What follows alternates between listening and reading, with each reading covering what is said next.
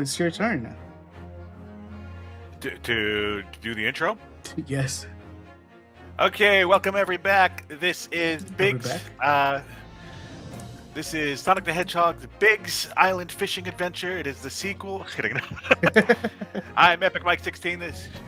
With us is Shiro on the Devil on the right shoulder, and we got IZ doing the main run there. Me and Shiro know all. IZ is about to know all. Let's go. Blind not about to know all. We're not in the final chapter. How is he? He's not going to know all till the final chapter. Blind playthrough, by the way. Come on. Okay, we're back here. 101. I can't believe I can't quite believe what just happened. I know. I inquired with the bailiff after the court session was adjourned. With the bread in his mouth. And it seems Mr. Vigil was taken to the hospital to recover. Right. 10 years ago now, Mr. Vigil attempted to commit suicide by jumping out of the window of the prison governor's office. So this is the point people that missed it realize, oh, that scene where was the window shattered was him jumping out the window. How can you not get that? I thought that was pretty self-explanatory. But ever since then, in a metaphorical sense, it's like he's like his life is over, and his life shatters, and then he has a realization of everything. Yeah, but wasn't he walking towards the back and then facing the window? I thought that was pretty self-explanatory. It's harder to show that it was just flat imagery. Right now.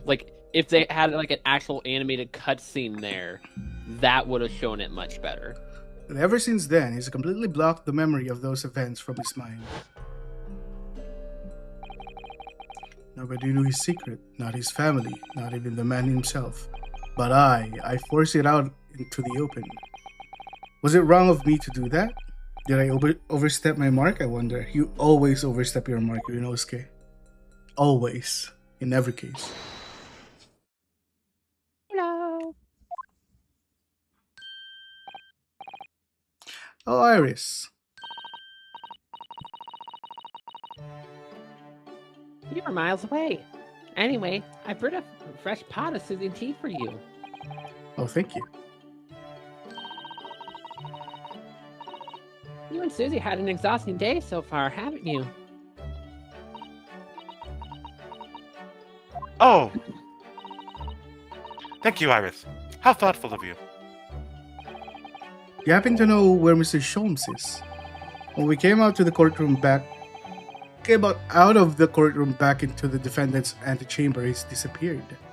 Ichigo, hello, welcome in. Hey, how are you doing? Well, we know how Ichi's doing. Ichi's Discord got hacked. Oh yeah. Sorry to hear that. I hope you're doing better than yesterday.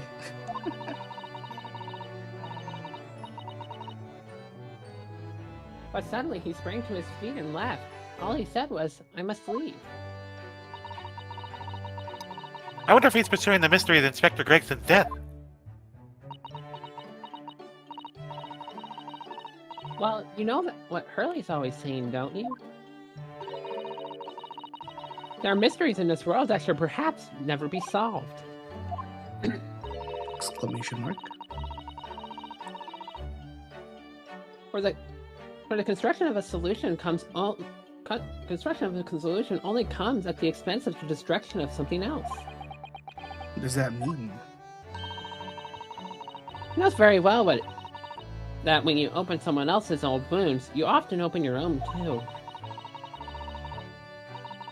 But he can't just take his own advice and leave well alone. Solving mysteries is too important to him. That's so true.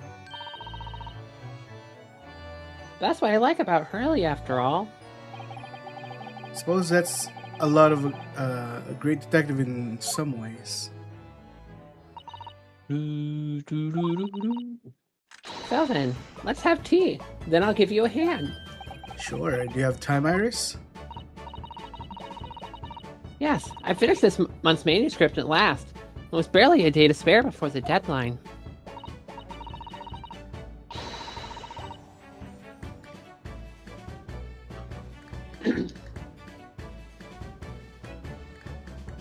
Oh, I'm so Really? looking forward to it. A brand new story to read in the adventures of Sherlock Holmes. You know, I always hide Hurley's violin in the day before I have a deadline. Why? You do? For Mr. Sholmes. I'm sure that's very wise, Iris. How sensible of you. Hide the violin. Why? So he can't pawn it? He can't play it while she's trying to focus. Oh, I see. Now then, my dear fellows, let's make a plan of action before we continue our investigation.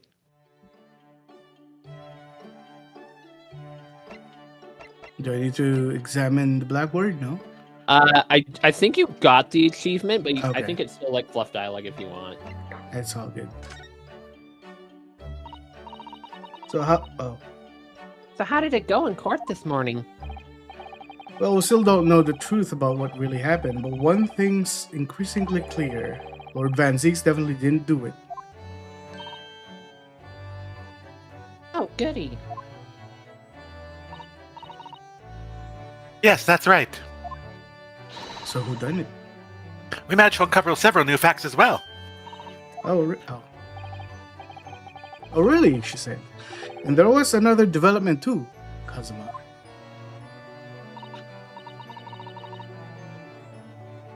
Yes, it's quite clear now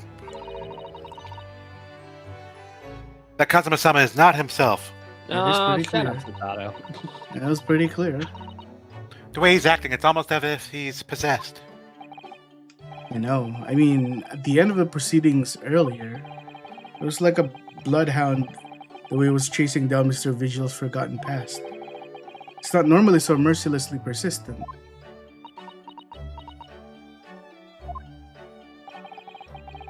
What's going on in his head, I wonder? I really need to sit down with Kazuma and try to understand what he's going through. Meanwhile, Kazuma, are you really trying to understand me? Come on, we've been best friends for years. Nah. You were dead for a year. If Gregson was really murdered the day before his body was discovered, then Lord Van Zieks has to be innocent, you see. What? The day before? Well, that should be easy enough to work out just by examining the corpse, surely. Surely. Yes, you would expect so, but curiously, no time of death was included in the autopsy report. Let's go talk to the coroner. That is curious. There's still unanswered questions about Lord Van Zieks, though, aren't they? Aren't there? Do you mean... I mean, what was he doing there on Fresno Street that day in the first place? Well, according to the man's testimony, he said he was investigating Inspector Gregson, didn't he? And it turns out that little room was actually Inspector's secret office. Oh, that sounds like it has all the makings of a wonderfully devilish plot. But then why was that notice board in there covered in all those particular papers? Papers about the cases with a link to the Reaper. I'm starting to get a bad feeling about all this.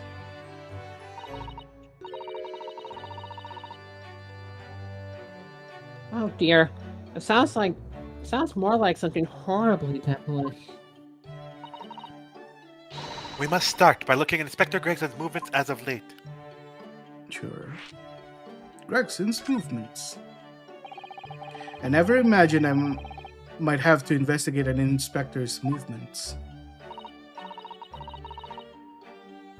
Well, according to the entry in his diary, he was carrying out an incognito investigation of the red-headed leak the day before his death. Oh, you mean he was doing the same as Hurley? Yes, he was. Well, Mr. Sholmes was trying to apply, whereas the inspector was supposed to be investigating.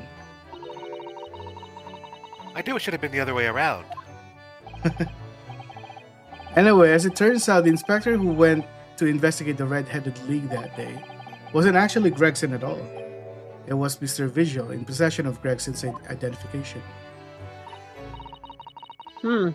You know what that sounds like to me? Establishing an alibi. Oh my, yes. You're absolutely right, Iris. But why would Gregson need an alibi? It would appear that the inspector had something that he wanted to keep secret.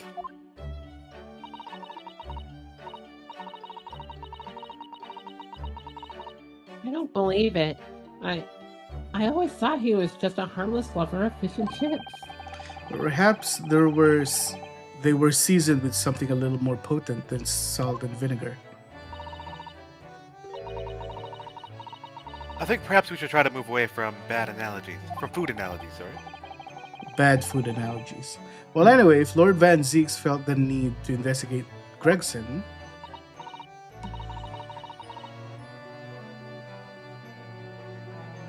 Yes, I agree. We must try to find out what he knows.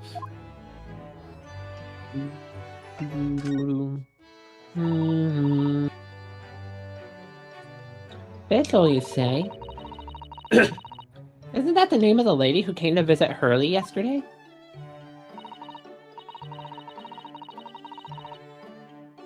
That's right. To ask Mr. Sholmes if he would help her find her missing husband. only Mr. Sholmes completely passed the buck to us. Actually, didn't you say that Mr. Vigil had been taken to the hospital? You know which one? St. Sinners. Ah, it's Saint Sinners. The only hospital in Yeah, this basically city. the only hospital in town. I'm Welcome to starting- 8th Attorney Logic, where there's only one hospital in every single major city. I'm starting to wonder, and then everyone's asking, which hospital was it? I wonder. I'm starting to wonder if all the other hospitals in London have closed down. Probably. But that's amazing, Bruno. You found the lady's husband already. Well, I suppose I have, by accident. And 10 years ago, while Mr. Vigil was the chief warder at the prison,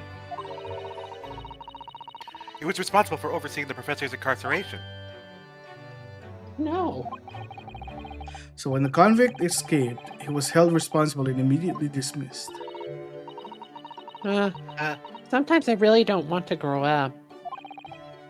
There's more. For 10 years after that, while he was ostensibly working as a peddler, he also had another secret job. He was paid by Gregson to be his stand-in to impersonate the inspector. To impersonate Gregsky? But why? I have absolutely no idea. Shinny was right. I'm starting to think that all adults are up to no good. Bruno, you're up to no good, aren't you? Including you, Bruno. I haven't paid anyone to impersonate me. Not yet. Yet. That means he has ties to the professor and Inspector Gregson, though. So, I think we ought to pay a visit to Mr. Vigil, don't you? Let's wake him up. Back to St. Sinners then.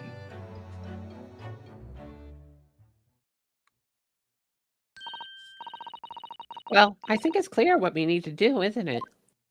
Let's have lunch. Let us investigate, my dear fellows.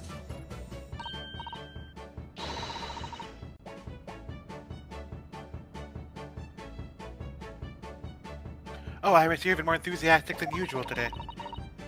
If anyone has anything to hide, my special Wilson shooting iron will set them straight. That water pistol? It's stuffed with a piping hot extra special blend of mine. Then I'm quite sure it'll be very effective. I'd better be careful not to hide anything. Well, it feels a little strange that Mr. Sholmes is nowhere to be seen, but still. Let's go and see what we can find out. Yeah. Yes. Dude. So it wants you to go to Strongheart first. How Which it was I looks like supposed to enforcing know you.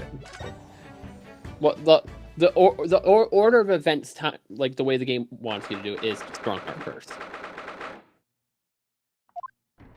Hey, look who's here. No arguments, Prosecutor Asogi. You will continue with the trial exactly as instructed. Is that clear? Perfectly. It's Kazuma-sama. Defying Lord Strongheart by the sound of it. He He never did know when to back down.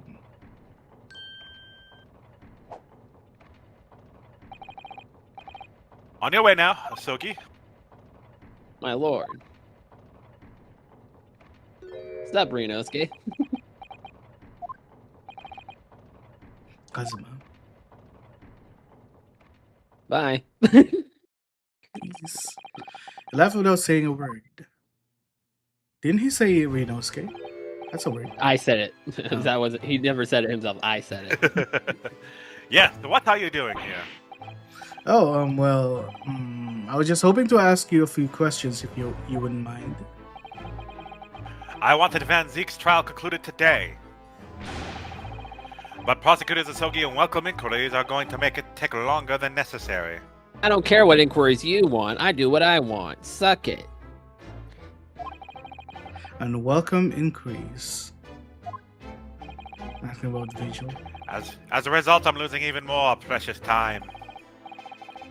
Currently 2 hours, 55 minutes, and 41 seconds. 42, 43, 44. So we must resolve everything before 3 hours have passed, Mr. Naruhodo. The miraculous, not even 5 minutes. Anyway, I can't let this man's obvious bad mood put me off. I need information. Let's move to Saint Sinners. Why do you hate the Reaper so bad? Does Prosecutor Asogi believe that Lord Van Zeeks is the Reaper? I wouldn't know. It was 10 years ago that the fateful closed trial that Lord Van Zeeks made a name for himself among the judiciary. But the next trial he fought, he lost. It meant the ringleader of a criminal organization was acquitted, thanks to all the jurors being under duress. But that's awful. That means freedom was short-lived. He lasted just 3 days. 3 days? That's a long time. Yes, let me see. He died of a rock slide at his place of work, I believe.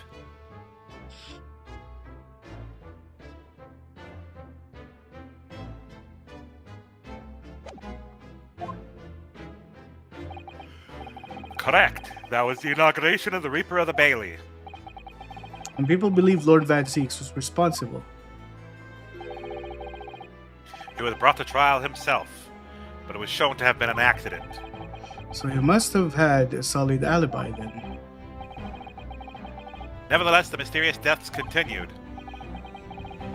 In total, 16 persons perished in unusual circumstances, ostensibly at the hand of the Reaper. That's a long run of coincidences. Well, the Reaper's true identity may well be revealed by this trial. And the impact that revelation will have on the British public cannot be underestimated. Is that why it's a close trial? Precisely.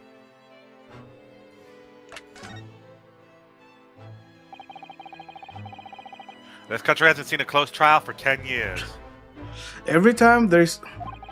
like, the whole world revolves around this story, apparently. So the last one was the Professors, the trial of Genshin Asogi. Correct. Actually, we heard that originally you were going to prosecute the trial yourself, Lord Strongheart. Van Zeeks entreated me to relinquish the prosecution to him, that he might avenge his brother's death. And here we are, 10 years later. With the son of the man Van Zeeks had condemned now looking to avenge his father's death in the same way. They do say that what goes around comes around. It's a very interesting setup. It's like, it's funny. His father was prosecuted by Barrick, and now Barrick is being prosecuted by the son. Yeah. However, it would seem that the new young prosecutor is harboring some ulterior motive as well. As always? I like my organization to run smoothly in the exact manner at which I prescribe. As with the giant clock in here, I won't tolerate a single cog being out of step with the others. So that's what all the gears are about in here.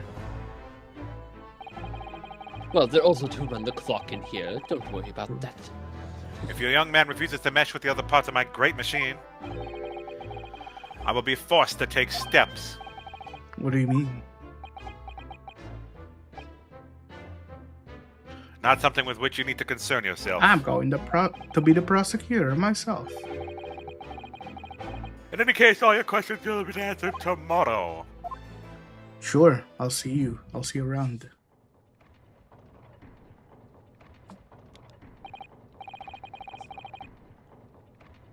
Now I shall have to ask you to excuse me.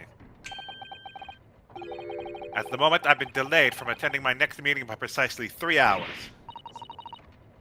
Oh my, that's a long time. And I hold you entirely responsible. You're welcome. Even though we miraculously managed to fit everything into not even 5 minutes. I wonder if you might agree to us talking with Prosecutor Asogi. Discussions between the defense and the prosecution outside of the courtroom are generally frowned upon. However, I will make an exception in this case. Now go. You can find him in his office. you mean Van Zeke's office? Oh, thank you. Yeah, he definitely took over his office. Don't worry about that. Let's go see him at once, Mr. Naruhodo. It's my office now. You remember that big portrait on the wall? I replaced it with the portrait of my father. Don't worry about it. As was my best friend in the world, but I'm really not at all sure I know how to talk to him at the moment. Go to Barrack. Go to Barrack, said. So go to prison. Oh, to prison? Yeah, you're going to Barrack himself.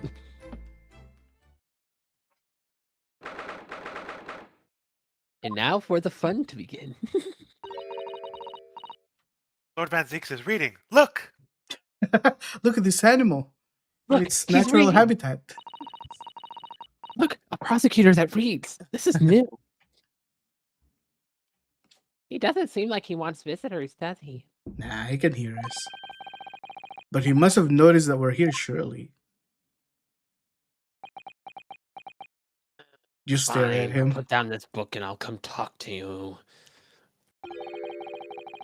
What do you Nipponese want? Hey, Iris is not Nipponese. That's no way to greet a lawyer who's trying to his hardest to prove your innocence, is it? Oh, there's a little girl over there. Hello, little girl. Pray, forgive the discourtesy me calling you a Nipponese. Perhaps not. Hmm? I apologize. So what can I do for you, Mr. Naruhodo? Lord Van Zeek speaking earnestly. Amazing. Look. Who is this man? Oh, the fog will lift over London for the first time in months tomorrow. This does feel very, very strange. I must say, I'm impressed. Was. Oh, well, thank you. Not by you, by your fellow Nipponese, your prosecutor friend. Oh, I see. Yeah, sure. It's sardonic, don't you think? For a man such as me, as so loathing of the Nipponese, to be entirely at the mercy of you two. I suppose it's retribution for having played the part of the Reaper all these years. Played the part.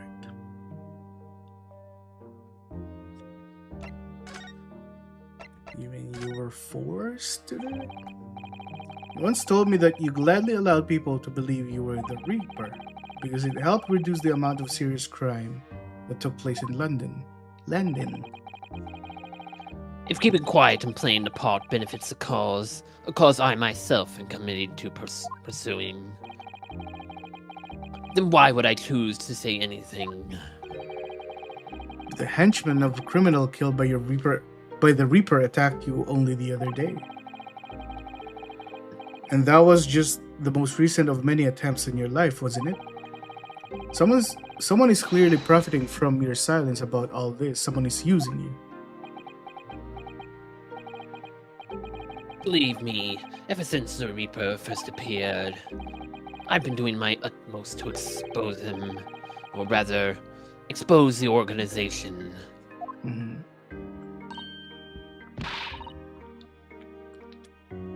Ah, it's a whole organization.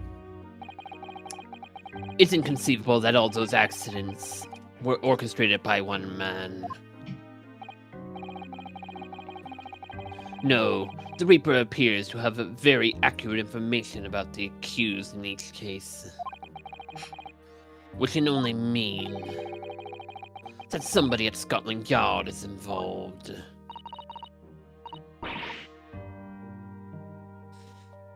Someone at you can't mean. Dun dun dun.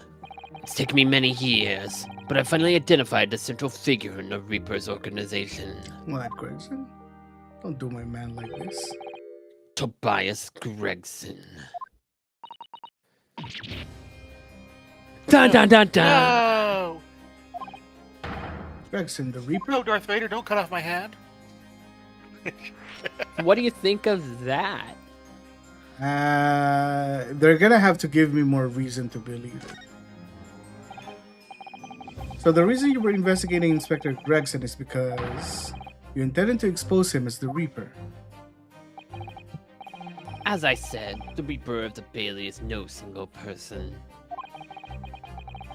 It's a highly secret organization with close ties to Scotland Yard. I kind of don't want to believe it, but we'll see. But there's no doubt that Gregson was a key member of that organization. I don't believe it. And neither does AC. Are you saying that Gregsy? That he was behind all those awful criminals, meaning they're... What's this child doing here? Gregson didn't do the dirty work himself. Oh. He was a tactician. His job was to covertly investigate the marks and plot their assassinations. In order to do that without arousing suspicion, he regularly needed a firm alibi. Which is where Mr. Vigil came in, posing as the inspector. Vigil knows nothing of the Reaper. But the room he rents on Fresno Street was almost certainly the headquarters of the operation. Gregson would have to meet the assassin there for briefings. So we don't actually know who carried out the killings then. Actually, I do have a name. Pray tell. You Nani?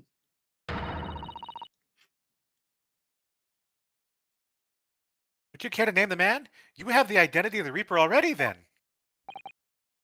Or, if I can name the woman. Mm-hmm. The coroner? Oh. She's a young woman by the name of Assassin. It is Asian. Assassin. Assassin. All right, The didn't they? The mention this woman already? from the beginning of the game. Didn't they reveal that she is Shin before? Yes. Yep. I totally forgot.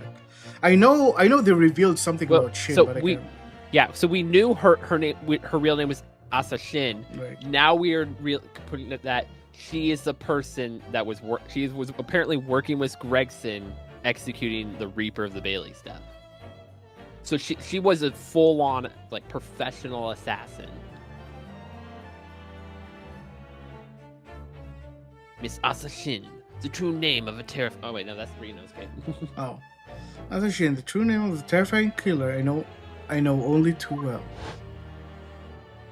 She nearly got me killed as well.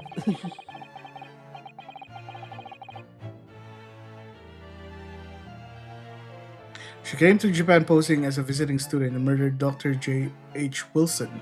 Let me just tell Iris that real quick. And just when it Thinking seemed to himself. that diplomatic protection would help her escape Japan conviction, a mysterious woman was herself murdered in a small summer beach hut. And that woman was actually the Reaper of the Bailey.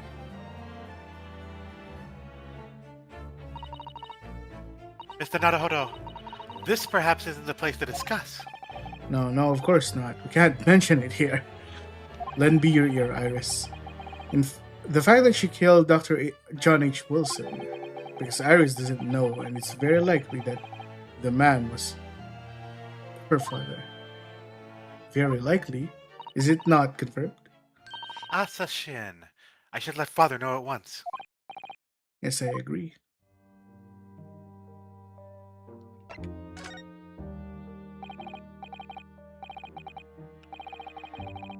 Kazuma, isn't it? Kazuma Asogi. You say he's a friend of yours. My best friend, who I don't know anymore. It's the whole reason I got to come to Britain. It was all on his merits. I have nothing but respect for him. Yes, I understand that only the very best students are selected for such opportunities. And I'd a fine demonstration of how sharp he is in the proceedings early today. He missed nothing. In fact, his flawless performance very much reminded me of his father. Genshin Soki, the professor. It's true that the aristocracy at the time was the root of the numerous grave societal problems. They were abusing their power, playing with the common man as pawns in politics, in economics, in war. In many ways, Sogi was carving out a canker from society that we British couldn't deal with ourselves. I see. But that's precisely why it makes no sense. Clint Van Zieks was a noble and upstanding man. He wasn't corrupt. Why did the damn Nipponese have to go and take my brother's life? In spite of having once saved mine. You saved your life. How did that happen?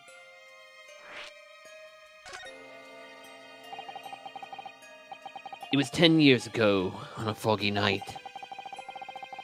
What was to be the professor's final strike had sent a wave of panic through the capital.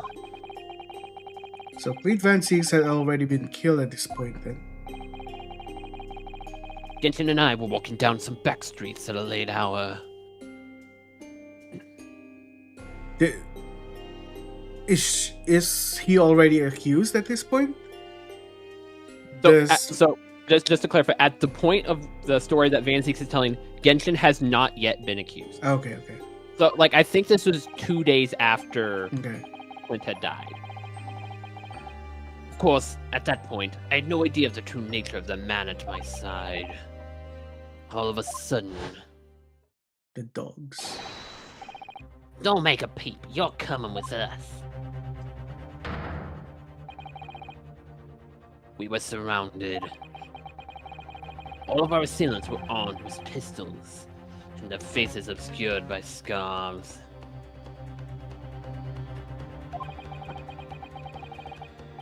Clint was not only from noble heritage, he was a brilliant prosecutor as well. Scum of London hated the sight of him, and they had no sympathy for his younger brother either. I'd been targeted several times before already. Yeah, President Van Zieks, all right. We got him. I could hear them murmuring amongst themselves. I knew they were after me. But just when I thought my time had come... If I let him kill you, Clint would never forgive me. It was Asogi's voice, just a whisper in my ear. Came from the katana? After that, I don't remember exactly what happened. The next thing I knew, there was silence all around. Genshin lay on the cobbled street. Blood was seeping from his left hand. He shielded me.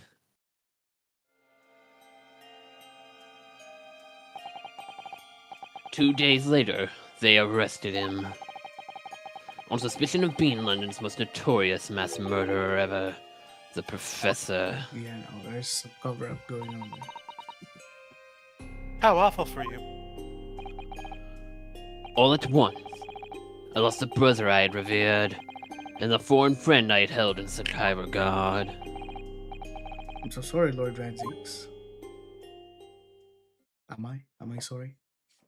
I mean, he should be. Nah. His entire life was destroyed. It's on you, brother. Everything he Skill loved, issues. everyone he loved, everyone he cared about, his dog is dead. Skill They're issues. not. In the end of my miserable tale, that is the end of my miserable tale. I never thought I'd recount it to anyone.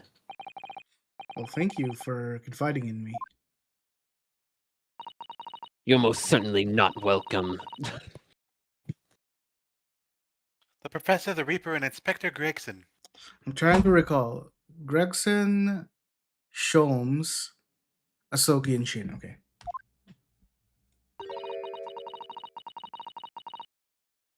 I wonder how intimately related they all are.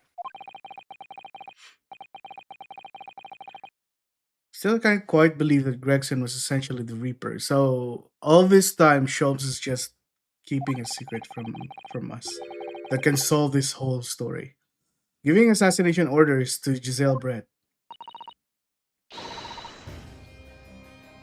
Mr. Naruhodo, let's go and inform my father. I'm sure our government will want to know about this new information. Oh, that means I get to meet your daddy, Susie? Hooray! Yeah, it's alright. Oh no. Let's head back to the Great Waterloo Hotel then. Indeed. See you, Van Zeeks. New location has been added. Do I go to the hotel or Vigil? Hotel. Hotel, motel, Holiday Inn. I thought it yesterday and I think again today. The place is so princely. It's a wild guess, but I have a feeling you'll think the same tomorrow too. My tea has a finer fragrance than whatever they're serving the tea in the room, though. Wouldn't you say? Ah, look what we have here. This is an unexpected pleasure.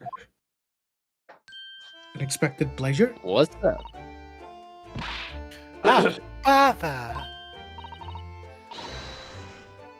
Oh, is this your daddy, Susie? How lovely. What a charming young lady. And you Oh. are... Shut up, Nikatoba. Don't say a word. Ah, really? You're the author of the Adventures of Sherlock Holmes, are you?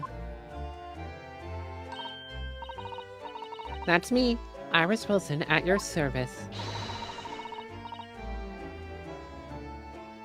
Susie's been such a wonderful friend to me over the last year, you know. Well, Miss Wilson, I must say I read your work regularly with much interest. I also got your father killed, I must say.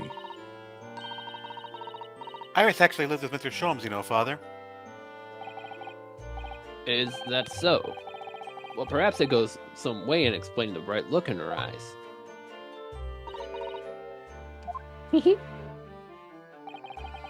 You wouldn't be smiling so airily if you knew just how bright she is, believe me. Now then, young Naruhodo, it was a pleasure seeing you in action earlier. As an invitee of the symposium, I was allowed to observe from the gallery after I twisted some arms. And I must say, it was truly exemplary performance. Oh well, thank you very much. Although I'm fairly sure you omitted by Cosma on the end there. No, please, don't misunderstand. It was you who impressed me. Don't worry about it. I was me talking to myself. Really? You didn't miss a step against Asogi. We all know how capable he is. Because he had to have been referring to Naruhodo there because he's already seen Kazuma in action in the court of law many times. Mhm. So he already knows how accomplished he is. Really, to have to mature into such a fine defense lawyer in less than a year is really quite extraordinary. It's very kind of you to say so. And really nice to hear. Yeah, you're actually doing a pretty good job for how stupid you are. Wait, what? What I saw in court today confirmed what I've been hoping for. The favor I mentioned yesterday, Naruhodo. I trust you haven't forgotten. Oh no, what did you say again? You did mention something, didn't you? Yes. He mentioned wanting to ask you something, but then you got the favor. But first, we have something to report, Father. Of course, of course. Then we take tea while we discuss matters further. I wonder where Judge Jigoko has got to.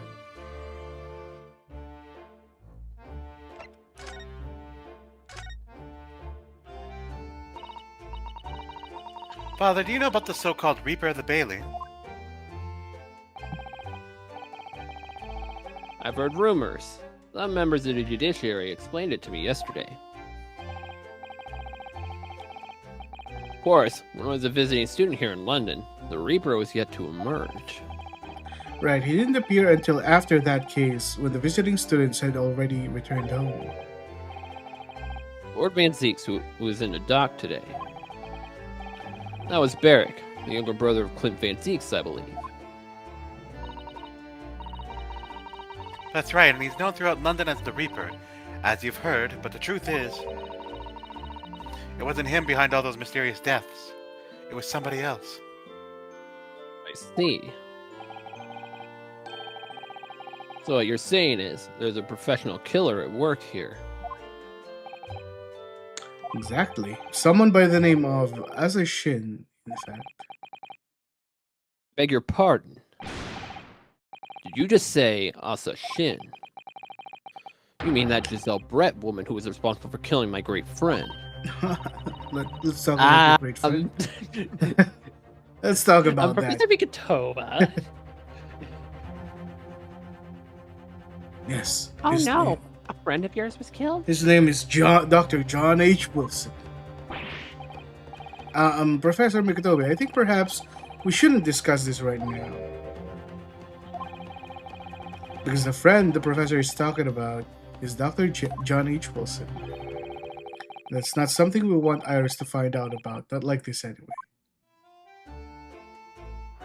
But you know, let's talk about Let's it. talk about it anyway.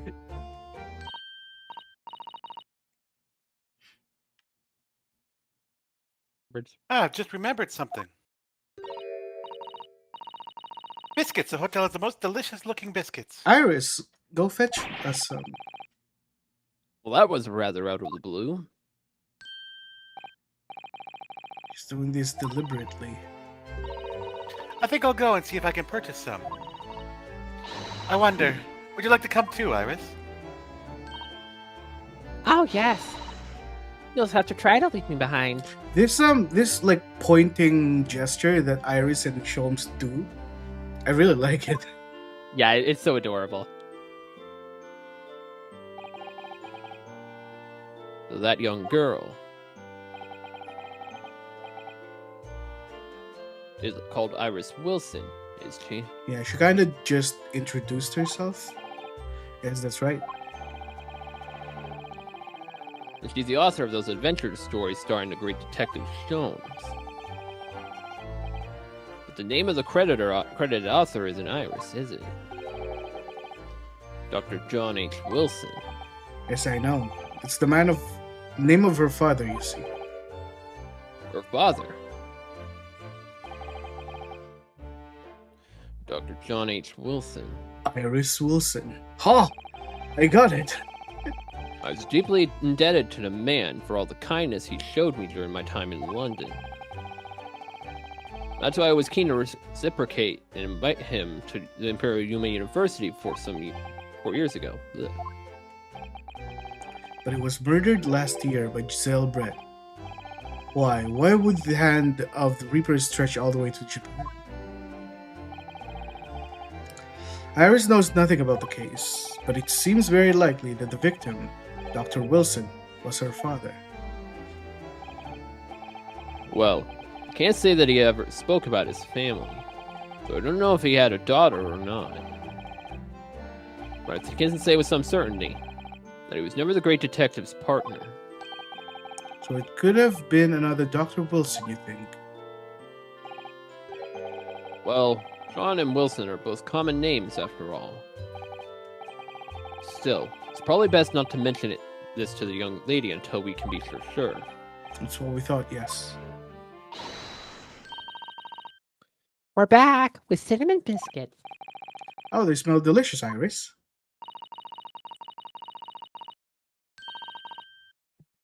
I think cinnamon will go very well with the tea they serve here. Don't you, Susie?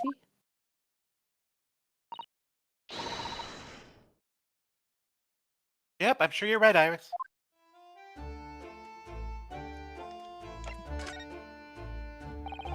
I haven't seen Judge Jigoku for a while, have you?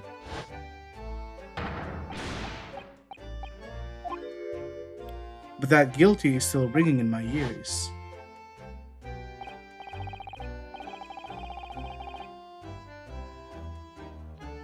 Now that you mention it, I haven't seen him since this morning either. Suppose since the symposium was postponed, he'll have gone to explore the great exhibition. It reminds me of something he mentioned yesterday. About Judge Jigoku having once being in the dock himself.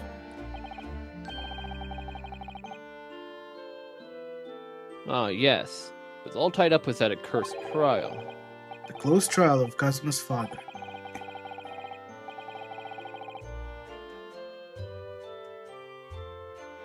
Seishiro was trying to mitigate Genshin's guilt, so he took to stand to testify. He got a little carried away and actually managed to break the witness stand. Guilty. Oh my.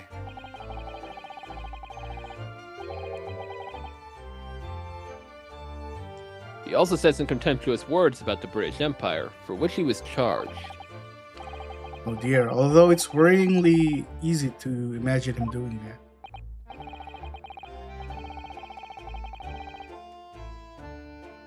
Well, it was all right in the end. He was acquitted and returned home to Japan together.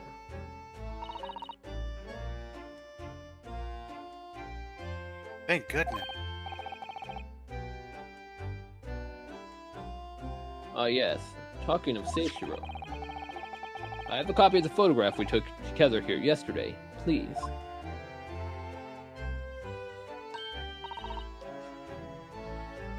Oh, what a lovely picture. Certainly seems to shout, "We've arrived in Britain." Why? Why do I need to present this? When? Well, you're just putting it in your pocket. Don't worry about it. Yeah, it won't come up. For what reason? Because it's a collector item. You gotta keep hold sure. of it. They sometimes give sentimental items too, where you have to present something later that's unrelated to the case. Yeah, so there's a lot of sentimentality. Like there's one case where like you get a picture of someone's father, and like you take it and you show it to someone else who recently lost their father, and it helps them open up a bit.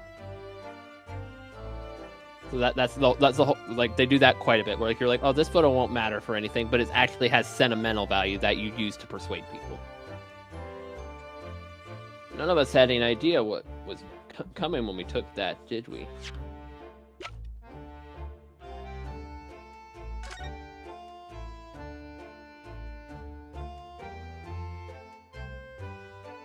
Inosuke looks like just like hold it together, stand proud. Everyone else is like, wee. Okay.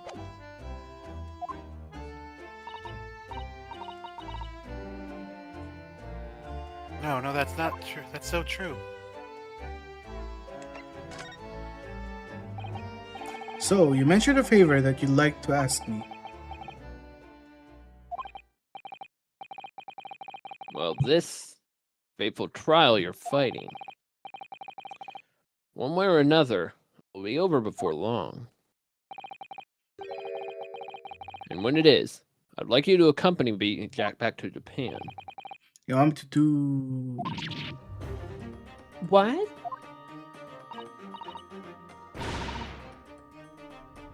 Father, what's the meaning of this? Now, Sensato, you should understand. You've seen our courts firsthand. Japan's judicial system is in its infancy, especially when it comes to defense.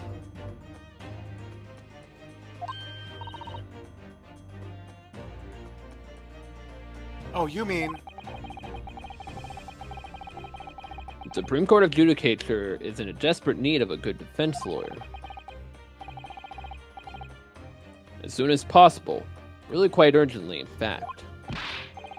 But I've not been in London a year yet.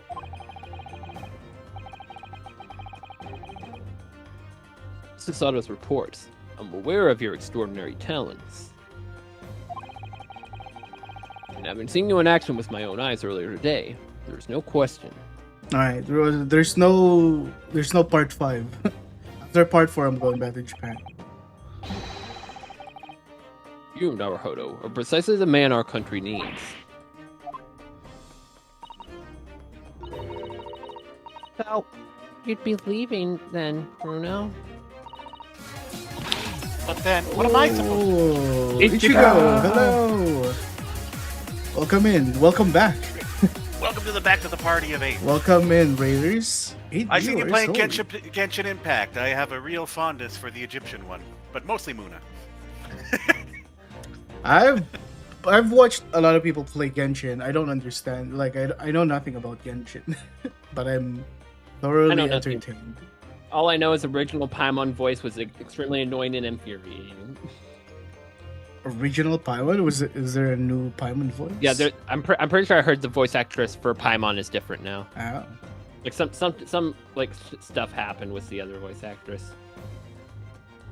I was watching someone do like it's probably like the latest quest, and they wanted to like finish the quest before ending the stream, and the quest would just not end. Been there, done that. We just hit the lady you like. Oh no. What? What is it talking about, Earl?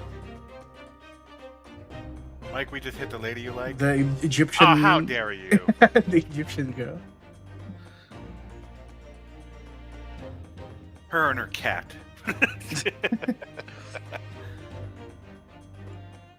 Have you Girl read like the this? character, they must have been worth hitting. Ah. Ah, Don't hit Egyptian ladies. everyone's like, "Oh, I like the toxic ones," but I'm like, I can fix them. Oh, hit as in we reached her. Okay, that's good. Say no to violence. I was actually watching at the side while we were chilling and playing Angry Birds. Anyways, but then what am I supposed to do, Father?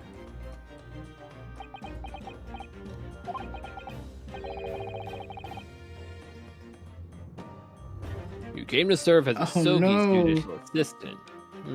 We're gonna be a party. Oh yeah, she's supposed to be Kazuma's assistant. Our government is still in the process of deciding how to best deal with the situation, though.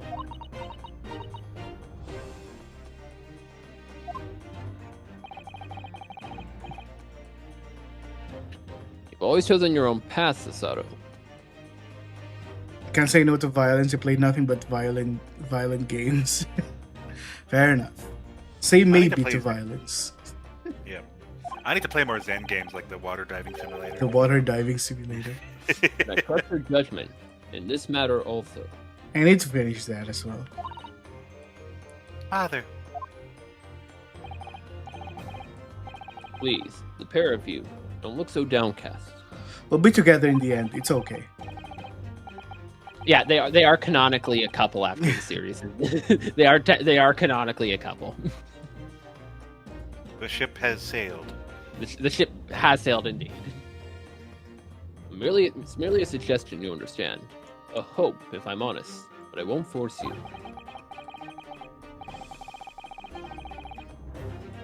All I ask is that you consider it and come to a decision by the time the trial concludes. Yes, alright. I'm going back to Japan, whatever you You- say. You won't leave me, will you, Bruno? Don't look at me like Yes, that. Iris, I will probably leave you. You suck as a little sister. The thought hadn't even crossed my mind. Up until now, I've just been trying to do what I believe to be Kazuma's will. But it turns out, that he's still alive, so where does that leave me?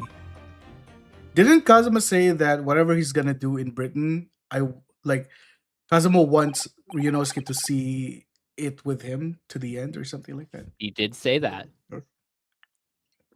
So I'm gonna be doing just that.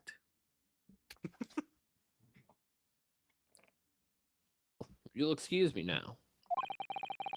I need a telegram that the government ministries and the Japanese police has all the information about us at Shin.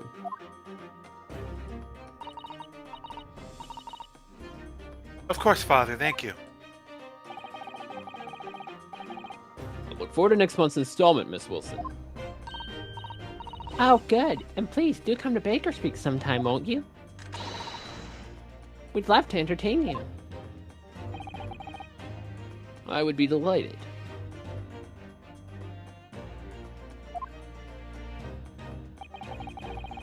Best of luck for tomorrow, Naruhodo. Is it not today? And, well, he's referring to the continuation of the trial tomorrow. Oh, okay. That's I what thought he's it was referring today. Okay. No, because where we are right now, we're after the trial had ended for the day. So we are still the same day as the trial. Got it. It's just the afternoon. Give my suggestion your full consideration, won't you? Yes, I will. Going back home?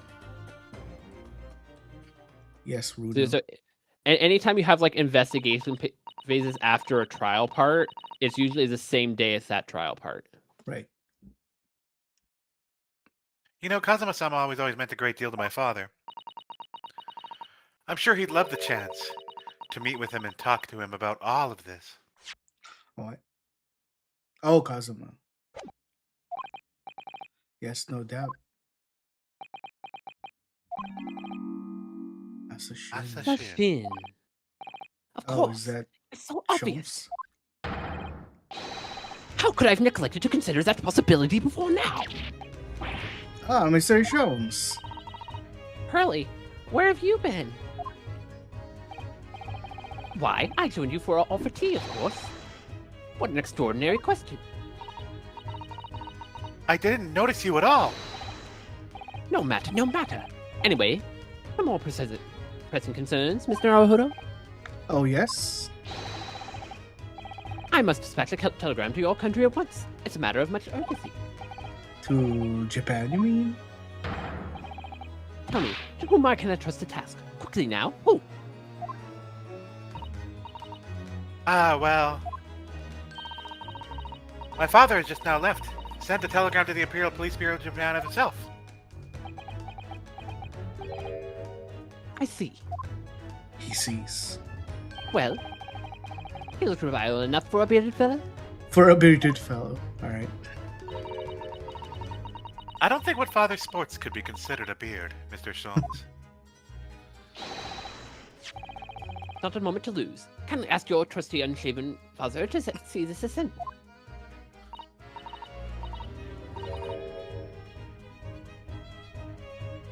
I will, but what is it? No questions at this time, if you please, Mrs. Soto. All we can do is pray. That for once, my deduction is Ori. Doesn't that imply that your deductions are normally Now then! You may be surprised to learn that I'm a very busy man. I certainly have no time to hide beside the settees and eavesdrop on other people's conversations. So that's what joining us for a team meant. I leave the sending of this in your hands then, my dear fellows. Added to the court record. Now, wait a minute, Mr. Sholmes. She's gone. He's gone. Just sort of ran off, didn't he? At quite a pace. He left the unpaid bill for his tea behind, too. We have Oh, to pay no. for it? Iris brought her own tea. Right. The only thing they went and bought is biscuits, but Sholmes apparently bought his own tea. I must catch up the father with the telegraph office at once. And I want to call for a cab. I wanna read it. straight away. I want to read the letter. You were not allowed. No. And there was me thinking everyone would be clamoring to pay Mr. Sholmes' bill. Okay, I guess I'm just going to the hospital You're going to the hospital now, yes. by myself. All by myself. Beside the shelf. This is the ward where Mr. Vigil was brought, apparently. In the same room, too. To be frank, I'm a little worried about seeing him again. Hello, Hey. Mr. Vigil. Lawyer. Hello again. Are you feeling better now, Mr. Vigil? Yes, thank you. Somewhat better. I'm so sorry to have caused you to. I mean, it was because of me. If I hadn't exposed your secret and forced you to remember things you'd obviously try to forget. I mean, the forgetting part was a side effect of the attempt, you know. Prosecutor was here until a few moments ago, too. You just missed him. Oh, Kazuma beat us to it. Did much the same as you. He was very apologetic. But the truth is, I brought this all upon myself. Please don't think like that. Keeping it from Evie, my wife.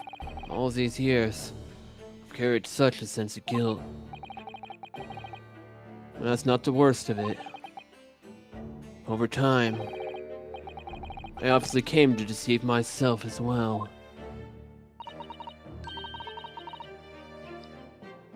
You mean about your dismissal? Back now. I'm beginning to think that perhaps Inspector Gregson didn't stumble across me by accident at all. I mean, he compensated me so graciously for acting as a stand-in. He was clearly concerned for my well-being and doing what he could to help. So perhaps Gregson knew exactly what had become of Mr. Vigil all along then.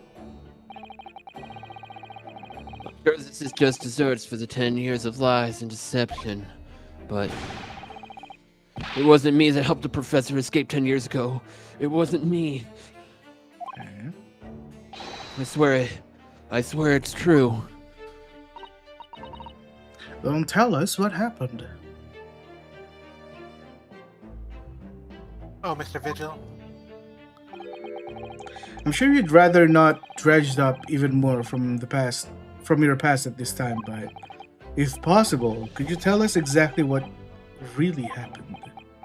No. Stay with us. I want to. I need to get all this off my chest. I want someone to tell me what I should have done.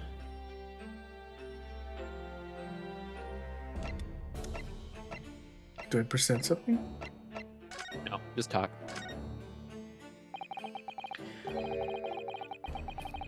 Inspector Gregson was obviously engaged in a special operation of some kind. He was investigating something that even Scotland Yard couldn't know about. Details of the Reaper's marks, yes.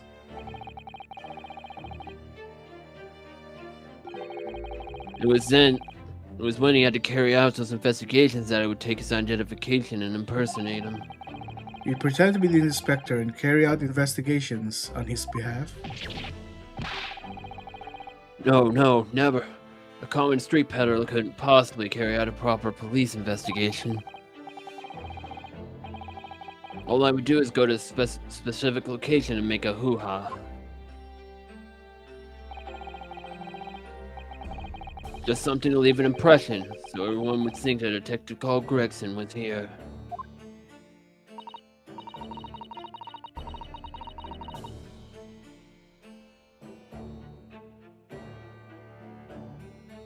So that's what you're doing the day prior to the incident.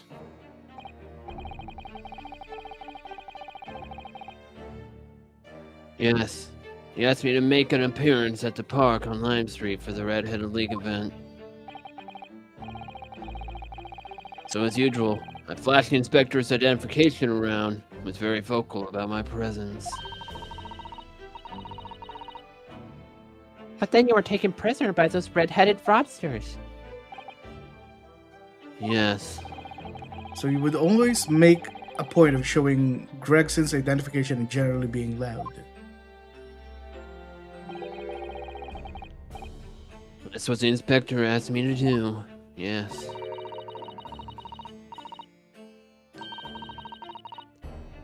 Well, that's one way of becoming a legendary detective, I suppose.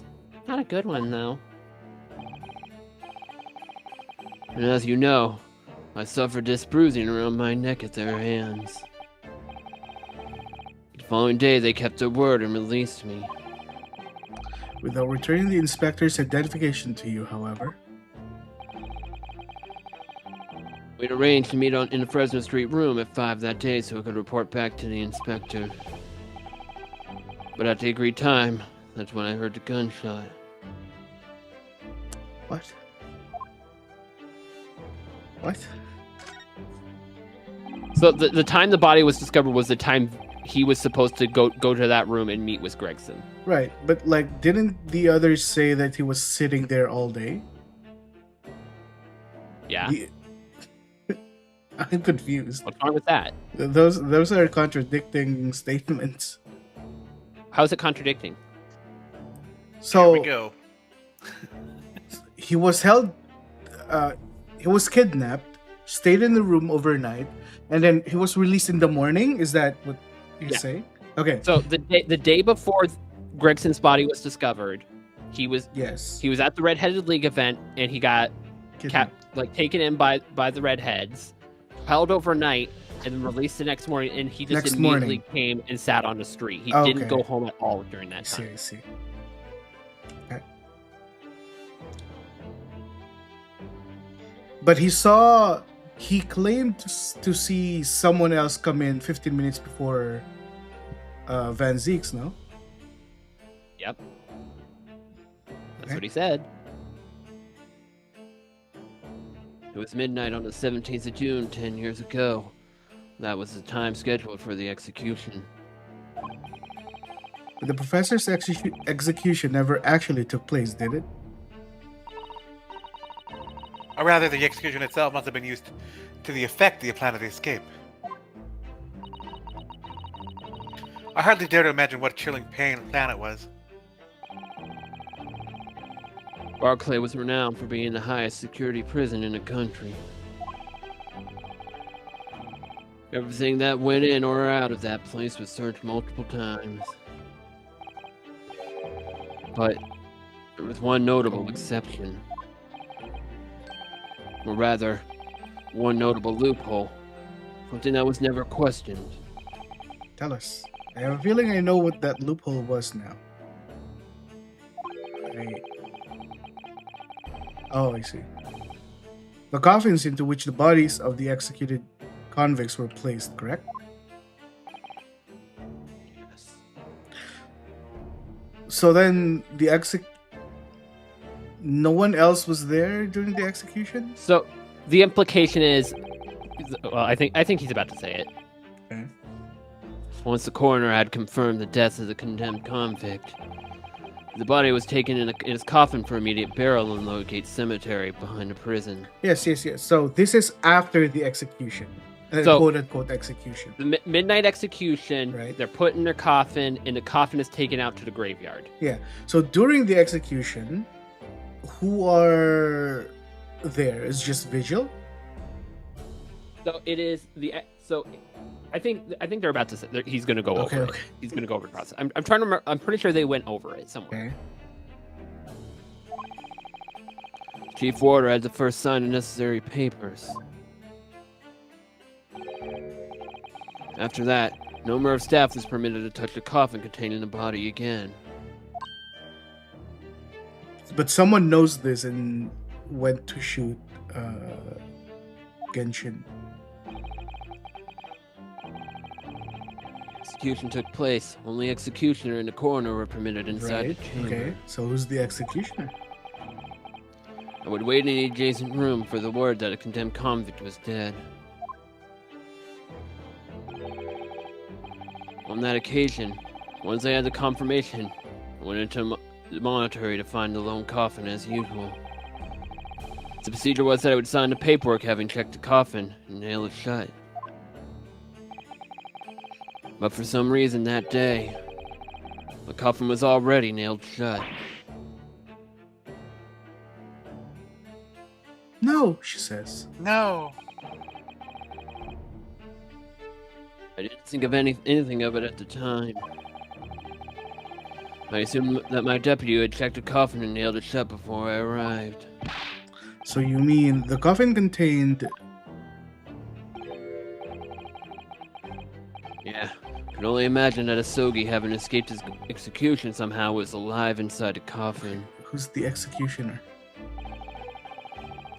The coffin was taken out through the main gates and disposed in Lowgate Cemetery.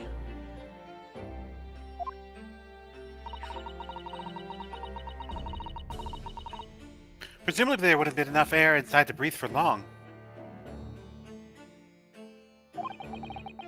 So in the early hours following the burial, somebody dug up the coffin again to set Genshin free.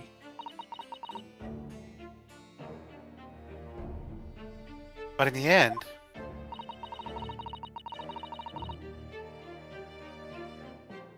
he was finally shot in the graveyard anyway. What on earth really happened in Lowgate Cemetery that night, I wonder? Forget that. I want to happen. I don't want to know what happened during the execution. Afraid I don't really know. All I can say with certainty are two things. Asogi couldn't possibly have escaped that way without help from somebody working inside the prison. Yes. And that somebody was not me. Fair enough. Obviously, you knew the man then. The professor, I mean. Genshin Asogi. Yes, Music I stops. remember him well, in fact. Would you mind telling us what you know? Well, having been condemned to death as he was, any contact I had with the man was short, obviously.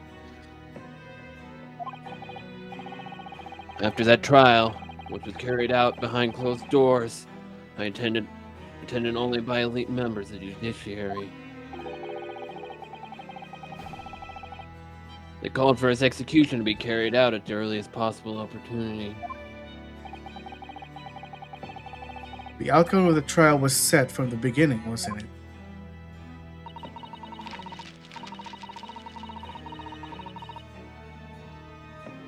It was a time of delicate diplomacy when Britain and Japan were in the process of signing an important treaty. Slap.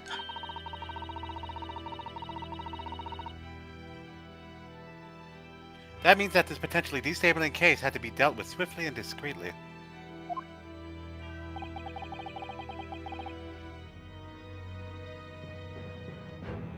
The man had less than a week in total. Which is low-key also happening now, right? As I was chief warder, I oversaw his short stay in his cell in his final hours. I remember being struck deeply by his noble character and incredible resilience. What do you mean exactly? He was a killer of many men, but he was always quiet and polite. He was a gentleman and a man of intellect. In fact, I couldn't bring myself to believe what he had done, so I asked him one day.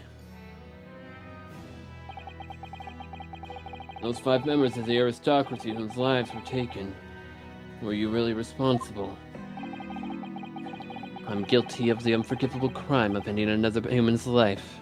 Yes. Okay. So that's not a yes. That's not a yes.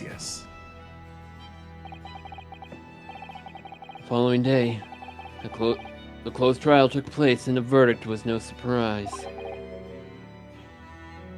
Guilty. That night, when he was brought back to his cell, I saw something. Something unusual. Something unusual. What? The last will and testament of Genshin Asogi.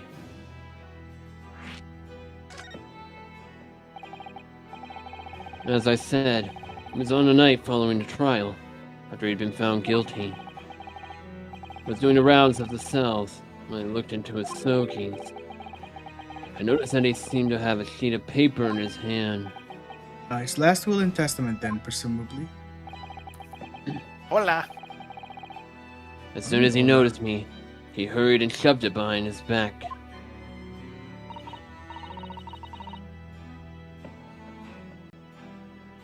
But why did you find that so unusual?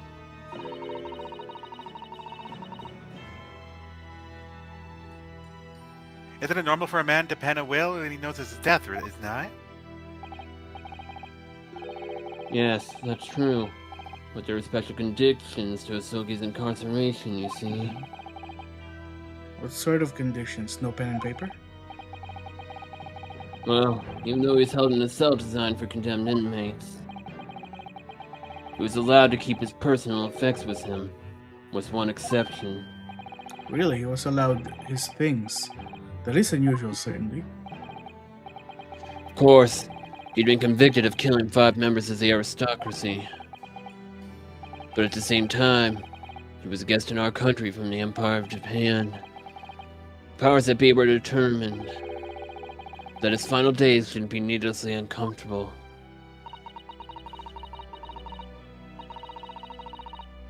And what was the exception you mentioned, the personal effects that was allowed? That's the point. He wasn't permitted to have writing materials. Specifically, no pen or paper.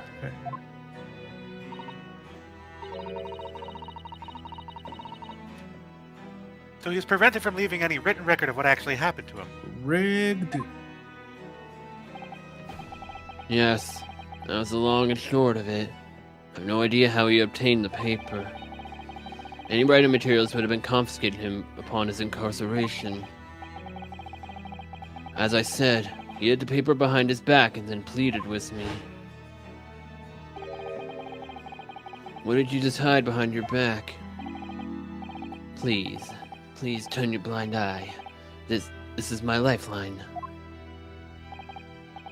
But you know it's against the rules. You're the only person you've seen. If you agree to just keep quiet. Alright then, but what's on that paper? A last will and testament. Did he This give it will to you? is the only weapon I have left now.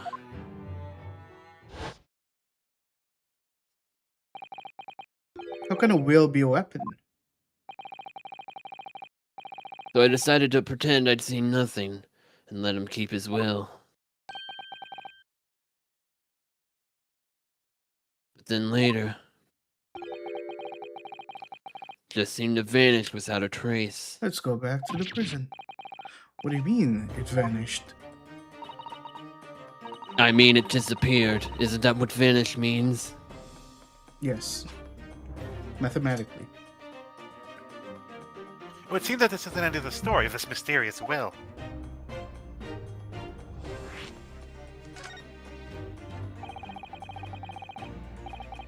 I was the only person who saw Sogi's will, but Somehow it disappeared. it was after Sogi's execution. Which was actually an elaborate jailbreak. The warders gathered up Sogi's possessions that were in his cell. They were all sent back to his family home in Japan, you see. Poor Kazuma-sama. And you're saying that it wasn't anywhere to be found among his personal effects? The will, I mean.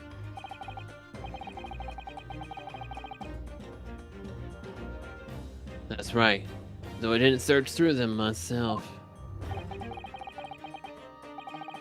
But Governor Caden was livid. He was screaming. Can I have disappeared completely? How does he know about it?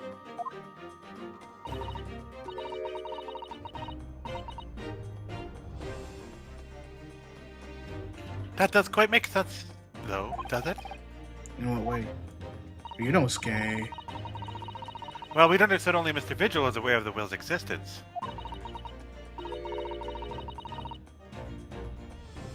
In which case, how did the prison governor know how to look for it? Oh, yes, you're right. I didn't think about that. I really don't know how he knew either. But it certainly seemed as though he knew of the will's existence from the outset. Only he didn't refer to it as a will. What he said was Evidence? the Asogi papers. Mm. The Asogi papers. I really can't tell you anything of the subsequent events. Because, well, what happened. Your dismissal and the way you blocked it all from your memory. I'd forgotten all until today. Okay, I don't then. suppose it's relevant to the case, though. Well, anyway, thank you very much for sharing it with us, Mr. Visual. We're very grateful. Okay, then. So the mystery of how the papers disappeared from his cell. Dun dun dun dun. Yes. And all I will say is Earl figured this out so fast on how the papers disappeared. How the Like papers I disappeared. was Okay. genuinely impressed. Like I couldn't tell him, but like he was like, I think that this is how it happened. And I was just like, just to myself, I was just like, keep quiet, keep quiet. Okay. The rare Earl Smart moment. Yeah, the one time Earl figured something out way before he's supposed to. Because it actually it is cool. It is cool, but we'll see if you can figure it out before they reveal it. Eh. I'm afraid there's really little more I can tell you. My wife Evie will be here shortly, so I do hope you won't. I don't be rude, but Oh, no, not at all. Thank you again.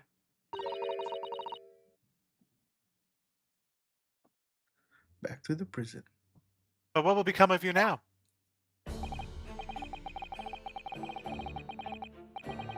well, impersonating a police officer is a criminal offense, of course. I imagine that once I'm fully recovered, I shall be arrested. Nah, you'll be fine. I'm so sorry. Don't be, please. This is all my own doing. I mean, to be fair, you were told by a police officer to impersonate a police officer. Doesn't change anything. It's still a crime. No, I feel like they're No. the ones that do that. No, it doesn't change the thing. Even if a police officer asks you to do it, it's still a crime. It's a crime no matter what. If you're impersonating, It's a an crime officer, whether for you're- the police officer, yes. It's a crime for Crime the for police both. officer as well. Because it's inciting impersonation. Because he was inciting Vigil to commit a crime, so he is responsible. I always knew that this day would come.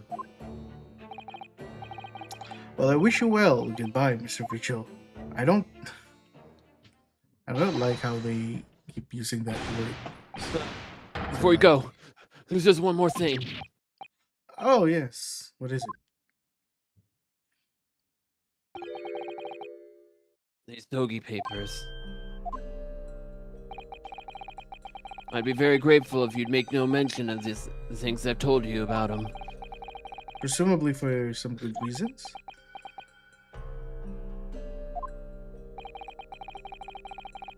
Stating that their very existence is a closely guarded secret. If it became known that I'd remembered, You're dead.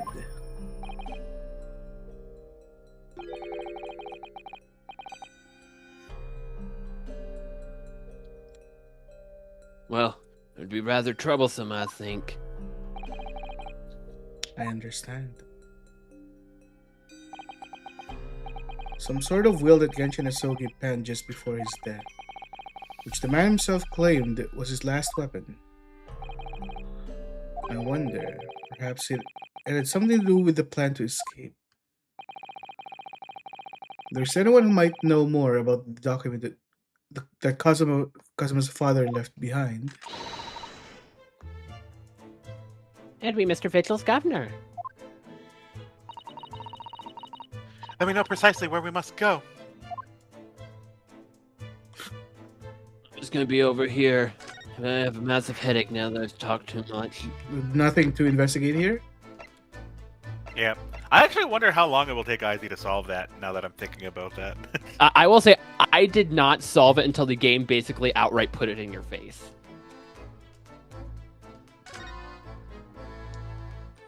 And also, because I don't have much talking here, I'm going to run and get some water real quick. I'm gonna go to the washroom as well. You have more talking Okay. here. Shit. Everyone We'll take a 5-minute break. 2-minute break. Go on. Go on then.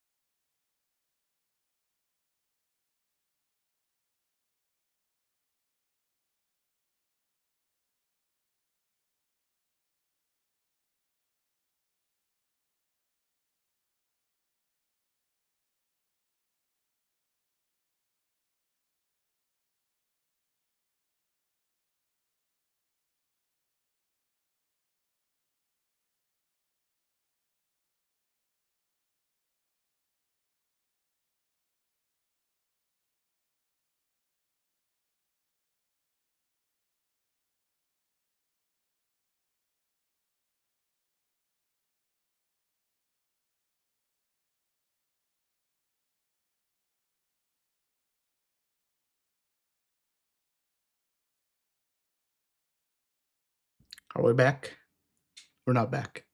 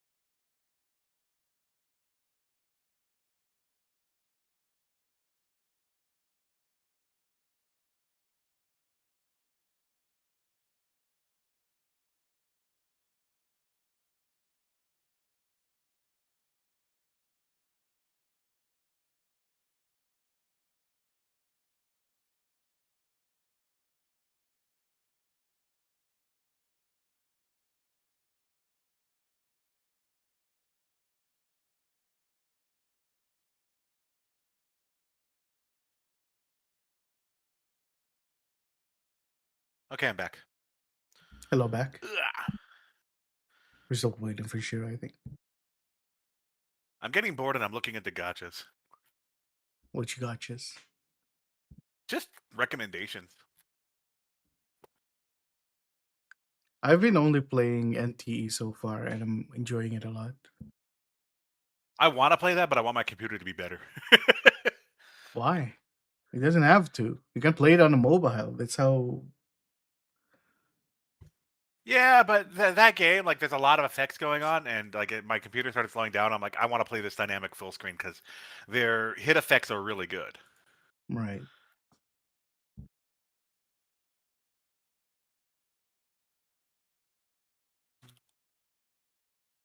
I've actually started playing one called Lost Sword, but it's okay. It's alright. It's alright.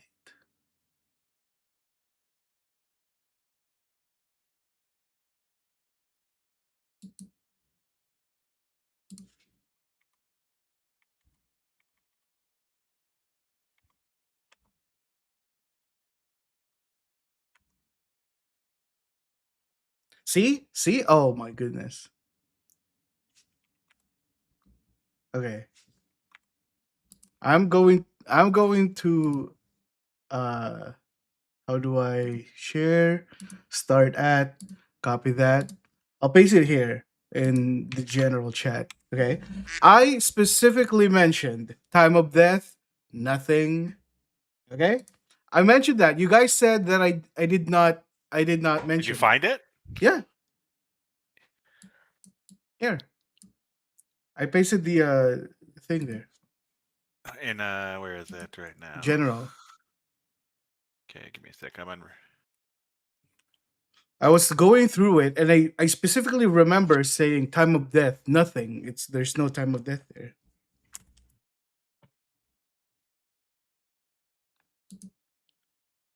Okay, See so if I can you saying find time of it death here. nothing doesn't imply like, wait, why does this not have a stated time of death on it? Yeah, but I did. You're stretching it there, bro. You were vague as heck.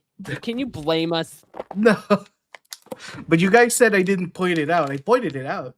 That You there's didn't nothing. point out that it is like, hey, you didn't question it all. Is more, I think, more what we meant.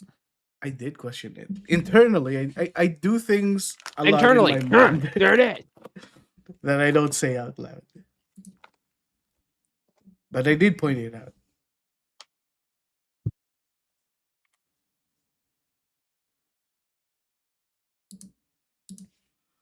Are we okay? We're back. You just passed that like in a second. Yeah, but like in Yeah. my mind, I made a note of so that. You're making a mental note, but you're not. You need to say stuff out loud so we know you're aware of it. I can. There's That a lot is of why things we going said on you in my didn't brain. acknowledge it. Is because you're like time of death, nothing. That's not acknowledging the fact. Like, hey, wait a minute. Why is there no No. time of death? That's Okay. we're Well, not if talking that's about the that. reaction you were looking for, it's rarely will I do that. Will I say things out loud? I do things a lot inside my head. Oh, back again, are ya? See, so given the fact that we're clowning on you for not mentioning stuff because you're only thinking of it in your head, Yeah. you can't blame us when we're like you never did that. Yeah, but like Because you're so doing it in your head, so I- you I- can't say you never yeah, did it because you're doing it in your head. like my only defense is that like I clearly remember looking at time of death, nothing, and then a few hours later you guys are saying, oh, you didn't acknowledge it. I'm like, no, I do remember. I specifically remember I said it. I looked at it. I noticed that there's You no looked at it, time of but you didn't acknowledge it. yeah, same thing. Oh yes, hello. Like, how many times did you look at Odie Asman and be like, not in here? Oh, so Odie Asman, I totally said that I can't see anything. I couldn't see it.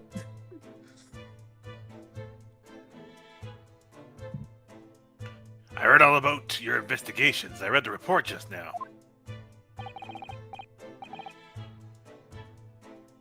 You found him, huh? Vigil? Yes, luckily.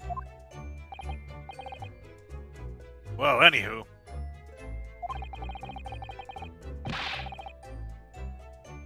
The ladder doesn't need work here no more, so your case is now to do with Barclay. Okay, where do I need to open this thing?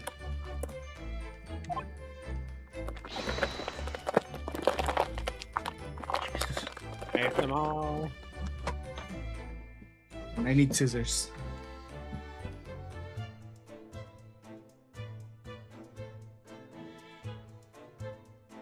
I wouldn't like you to get the wrong idea about that. This is weird. Google is seeking approval to release 32 million mosquitoes in California and Florida. The sterile males are designed to reduce disease-carrying populations by making the female mosquitoes' eggs unable to hatch. Who counted? I am. That's sus. I don't trust that at all. I mean, who counted 32 million mosquitoes? Don't question it. Probably an estimate. Yeah, but like 32 million? Why did you say 30 million? Did you read this? You did what, but you weren't here. Yeah, it's all good.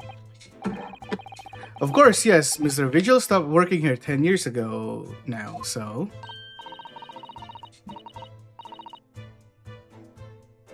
Yes, we've seen his dismissal notice, haven't we? He was given a chop, just like that clock back there.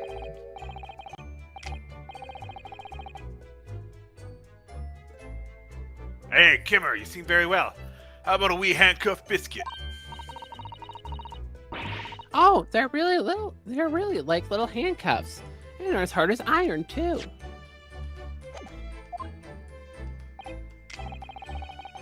So, what brought you into Dune here today?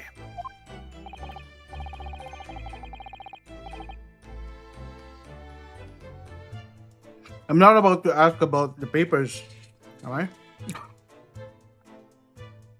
I just want to go to the cell. Well, there's something else we'd like to ask you about, actually. That's so.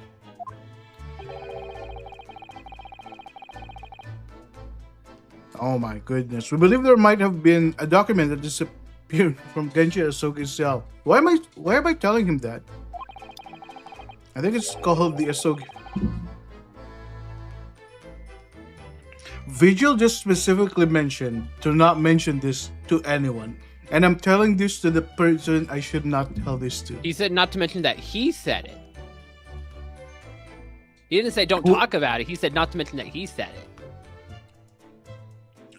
What would they think how I knew it from, or where I knew it from? You could learn it from a few places.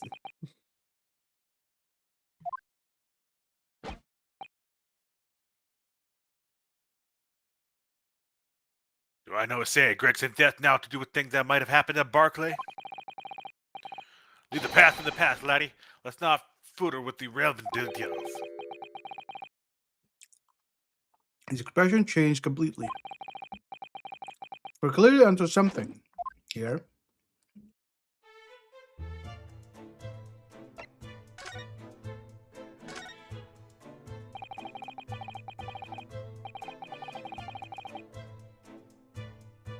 The murderer's blocked execution. Botched execution. A whole miserable escape.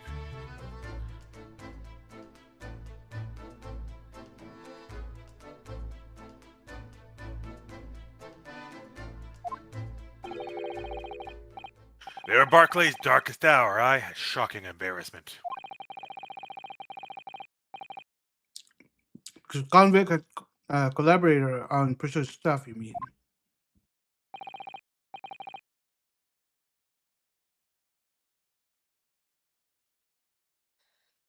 Aye, for shame.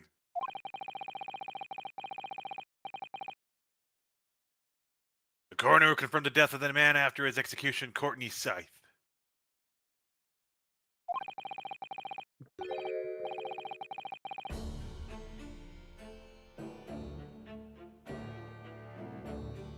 And my chief warder at the time, Vigil, who was in charge of the whole affair. Did they not mention who they? Did I miss them mentioning who the executioner was? They didn't say a name. Okay. But Mr. Vigil says he didn't know anything about it.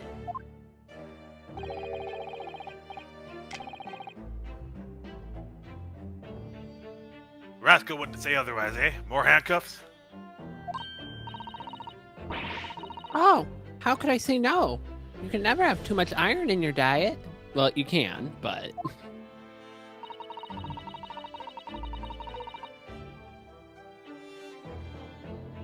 When Miss Vigil was handed the dismissal notice as a result of what had happened.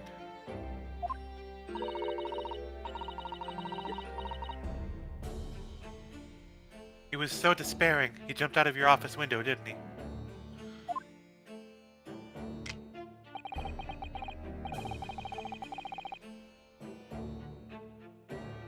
I don't like to say it, but this is just Vigil trying to get out of it. Do you think he wouldn't have jumped from the shock of his crimes being exposed, huh? I do. I wouldn't say otherwise, though, would you?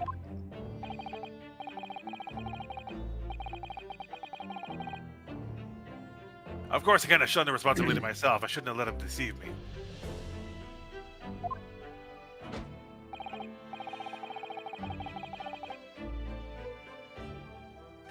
Actually, there's barely anybody that can went away all the time now.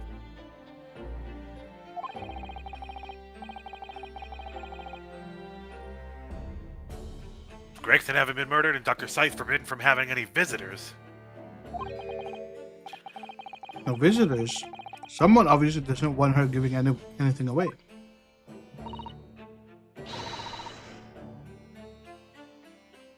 Well, we're not going home empty-handed.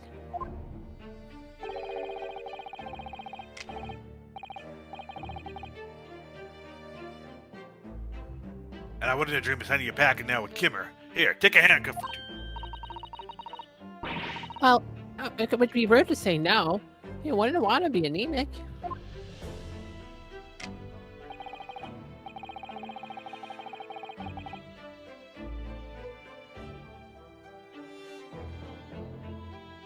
Suppose if there's anyone who might still care about what happened back then.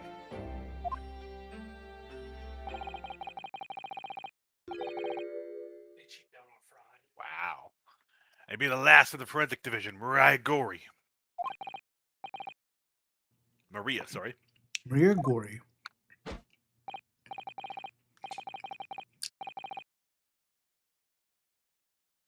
Aye, Sith's daughter. Shouldn't have no more. Just the one.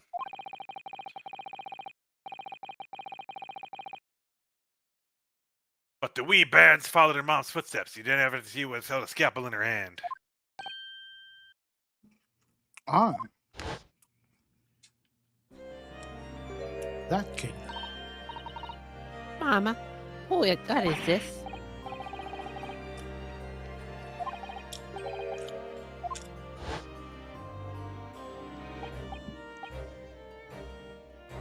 Other side's daughter, Maria Gory. We could do with talking to her. So, she's Dr. Sai's daughter, but her surname is Gory.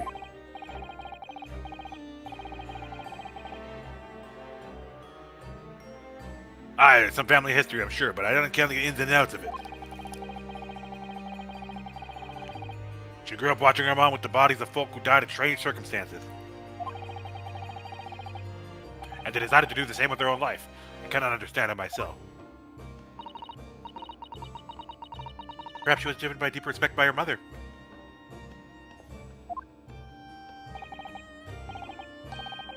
Perhaps, anywho. She was in charge of Gregson's autopsy, I believe. Right, and the coroner responsible for this incomplete report.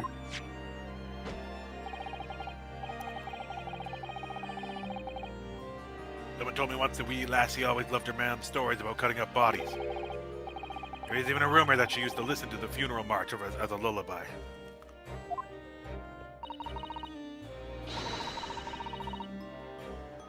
Now then perhaps her mother might have told her about the autopsy from the case 10 years ago.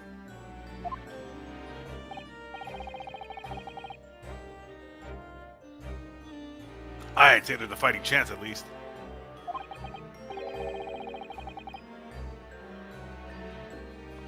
After all, that was a life-changing case for all of us. We really need to speak to Miss Gory herself about this, I think. Well, thank you very much. One more question, though. I'm no happy about any part of this.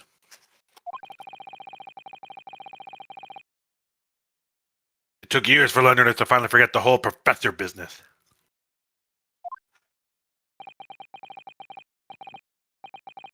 Can you now get up on this, laddie? Stop asking pointless questions.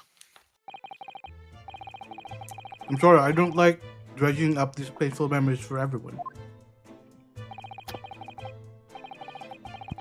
Can you not just stay away, no? Leave me alone and didn't come back here, eh?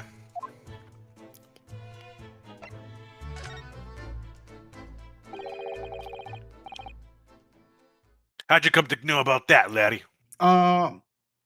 The wind. It must be the wind.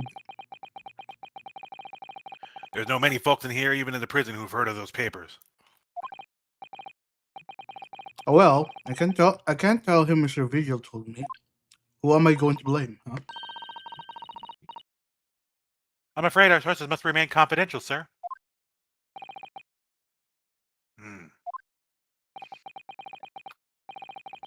We've been led to believe that the papers are actually a last will and testament. Is that right? The professors, or rather Genshin Asogis.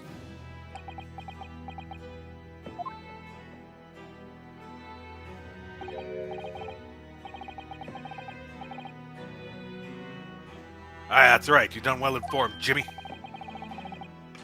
Or was that the end of the silent treatment? Yeah, he's all of a sudden he's just like open to talk about it. Like, what's going on, bro? I But thought then you were super quiet. after the convict's execution, it mysteriously vanished from his cell, didn't it?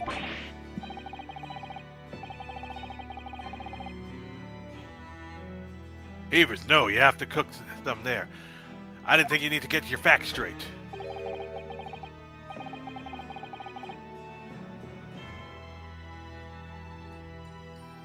I was there in the cell, exactly where I should have been.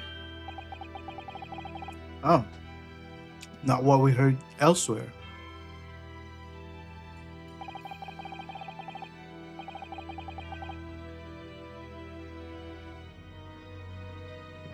Let me have a wee walk around here. I'm sure I can find it.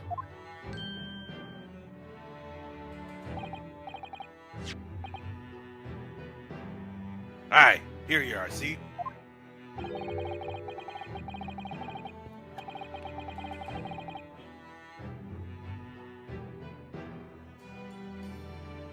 The last will and testament of Genshin Asogi, written with a calligraphy brush. Of course, I cannot read a word of those Japanese squiggles.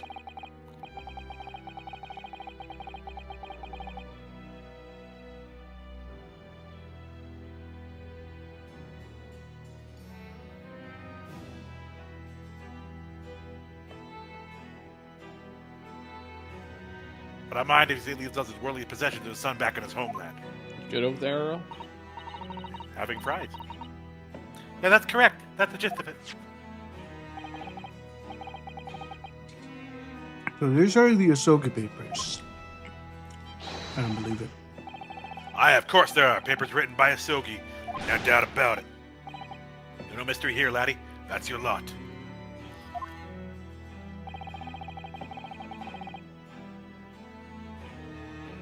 After all this damage to the slaves of an execution, we sent the man's possessions back to his clan in Japan, and that was the end of it.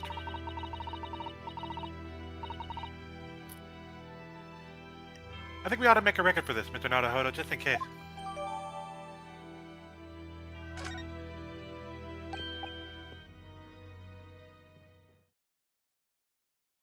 One thing after you go on your way, Mr. Naruhodo.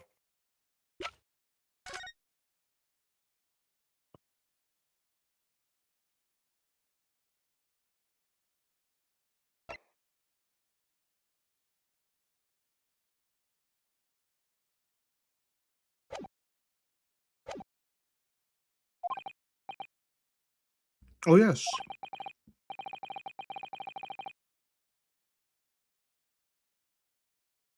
Those papers are not to do with Gregson's death.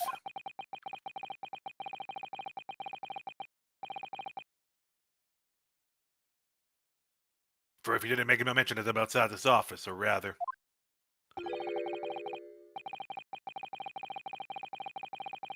I wouldn't have just preferred it. Consider it an order from the highest levels of our government. Sure. Of You know course. how well that's gonna go. That's not. I'm sure that's gonna happen. All right, prison. You are going where to go? You were going to Cosma. No. Peter's office.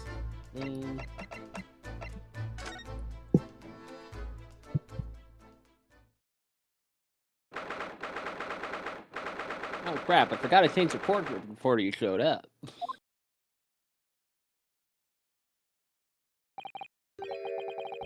So this is the office of Prosecutor Asogi now, is it? Kazuma-sama is doing so well for himself. Even though he's always forced to kneel on the floor, Japanese style, in that dark corner. It's his habit to say his style whenever he's working.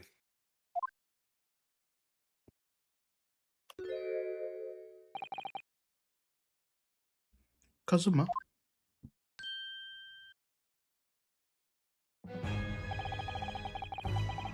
thought it wouldn't be long before you got to hear my song again. How you doing, Renosuke?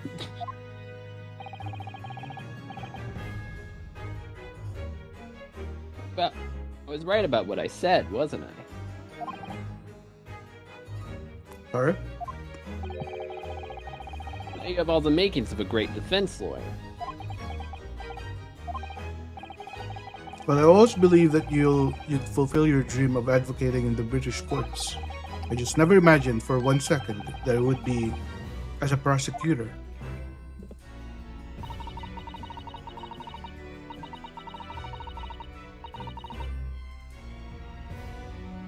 Seeing you stand in a foreign courtroom so gallantly, realizing your dream, Kazuma-sama. I'm truly happy for you. I'm truly thankful to you, Judicial Assistant Mikatoba.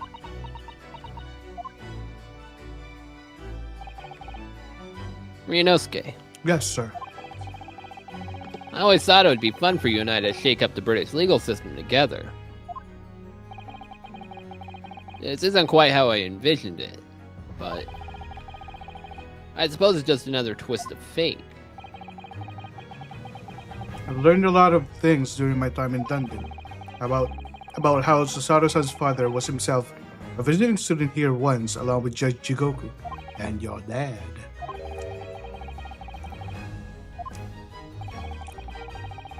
You'll have no difficulty understanding why I had no choice. Why I had to find a way to get to Britain as a visiting student myself. I want to hear it from you, Kazuma. As you wish, Ryunosuke Naruhodo.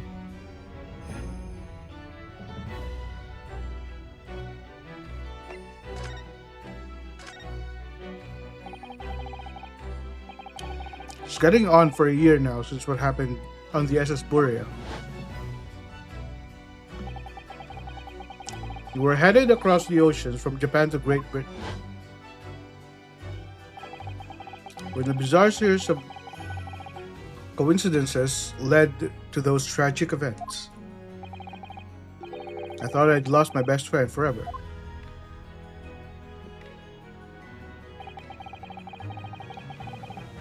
I must have been unconscious for a long time. When I woke up, I was lying on a bed. It was in a narrow little room. There was a posy of flowers by the pillow. It took me a while to realize that I was in a cabin of a ship. I slipped out of the room and headed up onto the deck. Were you already suffering from amnesia at that point? Yeah, I didn't know what had happened or where I was. It was just a voice in my head. You have something you have to do. Something no one else can know about. Go to Great Britain. Your task will await you there.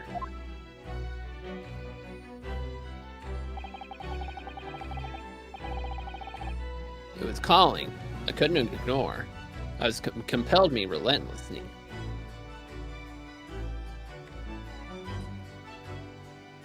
Didn't you say the sword was from her father? Was like a keepsake from her father? Or from his father? It's a family heirloom. It's been in his family for the Karuma sword has been in his family for generations. So did Genshin Asogi have that sword with him? Genshin Asogi had it with him in Great Britain. In prison. Okay. Out on a deck, I saw a huge steamship, and we were docked at a large port.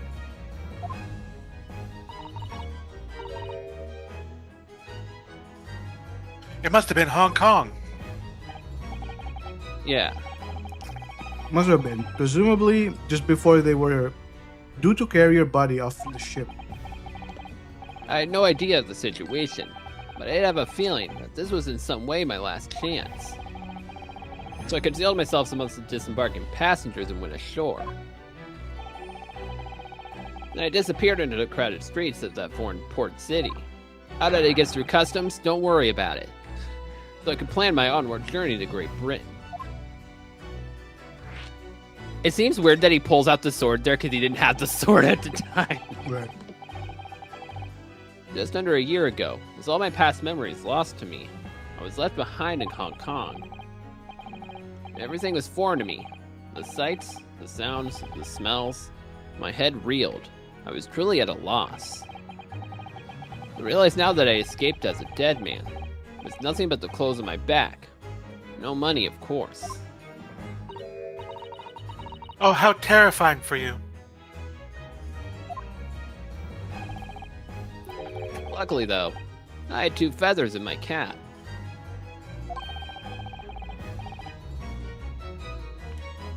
When being your knowledge of English, I suppose, I assume the papers made their way back in Japan. That's right. And on the back of that, I was able to pick up work at the dock hand on a cargo ship. Eventually, after calling countless ports, I finally arrived at Dover.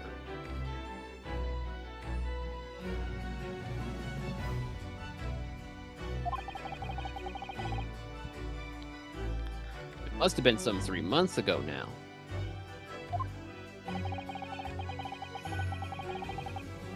Your formidable tenacity of purpose showing itself again. I mean, the man had lost his memories and had literally nothing to his name, but he still managed to make his way to London on the opposite side of the world. Of course, I had no idea why I'd moved heaven and earth to get here to at that point. So how did you end up becoming Lord Van Zeek's apprentice then? That can only be called an extraordinary stroke of luck, really. You see, I was stopped at the border because I had no papers. They took me straight to Scotland Yard. And by sheer coincidence, Lord Strongheart was there to attend a meeting. That's when the second feather in my cap came into play.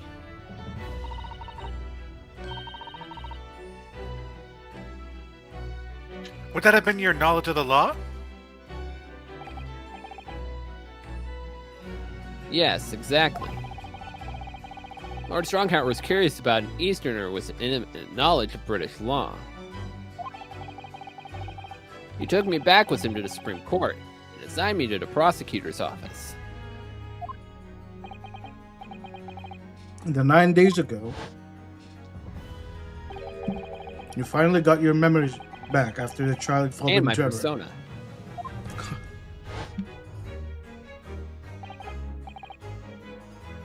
Yes, I did.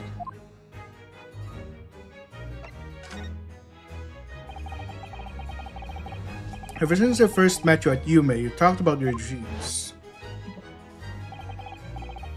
Mark my words, Ryunosuke. I'll be the chosen visiting student and make my way to Great Britain someday.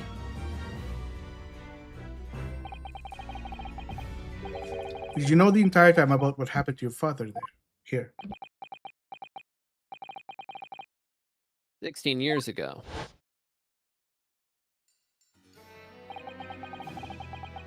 My father left on that exciting trip to Great Britain. I was just a boy. Took a photograph together the day before his departure. It's my last memory of him. What I remember most about my father is his unwavering sense of justice.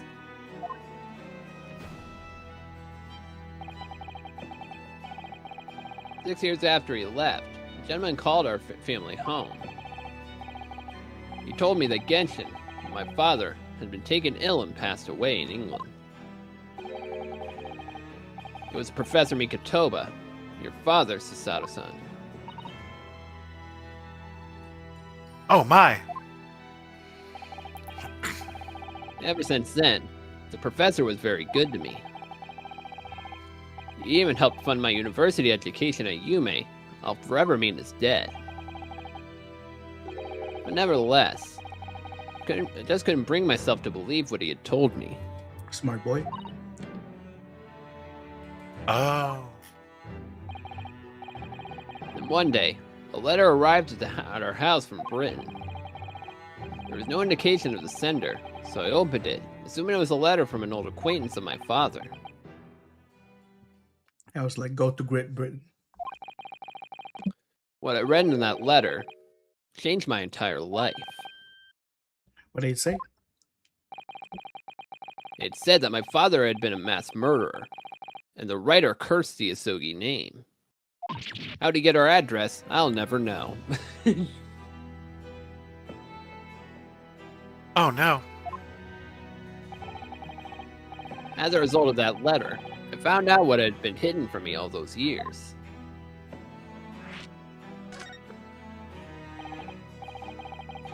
Presumably the letter was sent from a relative of one of the victims. Before Van Zieks. If whoever had been a member of the judiciary could have been present at the closed trial. The letter revealed that my father had been sentenced to death, executed for being a killer. I'm so sorry you had to find out that way. I imagine the British government did its very best to silence whoever sent that letter. But someone who knew the truth and couldn't bear the resentment was always going to be a problem.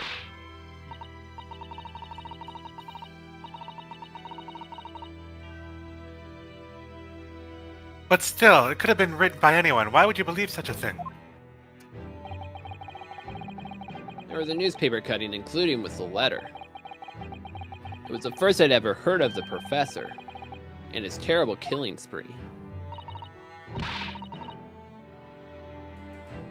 Well, what did my father have to say about the letter? I couldn't bring myself to show it to him, Well, why not? because he had deliberately concealed the truth from me by telling me my father was taken ill by a fatal illness. Yeah. Obviously shouldn't be doing that. That couldn't have been easy for him, and he'd done it out of consideration for my feelings. So instead, I showed the letter to Judge Hikoku. To the other visiting student. And? He faltered for the briefest of moments, and then he just laughed off the letter.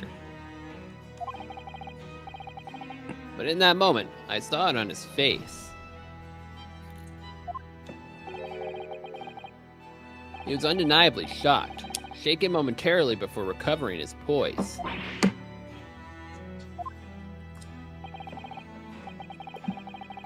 A year later, my bereaved mother succumbed to the strain of grief, and she passed away too. That's when I made up my mind that one day, without fail, I would cross the seas to Britain and seek the truth for myself. The truth about my father, Genshin Asogi. And I wouldn't let anyone stand in my way.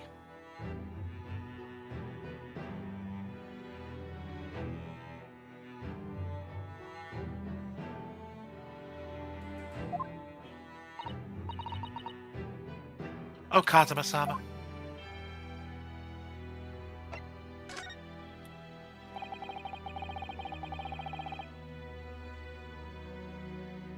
What we learned in court turns things completely on their head.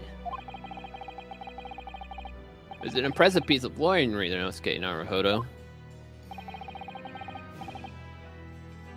Lord Van Zieks isn't the Reaper, you know.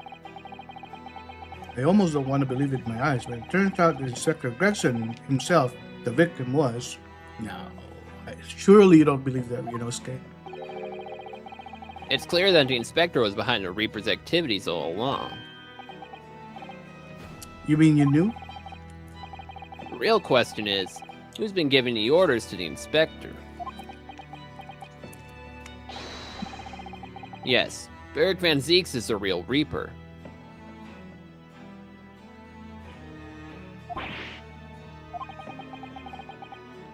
And I know that 10 years ago, it was him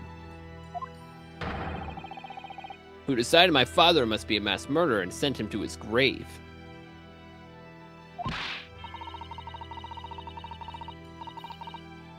No, he was merely seeing that justice was done as the law dictates. He's not to blame. Ultimately, it's the people who condemn people. The law is just a tool they use to do it.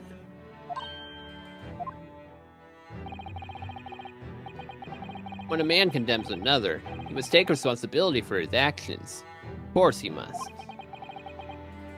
But I know for certain, my father would never have taken another man's life. I'm sure he has. Kazuma. On the contrary, my father's life was taken by the Reaper. Present the autopsy report.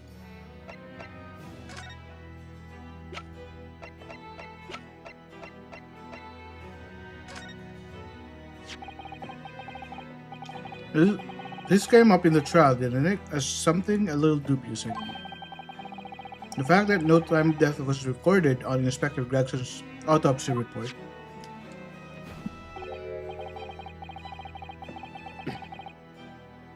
Yes, there were some unexpected turns in the courtroom earlier. The suggestion you came up with certainly took everyone by surprise. The idea that the victim died the previous day at some other location is quite something. Well, considering when the pocket watch was stopped and the scorch marks on the candle, it's certainly a distinct possibility. The evidence and the scene both point to it. To be honest, it bothers me too. Though I paid a visit to the autopsy room earlier, the coroner responsible wasn't there, but I got a name, Dr. Gory.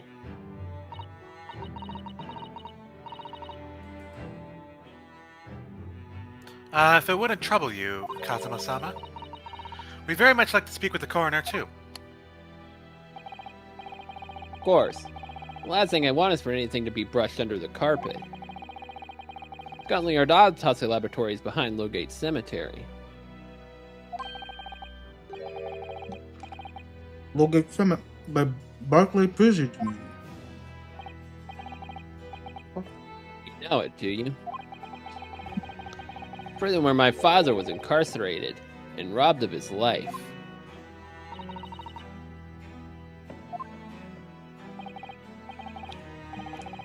Well, thank you. We'll pay a visit to the laboratory later today. You mean right now? Ryunosuke, Yes, sir. I want to thank you. What for? For this.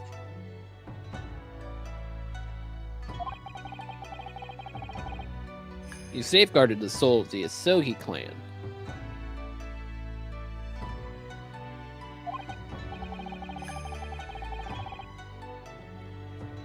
Well, it is a famous sword that's been in your family for generations.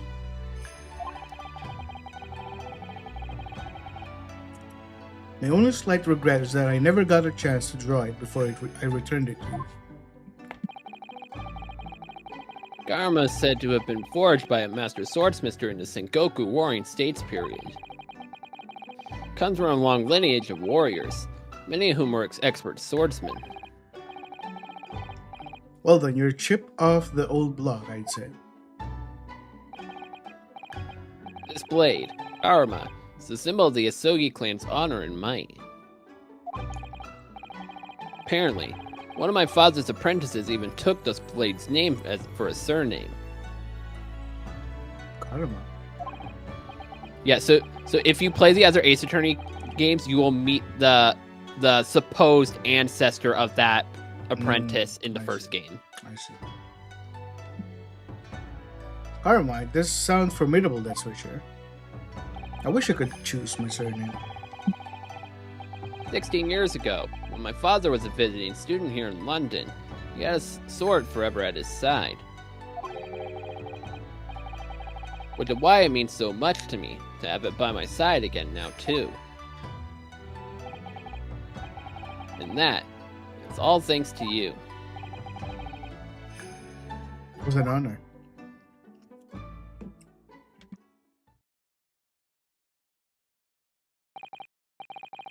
Now, I have preparations to make for tomorrow. Perhaps I said a little too much. It's okay. Kazuma, you've changed. No, Ryunosuke, you're an idiot. I haven't changed at all. It's you who've changed. No, I haven't. No, you. I completely understand your resentment of Lord Van Zieks given what happened, but the fact is, those events in this case are, well, no, they are Unrelated? Is that what you want to say? How can you be so sure? I apologize for Yonosuke's stupidity. What do you mean? Fine. The man is the Reaper, and it's for that reason that the inspector was killed. And I'm going to prove as much in court tomorrow, by whatever means necessary. I can't let you do that, Kazuma. So the key point here is the reason Kazuma said that is the only reason you think he's changed is because his aggression and like political attitude is now directed at you. That's why you think it's different, because he's always been the same like provocative person. It's just it hasn't been like towards you yet, so you didn't feel the animosity yourself. Now it's against you, so that's why you think he's changed. Alright. So like he's never changed as a person. He's the exact same person he was in 1-1. It's just now his aggression is pointed to you and not Ouchie. Alright. I know you do what you have to as a lawyer. He's wrong, though. I'm sure I don't need to tell you that I won't be taking any prisoners in the courtroom tomorrow, except for Barrick. I'm taking him prisoner and putting him in jail forever. I would expect no less, nothing less. Till tomorrow then, in the Old Bailey. Alright, peace. Let me go to, Forensics laboratory. forensics lab. Oh, Maria.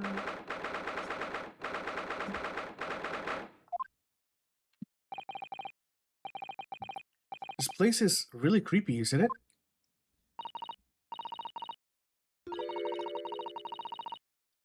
Well, being a dead room is probably full of the spirits of the dissected.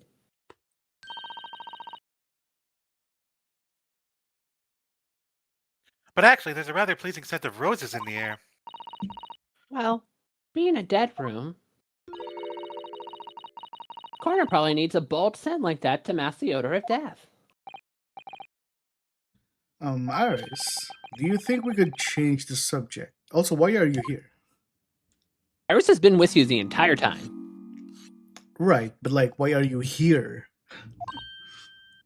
You shouldn't be here.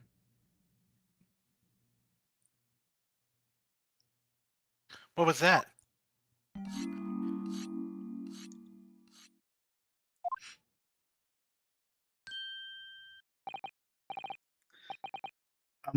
Dr. Corey?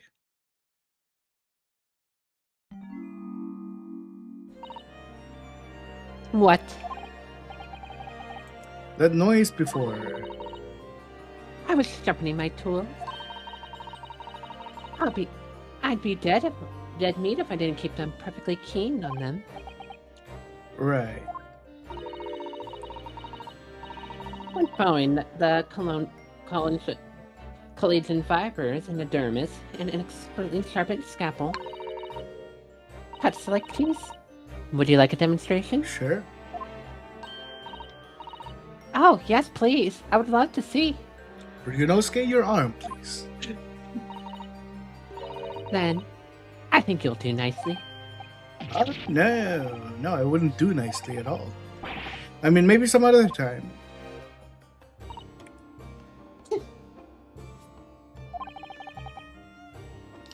What was that tut? Was that a tut?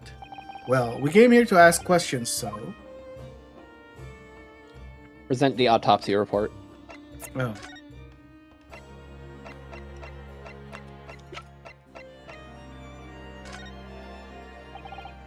Dr. Gori, we actually came here to ask you about this. He was very good. Good, sorry. His skin didn't snag my blade once. It was very little miss. His joints dislocated easily, and the muscle tissue was a pleasure to work with. Great. We can skip those details. But there is one thing about the report that's caught my attention. You don't seem to have recorded the time of death.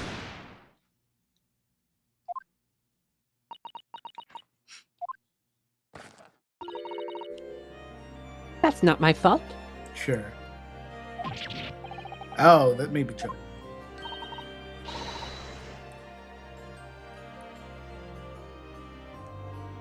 Then please tell us what happened.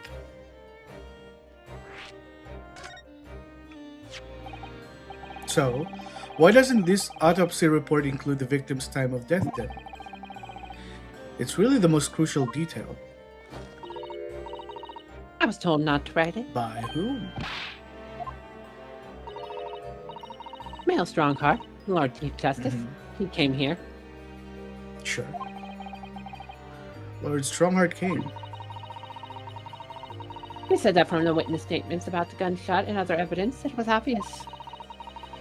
The man clearly died at 5 p.m. on November 1st when the gunshot was heard. Sure.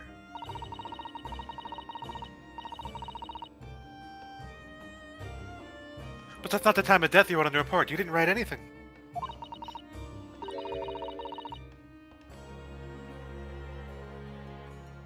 Was there some reason you didn't include it?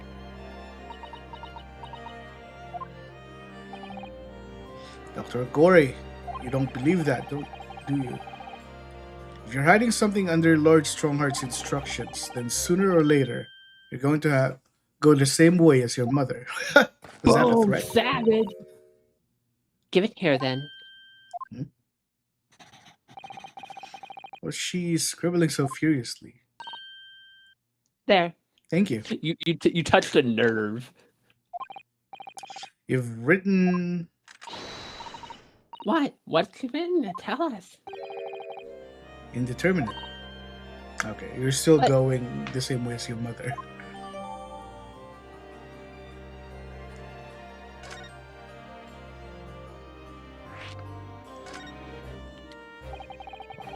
Why do you mean by that? What do you mean by that? Why was the time of death indeterminate?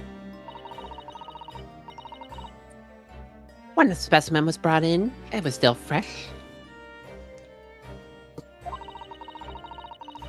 So the time of death could easily have been coincide with when the gunshot was heard.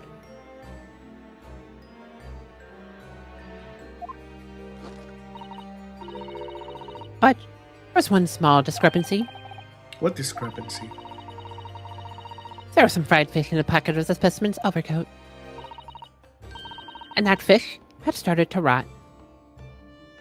It was uncooked? It was raw? What? The victim liked fried fish. He presumably liked to eat it before it went off.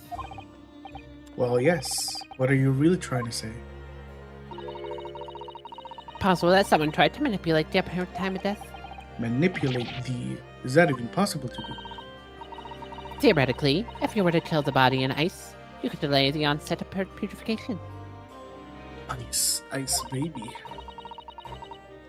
And if the overcoat wasn't on the body at the time, And only the fish would have started to rot. with today's science, it's not yet possible to determine if a body was killed or not.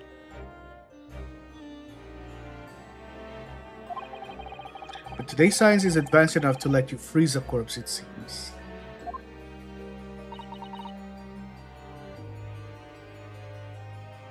But surely...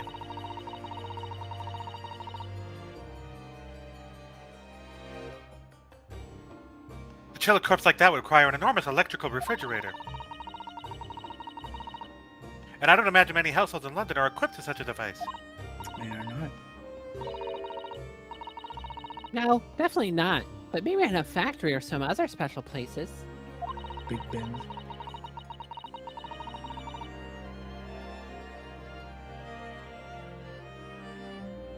I don't recall seeing any factories or such like at Fresno Street, though.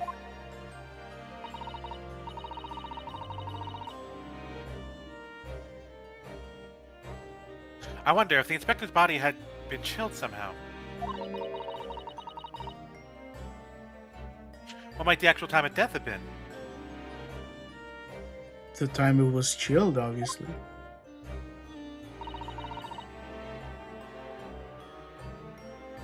I couldn't say for sure. But at the most, it might have been a day earlier. No.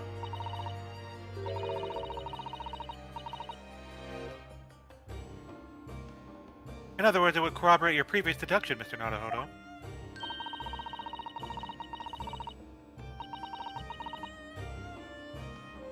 That Inspector Gregson was killed a day before his body was discovered at a different location. You inform Lord Strongheart of this possibility. He simply said that there was no electrical refrigerators of that size in the vicinity. What do I know? What do I know about this town?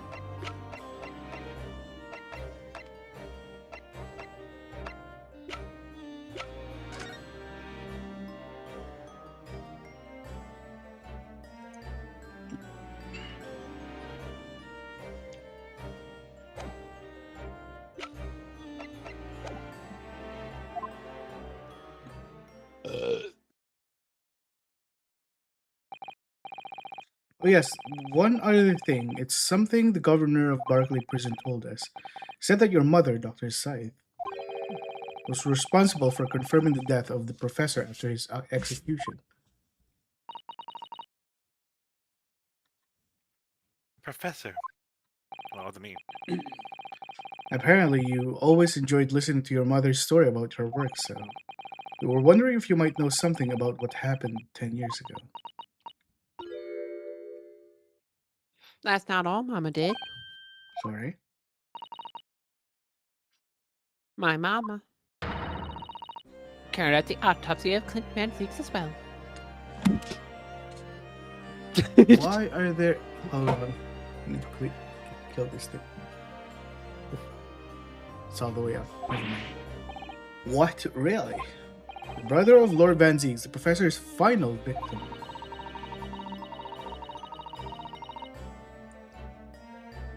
The idea of carrying out an autopsy on a member of the aristocracy is completely unthinkable back then. But the detective in charge of the investigation insisted, and it was miraculously authorized. Is the detective not Gregson? That detective being Inspector Gregson, of course.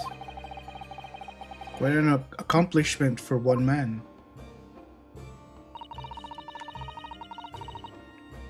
That autopsy provided a vital clue and needed to arrest the killer. And Mama was there for that historical event. What does all this mean?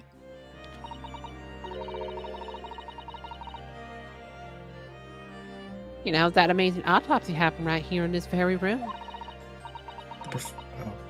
The professor and Clint Van Zeeks. They both spent the final moments in burial on that before their burial on that dissection table there.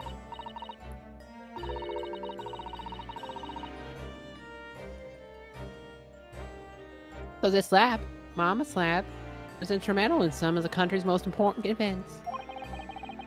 She really is proud of her mother.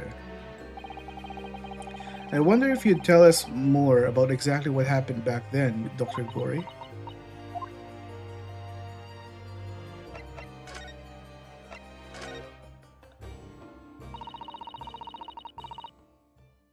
Professor's execution was Mama's first big case. So she had to be in attendance at Barclay Prison's execution chamber.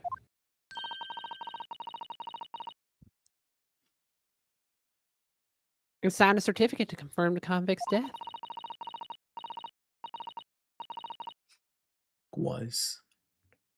Mama is the best coroner in the world, you know. I was so proud of her. The execution didn't actually take place.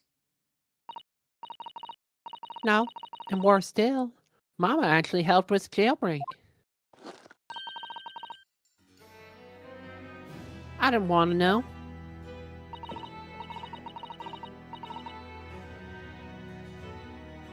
Oh dear, you found out recently, you mean?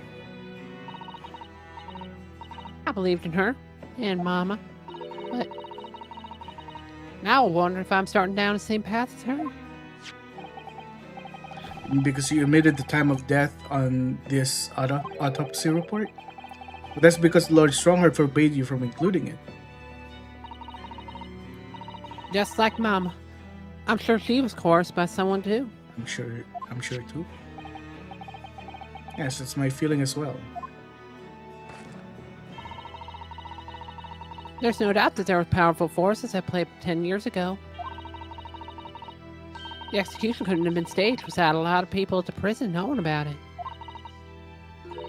Obviously, the prison governor must have been in on it too as well. That big man with the little handcuffs? According to what he told us, he was tricked by the chief warder, and he said he knew nothing about it. That's a lie. Of course he said that. I'd say the same thing. Just who was behind the jailbreak all those years ago? You mentioned the autopsy of Clint Van Zeeks. It was that time he was carrying out autopsies of murder victims. Very unusual.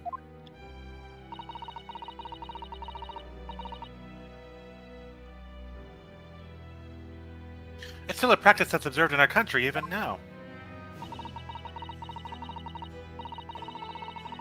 Turned out the professor was final victim, and when the autopsy was performed, Mama was present, although only as a secondary assistant. The person leading the procedure was called Dr. John H. Wilson. That's right, my daddy. There was one other person present, the primary assistant.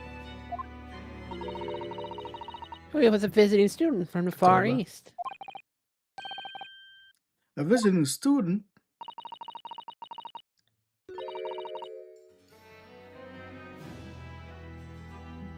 I must have been my father, Eugen Mikotoba. I had no idea Professor Mikotobe had been involved in something so important. But the outcome of that historic autopsy was the discovery of a vital piece of evidence that led to the capture of the professor. So that's how they came to identify Genshin Asogi as the infamous mass murderer. So what is this? Are you gonna tell me? Ever? Do you happen to know anything about the piece of evidence? Can you tell us any more? Yes. Would you like to see the records for yourself? Would that be alright? What's the point of keeping records if people can't look at them? Agree. They're filed under V at the back of those cupboards. With the other records from the last decade. Thank you. Let's see. Van Zeeks. That's strange. He was stolen.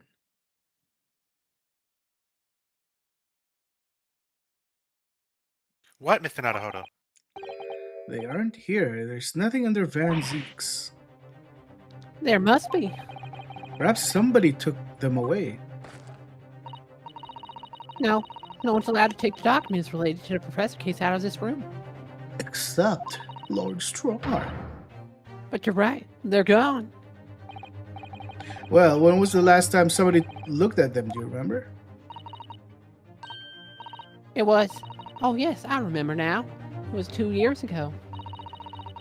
A consulting detective came one day, saying he'd like to see the records. Consulting detective.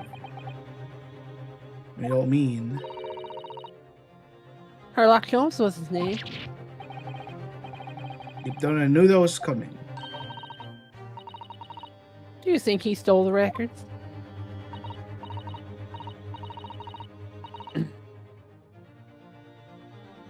Oh no, surely not. Iris can't be right, can it?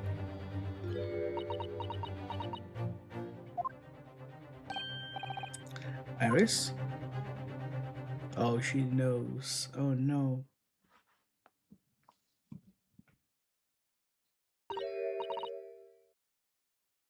Bruno?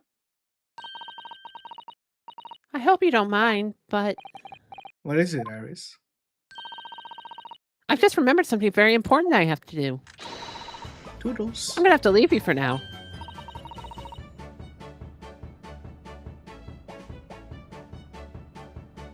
Oh, this is very sudden, Iris.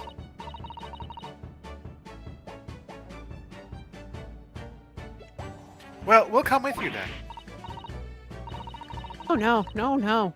There's no need. You and Bruno can take your time here.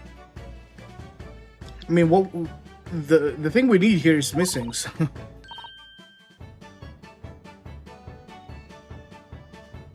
Bye for now. Good luck.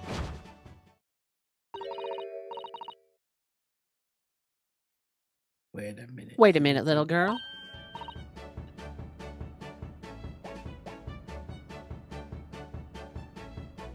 Me? I remember now. You've been here before, haven't you? Have you, Iris? Yes, 2 years ago, when that detective came. You were with him, weren't you? You were in the living specimen then, too? That's the way it usually works, yes? Was I? I don't really remember. Anyway, sorry, but I must dash. Wait, Iris? I'll brew up a pot for you when you get home. She gone. Bye, have a good time. What's the matter with her? She's behaving really strangely all of a sudden. Well, in that case, we won't keep you any longer either. It's been quite a while since I had any visitors. This was real fun. Next time you come, I prefer you be ready for dissection. Yeah, it's not gonna happen. I can't make any promises, sorry. Well, that's disappointing. It's a bit strange that the records of Clint Van Zeek's autopsy has disappeared, but I think we've asked all we came to ask now. Huh? Go to the crime scene. The crime scene Red was... Snow Street room.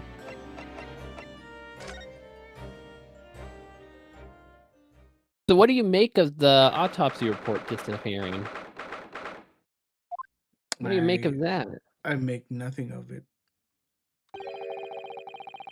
The police are still busily investigating in here then. But Gina's nowhere to be seen. Where is she? Yes, it's been blissfully quiet, isn't it? Hasn't it? Perhaps she's out investigating on her own, practicing what her boss taught her.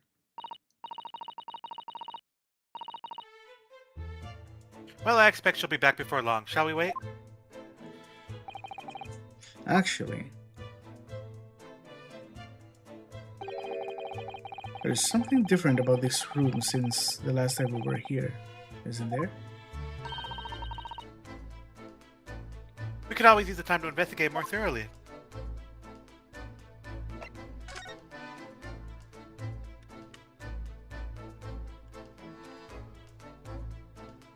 What? I pointed at the lamp. The photograph of Mrs. Vigil.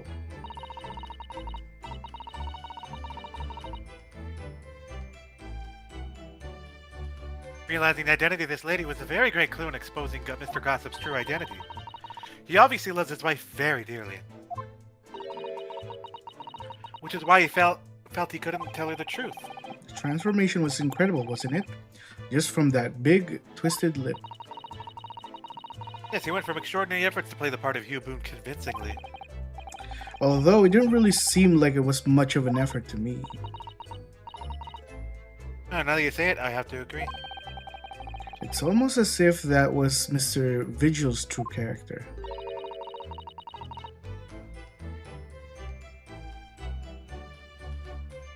People really are very hard to fathom at times.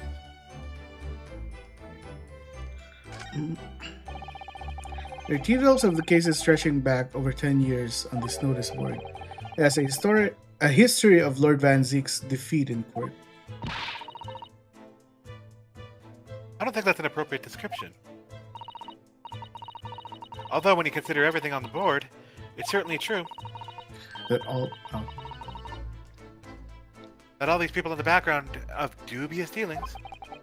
And in the end, of course, the board itself concealed the inspector's own death. Oh my, it really doesn't bear thinking about.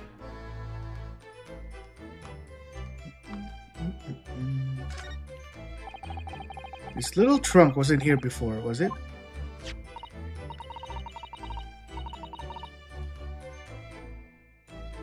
Oh, it appears to be made of metal. It must be very heavy. I wonder to whom it belongs.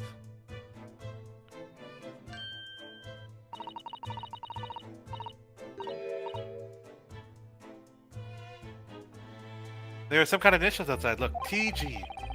Let's ask one of the policemen if they know how it came to be here. Oh, what do you think you're doing? Sorry, Gina. That's not yours. That's my truck, that is. Hands off. Tina. Where were we hiding?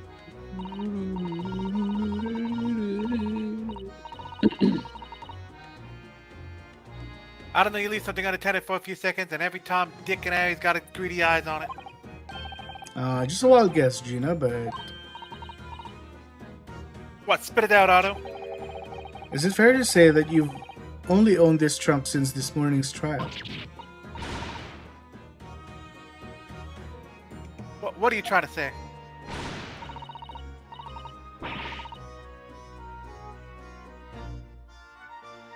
Come on, the trunk's always going everywhere. Sure. Always is. Where you been last year? Try not to incur your wrath, mainly.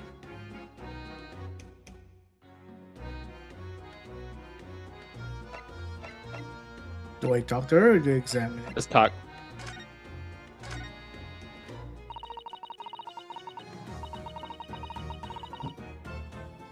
You should have heard them tucking at the yard now. They'd be ashamed of themselves. They're saying that it was the boss who killed them bludgers. Ah, you mean the whole Reaper thing? Apparently the boss was investigating stuff that no one else at the yard knew nothing about.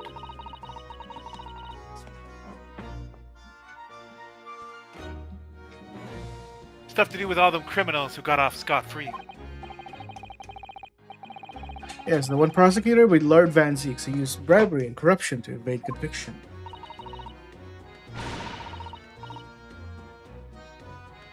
Well, there was obviously that bloomin' Reaper giving the orders, weren't it? Why would people be suspecting Inspector Gregson of being involved in the killings?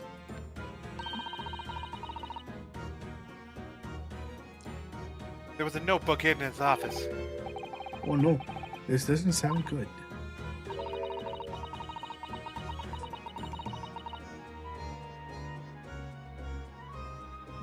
It had all the details about the crimes they have pegged at the Reaper's work. What?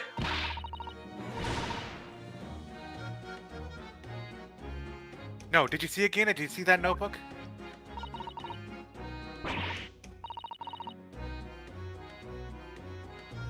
They wouldn't flame and let me because I just an apprentice, apparently.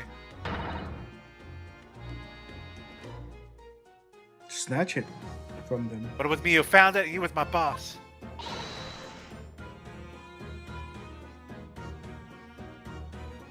That's right.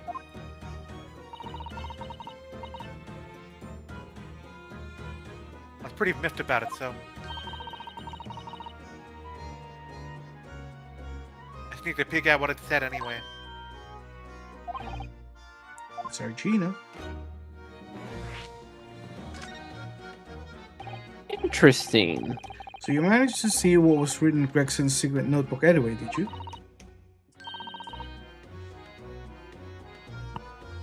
So apparently Twitch is working on implementing a thing where tier 2 and tier 3 subs can post GIFs into your chat. Post gifts. Uh-oh. You are able to moderate what type of GIFs are used. The changes they're making. Uh-oh. Where I see it's my right to read and wrote. What and wrote. And what have you written, Gina?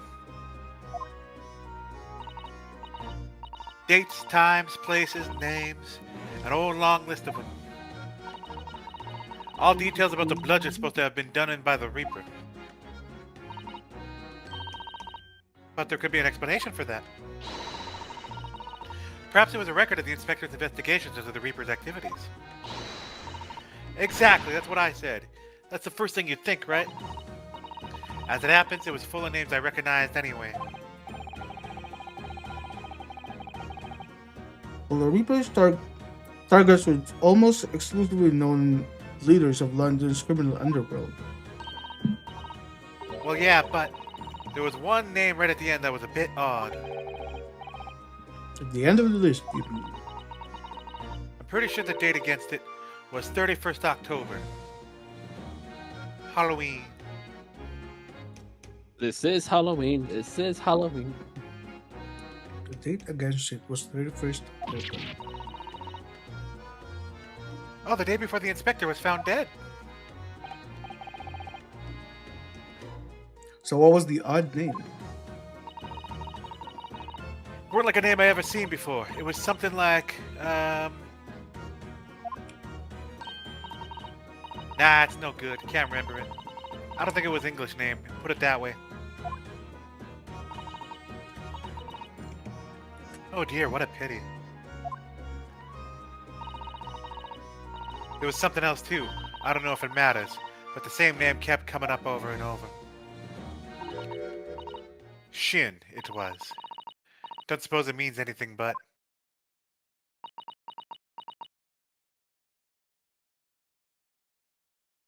Dun dun dun, dot dot dot. Dun, Even dun, more dun. dot. Was that him? I have more shins than Chinatown. You have more assassins? What does that mean? Something? It means assassin, you idiot. Well, Learn then your he did the puns, name Gina. too. He mentioned her name as well. The woman who actually did the deeds. And now we found out her name hid in Gregson's secret notebook.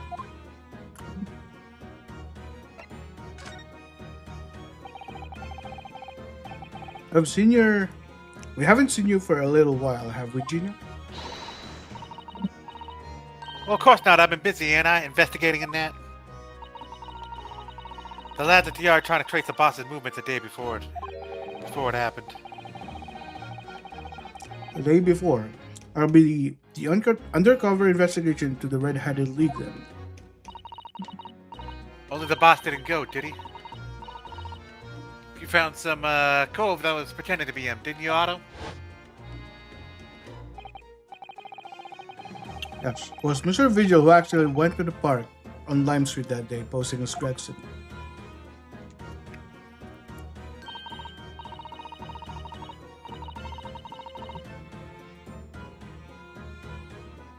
Well, anyway, you ain't got the only stuff turning stuff up. I got my own ways of getting results.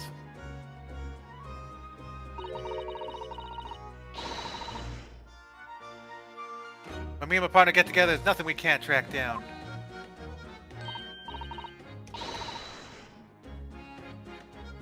Here, little Toby, such a faithful friend.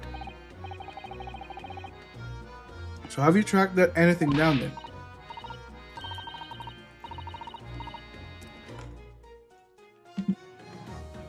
What do you think? Because of course we have. Can't tell you though. Police business, huh?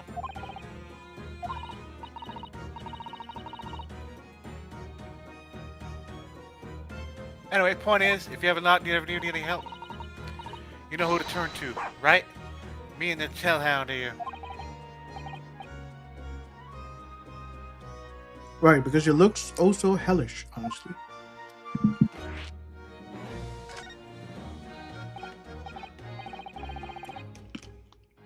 Gina, about your hellhound there.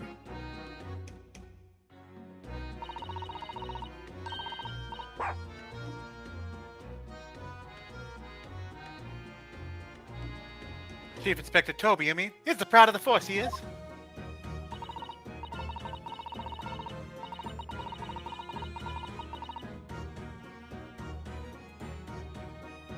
In Japanese, police dog means something quite different, and not altogether nice to those involved in a crime.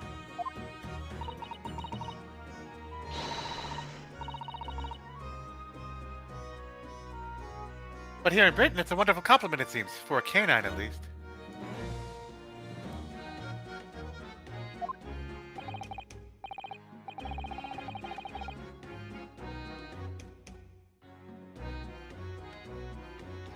It should be, after all, in the great exhibition case the other day. It was Toby here who managed to locate Drebber's workshop.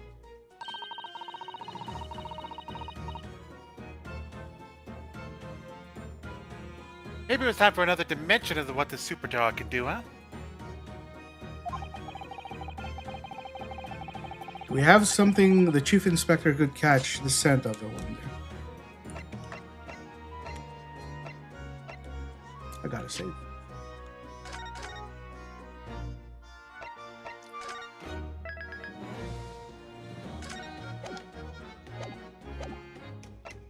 I got the hair, the wig.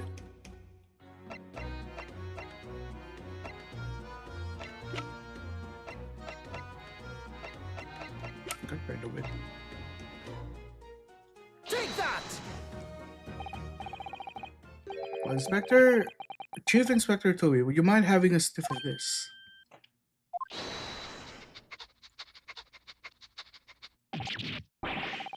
You might be a little too keen, don't you think? Jesus, calm down.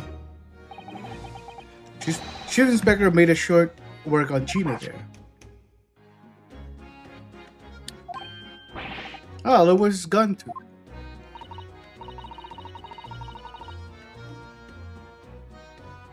Oh my, that trunk clearly still has a very strong scent.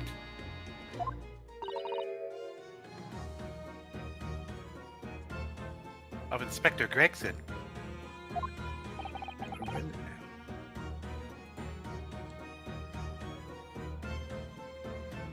In other words, it must have belonged to him.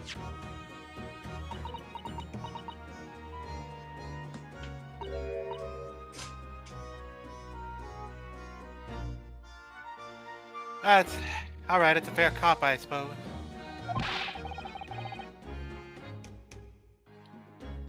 And you nearly got away with it too.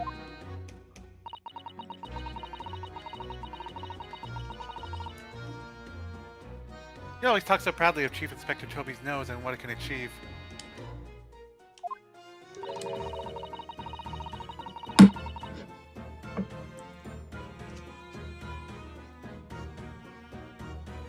But did not cross your mind that he might identify something that was right next to us? Yeah, that was a bit of a bloomer, weren't it? That's enough now then, Gina.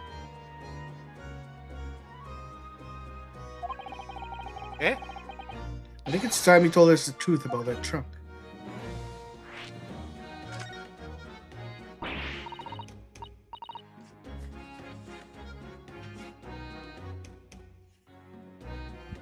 It weren't like that, it just weren't. What are you talking about? I know what's going through that head of yours, but I ain't what happened. Alright then, what did happen?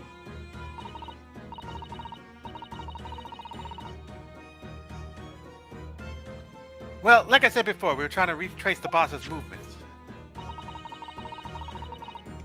So I let Toby have a whiff of the boss's overcoat.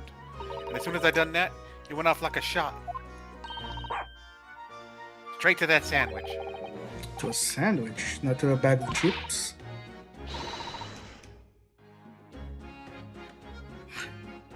If Fernando Hodo, I believe Gina means witness. Oh, I forgot about that sandwich.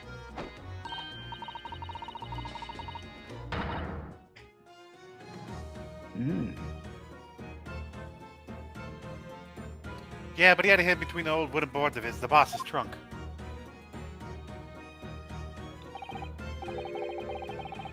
Even when they heard the sound of a gunshot and all piled in here.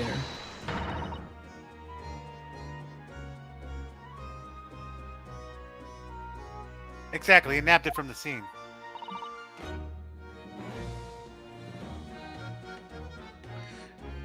Goodness, she said.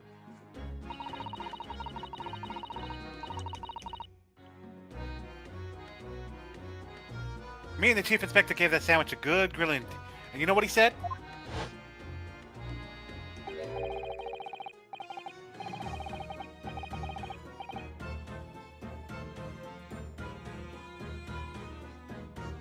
This is you, Earl. I thought it might fetch a good price, and the chap would be needing it anymore, so... But that's all I did, nothing more, nothing less.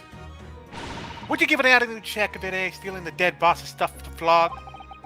So Miss Venus wasn't the only one to meddle with the scene of the crime then.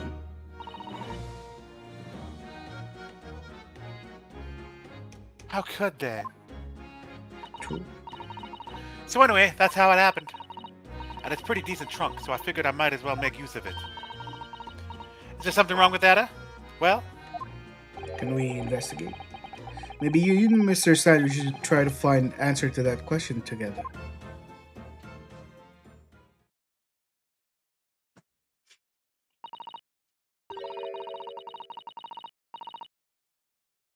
I mean, Gina's the police. There will be an achievement coming up shortly. Uh-oh. Is the achievement for I'll Earl explain to when speak? you. I think Yeah, that's perhaps what I that think. trunk should be turned over to the police, don't you?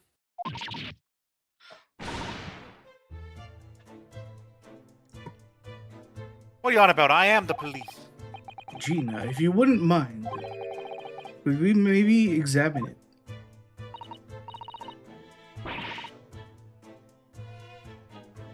Yeah, all right then. Do what you want with it.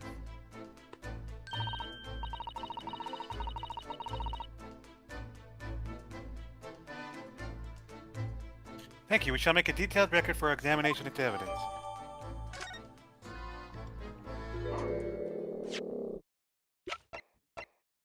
Before you go off, I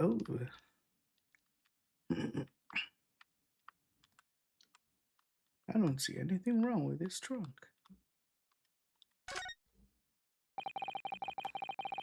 Have you seen this huge gash across the side of the trunk here? It's gone right through the leather and into the metal behind it. Gosh, for a metal head like this to be so badly damaged. Whatever made the gash must have stuck to the side of the trunk with considerable force. I wonder how it happened.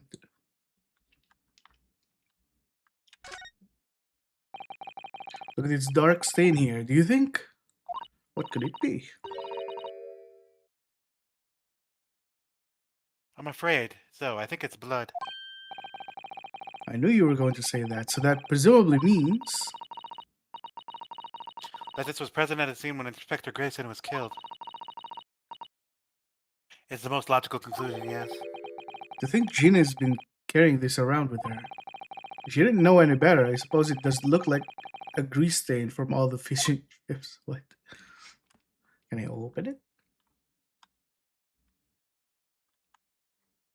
Nothing else. Alright. That's all, folks. Alright, Toby. What's the matter, Toby? Why is he acting so aggressively towards me all of a sudden?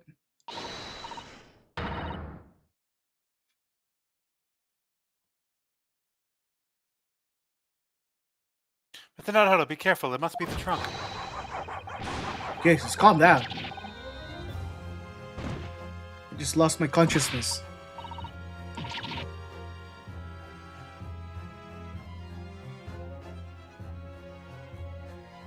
Toby, what are you doing? You're gonna lick his face off.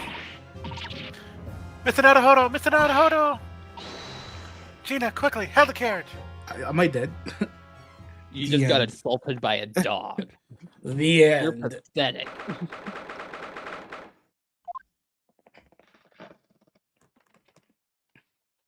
In heaven. More like L. Nah, I'm a good boy. Oh, Mr. Naruto, are you alright? Mr. Sato. Why is my face wet?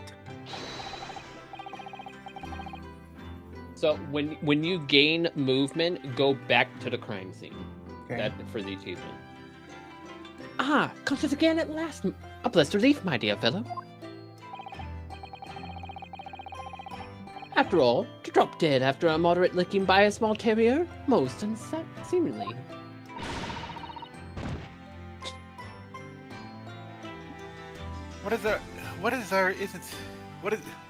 I don't know why I can't say that. What What is is there? or isn't seemingly irrelevant here, Mr. Sholmes?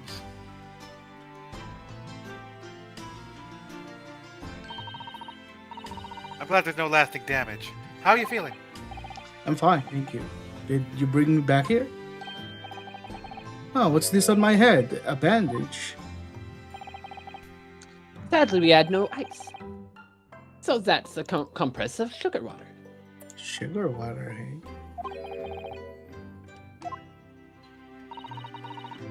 Yes, it was very sweet of me to put that on your head, was it not? Ha ha ha. Don't worry, Matanato. It's first aid treatment that my father taught me.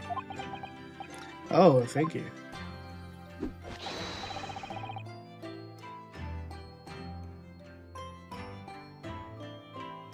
So let us take tea when you're feeling up to it. But of course, no sugar in the patient's cup. Oh, the bump on my head is throbbing sweetly enough, don't worry. Hee whenever you feel ready, then. Hee. Alright, we go back there then, according to Shiro.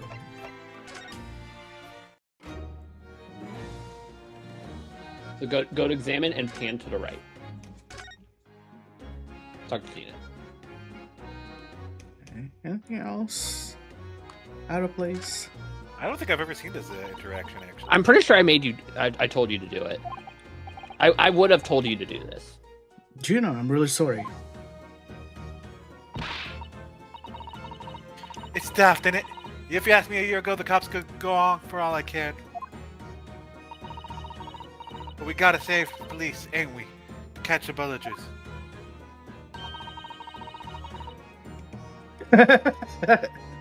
So So us divers can go on our business in peace. Wait, sorry? I don't think I can have heard that properly. He said he was gonna teach me everything I needed to know to be a detective. But I'll go around showing me where the best flaming fish and chip shops are. Hey, maybe that's what you need. Actually, that reminds me. Gregson said he was supposed to be going to Paris in the near future, didn't he?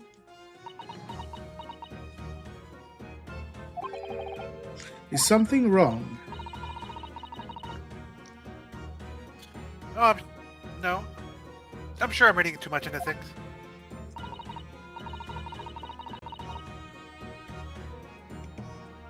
It's just the timing seems very coincidental. Hmm?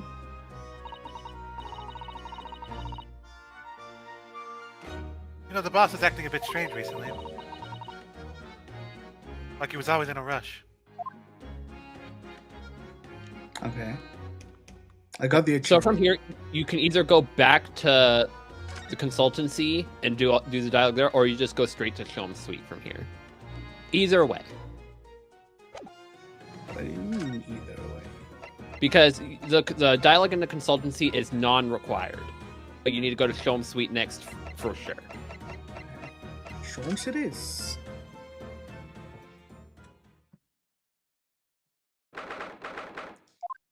Her mit dem Schwarzbiergebot, brodelnd wie ein Feuerberg, Excuse me. den Pardon? verbrannt. Ach, The whole Hopfen deine Wut, What on earth is going on in here? Am I having a bad dream? dem Knacker ich befahl. Ah, no, it's an old German folk song. We're to find rendition, I think. That's the least of my concerns.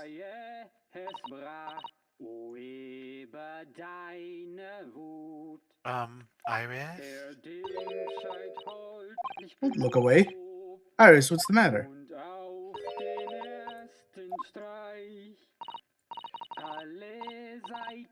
Who is that sprawling? I mean, that relaxed gentleman over there. It's not Mikotobe, is it? Iris, is she even listening? Excuse me, sir. I do apologize for troubling you whilst you're singing so merrily, but would you be kind enough to explain the situation? Well, that worked.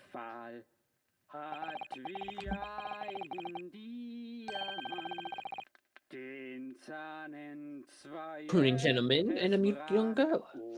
Rather tantalizing juxtaposition. And one that appears to have incited the gods of deduction within me to divine their voices too.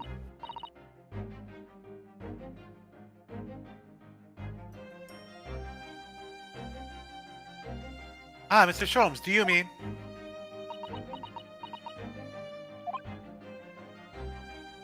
The strains of reasoning within me are plain as a delightful duet.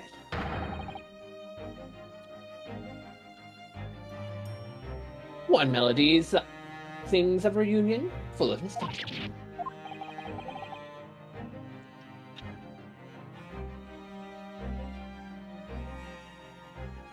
Whilst the other is a more so theme of the great secret you're trying so desperately to conceal, Iris. His turn is white as a sheet.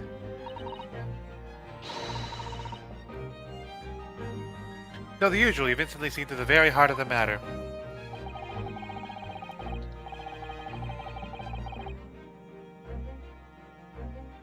And by the time of my own brief performance is over, I feel this gentleman's song will reach its finale.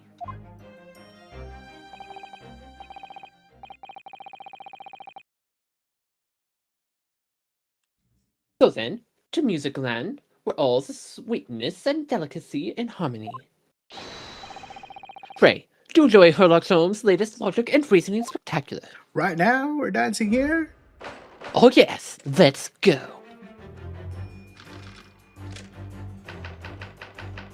Have So fun. I think this is also the first and only deduction we get where he doesn't have his full detective outfit on. Unless you do the special outfit where he's in that Japanese style outfit. Firstly, we consider the gentleman's nationality. Clearly, he's a German with no grasp of the English language. As evident by the Germanic song he sings from his apparent inability to understand when asked to desist. The wise man here at all in such an apparently high spirits. The answer to, of course, Iris, is clearly known to you. Indeed, we only need to follow the gaze of those bright young eyes to unveil the particular part of this mystery. The reason for the man's mild irritant rattling is revealed by the herbal tea. You obviously offered your German guests a cup of your latest herbal blend. The tea's delectable flavor has made the man's spirits soar, and resulted in a joyful ditty tumbling incessantly from his lips. I eagerly await sampling the flavor myself, that I may join the fellow in a state of elation.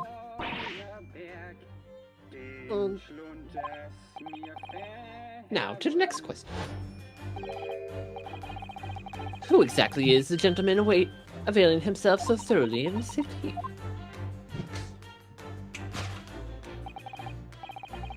As it happens, a number of years ago now, a certain gentleman of German origin appeared, engaged my services in solving a particular delicate case. He required revealing the letters once sent to an acquaintance that might have proved problematic.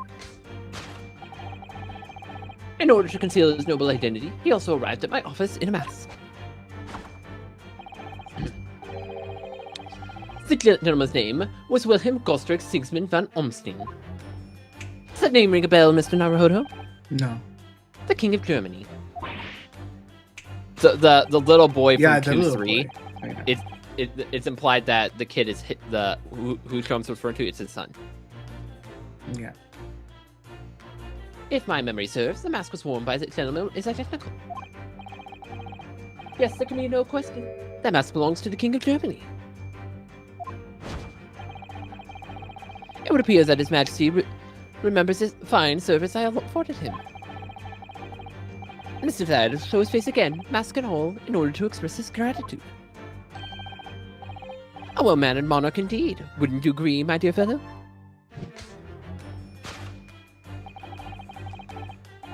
So the identity of our masked visitor is my former client, the King of Germany. Yeah.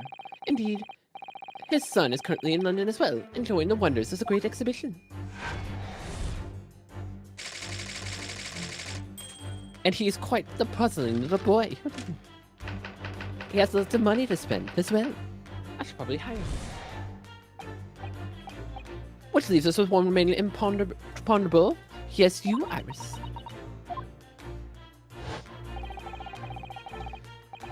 But your apparently inexplicable silent is unable to hide the truth. Yes, the reason for your muteness is concealed in that knapsack. 5-pound note, I believe. I must say, your compatriot is, as your compatriot, I'm deeply saddened. It would appear that you've allowed yourself to be bribed into silence by His Royal Highness. Earning yourself some spending money in exchange for keeping quiet about the king's secret. And now, the final piece of the puzzle. What is this secret you strive to hide with your silence, Iris? Ah, yes. We only need to follow the brief involuntary twitch of your eyes to find the answer. You were attempting to abscond with the coffee cup. My favorite coffee cup, in fact. Or should I say, the handle of my favorite coffee cup. It appears that His High-Spirited Highness broke it in the midst of the hijinks. Which leads us to a sad truth. My favorite coffee cup has been broken by the King of Germany, and Iris, you tried to conceal it from me. I shall have to send a bill via the government channels to the King's royal family for replacement.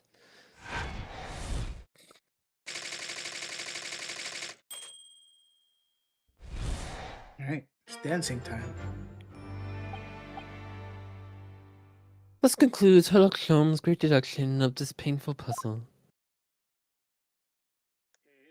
Mit dem Schwarzbiergebot modend wie ein Feuerwerk, den Schluck mir With your silence as well, but the jovial warbling rather rings in the ears, does it not? Her mit dem Knacker ich befahl, hat wie ein Diamant. Mr. Sholmes, I must say something does rather trouble me. Pray, Mr. Thordo, do tell.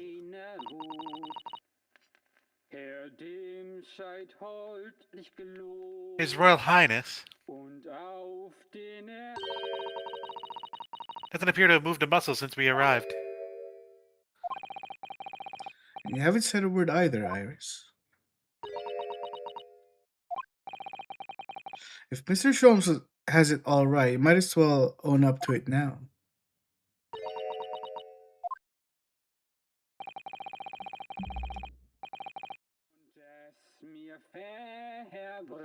Your reasoning isn't entirely without substance, I might add. And one other thing, Mr. Sholmes. Yet another grievance, Mr. Naruhodo? Surely not.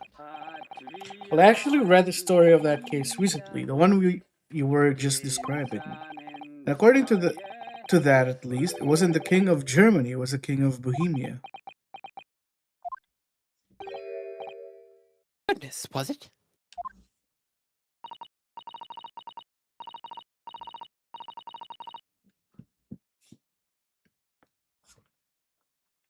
Yeah, that's quite true. Mr. Gotz, the prince testified to that in court.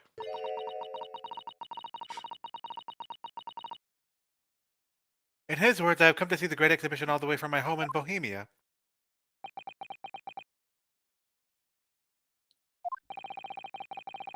I would ask you keep that minor error to yourselves. It could easily become quite a scandal.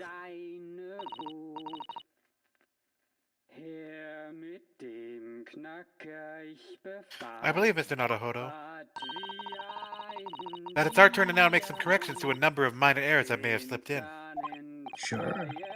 Yes, even Mr. Sholmes is willing to admit he might be slightly wide of the mark this time. I never said such a thing, Mr. Naruhodo. Although it's clear that Iris is definitely hiding something, we need to find out the truth about this mysterious scene. But the truth is incontrovertible. My favorite coffee cup is no more. That's your fault. So, now we embark again on a joint presentation of Sherlock Holmes' Logic and Reasoning Spectacular. Sure.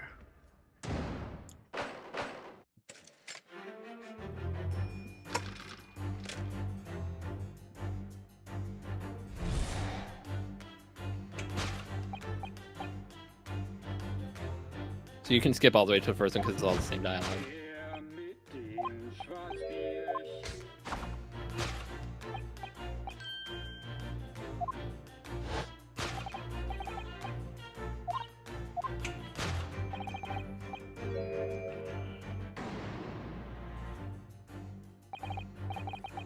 So what? It's some mix of herbs and give you the urge to sing? Goodness, I should like to try some. I'd like to hear your singing, but this man... Just how long does he intend to keep up with that tune, do you suppose? As I said, he's been stuck still the entire time.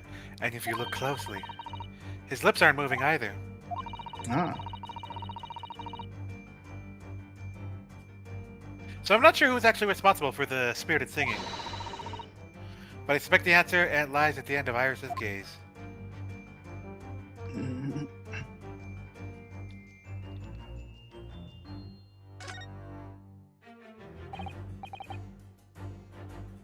Wait, this... It's a gramophone, still rarely seen in their own country. The sound certainly appears to be coming from the horn. But machine singing, that can't be right. Science and technology are changing the world rapidly, Mr. Naruhodo. What's right is changing too. It's too much for my brain. Well, at least we found our answer. Take that!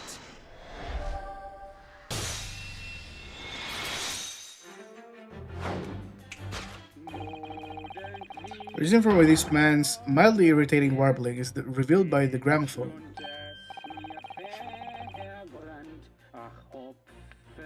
Indeed, for no well-bred gentleman will break into an obscure folk song while making a social call. In other words, this gentleman isn't singing at all. In fact, it would appear that the fellow is unconscious.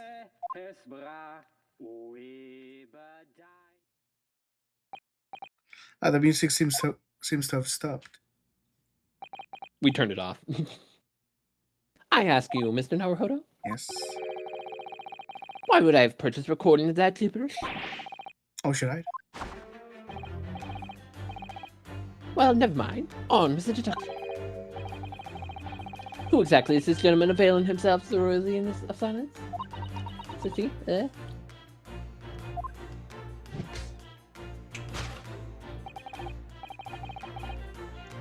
As it happens, a number of years ago now, a certain gentleman of German origin engaged my services in solving a particularly delicate case. He required retrieval of letters once sent to an acquaintance that might have proved problematic.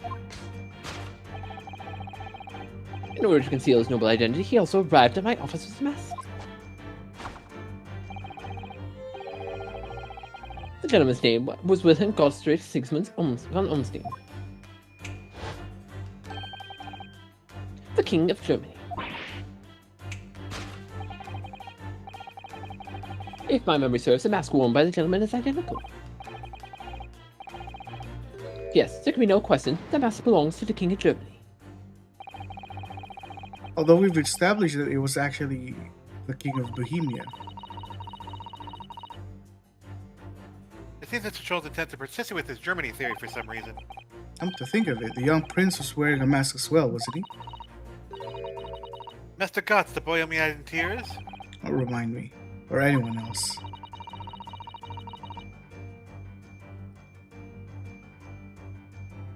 Do you suppose all members of the aristocracy of mainland Europe wear masks? I'm sure they do, well, probably anyway. The point is that mask doesn't belong to any king. No, that's right, as we all well know. Is he here with us? Because we can identify the true owner of this mask. Right now? I guess that makes sense. Take that!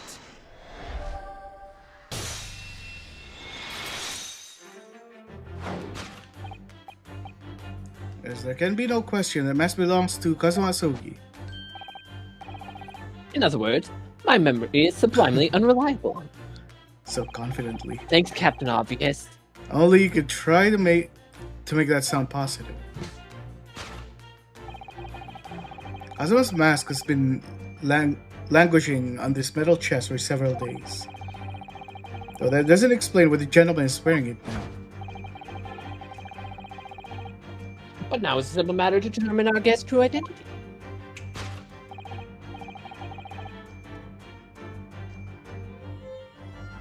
After all, the gentleman's unconscious. We only need to excuse ourselves in advance and gently lift the mask and peer beneath.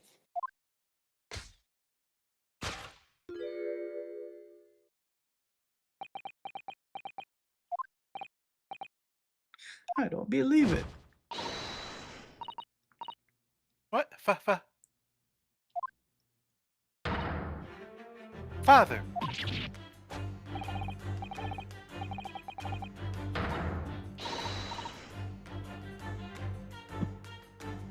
No, I think not, Mr. Sholmes.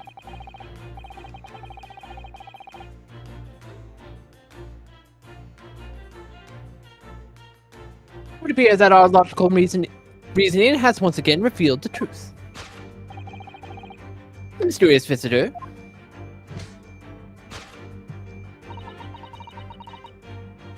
Is my unconscious father, Eugene Mikotoba. Logic and reasoning are just looking insane.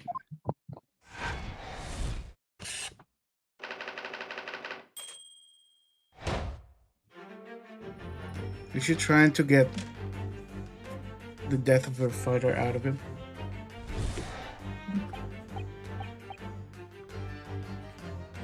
Leaves us with one remaining imponderable. Yes, you, young Iris.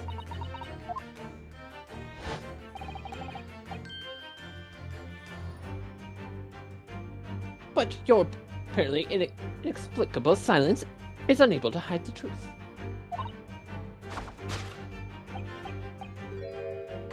Yes, the reason for your muteness is concealed inside the knapsack. A 5-pound note poking out of Iris's knapsack, is it? Oh dear, I can't be sure. Most money we encounter is in coin form. I know, I'm not even sure we've seen any banknotes here in Britain. At all, have we?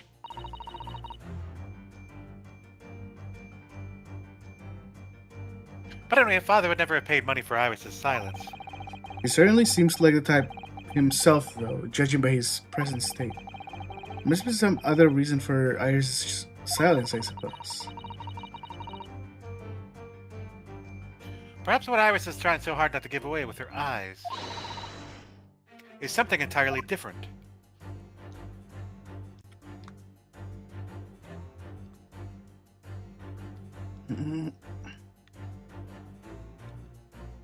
I would have imagined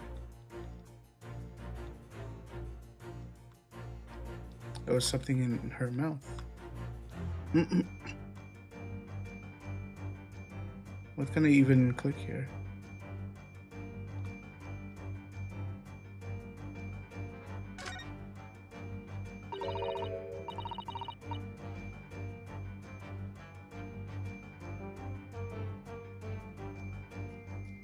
This metal chest, it contains important documents, doesn't it? Yes, details of the cases Mr. Sholmes has worked on over the years. Written up by Iris' father, if I'm remembering correctly. Iris insists that the chest is kept locked at all times. She never once shown me inside.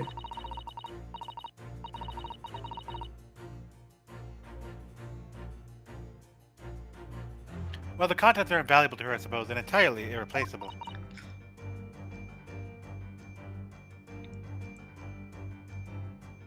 But look at it now.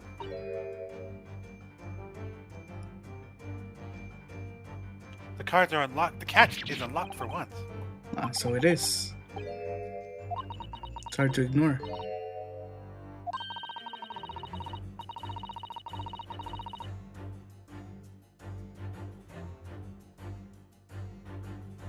I've never seen that chest unlocked before in all the time we've been staying here at Baker Street. Take that!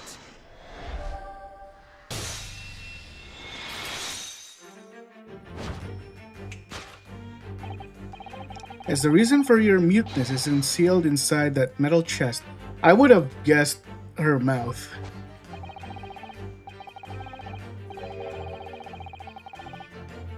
An excellent observation, for upon closer inspection, there is something different about the chest's appearance.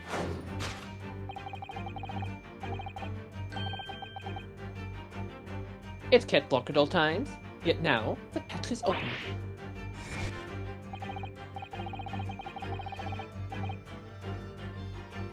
Evidently, this has something to do with your refusal to speak, Iris. But it's a simple enough matter to incite you to speak, I'm sure. I merely Merely- need to open this chest. Yes.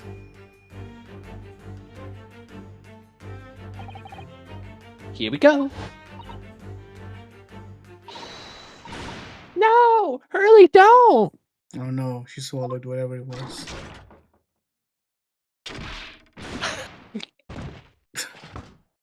Great. Yep.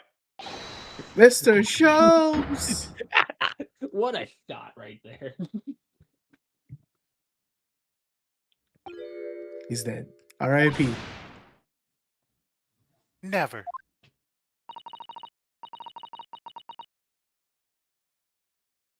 Let's try it too. So you found your voice now, Iris. In other words, what just happened clearly reveals the truth here. Yes, the real reason for your silence until now is... This is somewhat different from the usual dance and deduction you perform with Mr. Sholmes, isn't it? Well, he's left me alone in the ballroom floor, so I'm going to have to dance the next part solo. But anyway, I need to get to the bottom of this, for my own peace of mind. Now then, Iris isn't usually the silent type, so...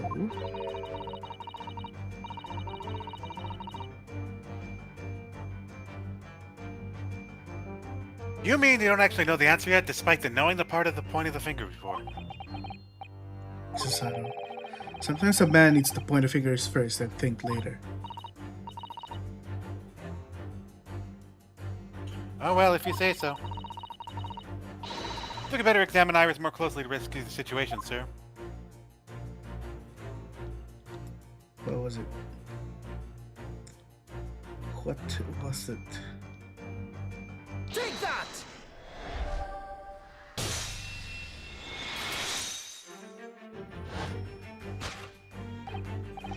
As the real reason for your silence until now is that key behind your back. When Mr. Sholmes was thrown into the air before,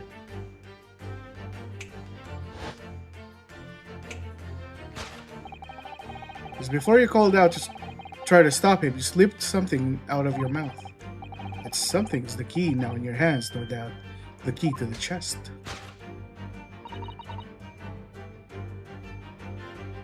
You're so clever, Runo. So now it becomes clear, thanks to Mr. Sholmes' graphic demonstration. We can well imagine what happened here.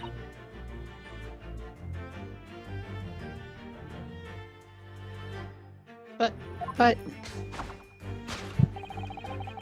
Professor Migadoba also opened that metal chest only to be punched into the air and land sprawled onto the settee.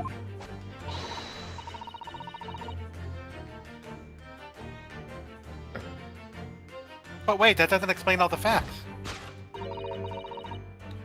What about the stylish scarf and the cup of tea?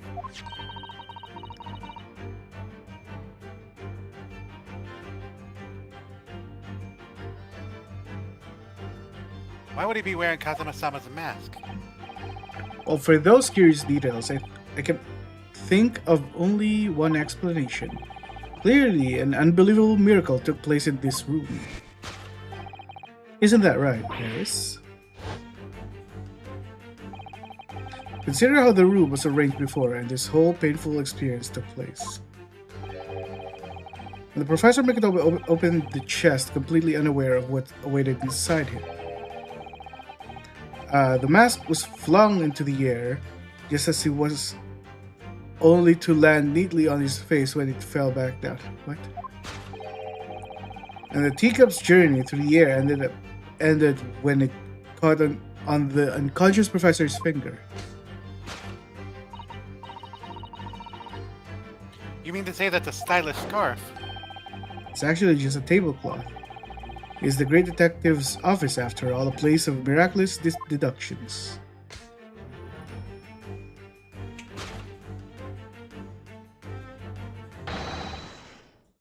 Cute. I like that. Would you expect anything else? Anything less?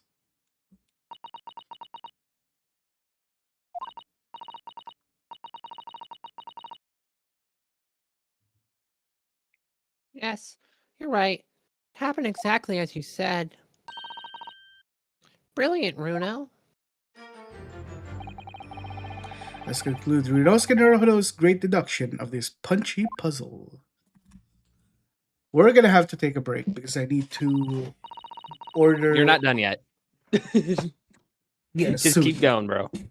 So then, why don't I make a fresh pot of tea So for then, why don't us I all? make a fresh pot of tea for us all? Objection!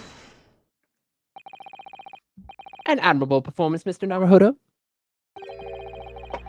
But in the final act of the show's air, you rather missed everything of importance. Mr. Sholmes?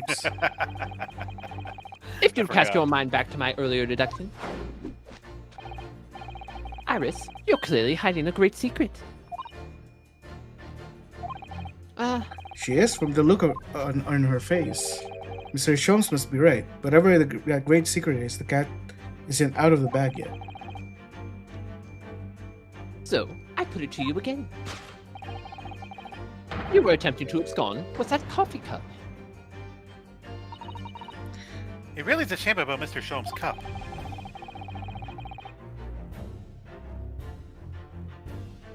It must have been smashed when Professor McTobe opened the chest.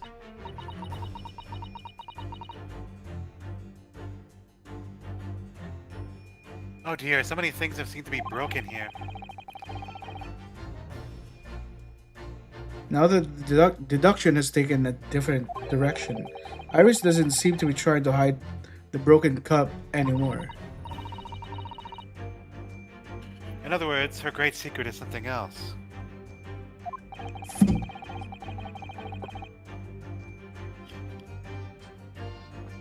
Let's put our observational skill to work here one final time then.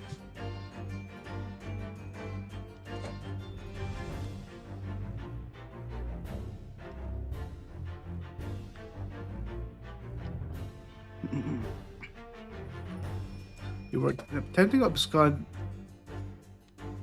Right. Oh my goodness. This opposite control is messing me up.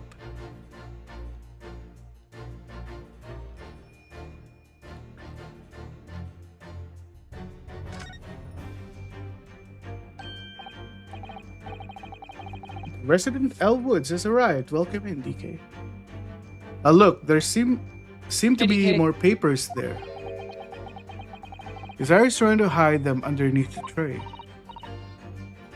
That's the insignia, Mr. Naruhodo. It's an official Scotland Yard document. What? But why would Iris have? We must ask her. No, it's not Shiro. It's the Lord Shiro. An official there you go. Scotland Yard document. Take that!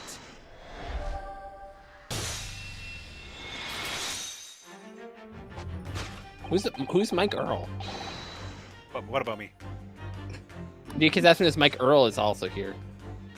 Mike Earl, you also there? Mike Earl is here. He is playing Angry Birds. You are attempting to abscond with that case file. And downloading random gotchas. Mike is someone else entirely. Yeah. Eventually it was Epic Mike, then it was Earl Mike, then it just became Earl. Oh dear.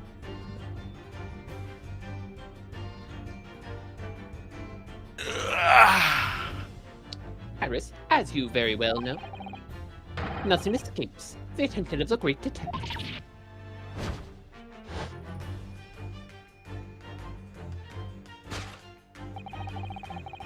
We visited Scotland Yard's autopsy laboratory earlier today. And Dr. Gorey informed us that the autopsy report of Clint Van Zeeks had gone missing.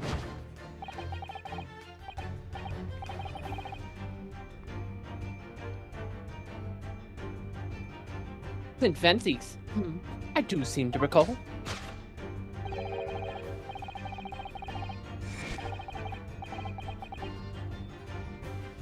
But some years ago, I asked to see the report in question. You were with me, weren't you, Iris?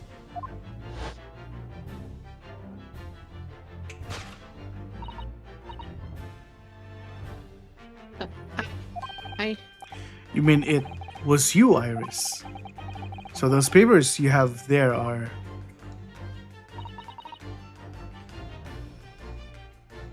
Why is I'm Mikotobi sorry. here?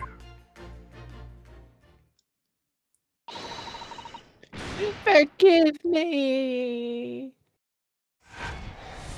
Forgiven. You made her cry.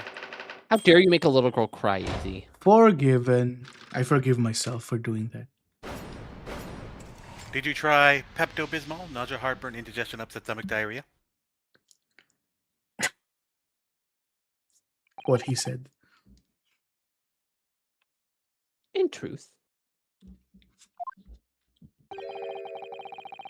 I would like to have thought I could have predicted about booby trap tests, but it caught me completely off guard. I was very nearly late for consulting Detective Sherlock Holmes.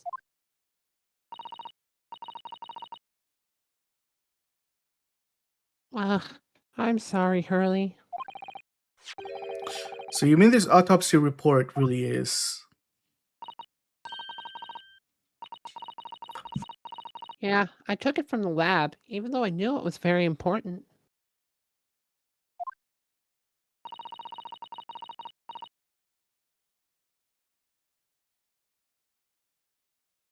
Was there something in it that troubled you, Iris? Not exactly something that troubled me. Something I'd been looking for.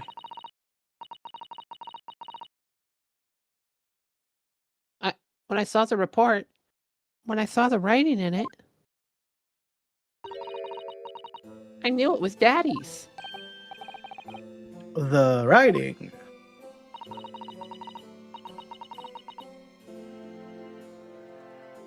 Your father's writing. What do you really mean?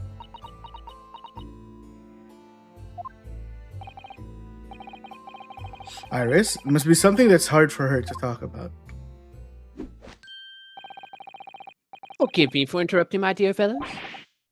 Mr. Sholmes, what is it?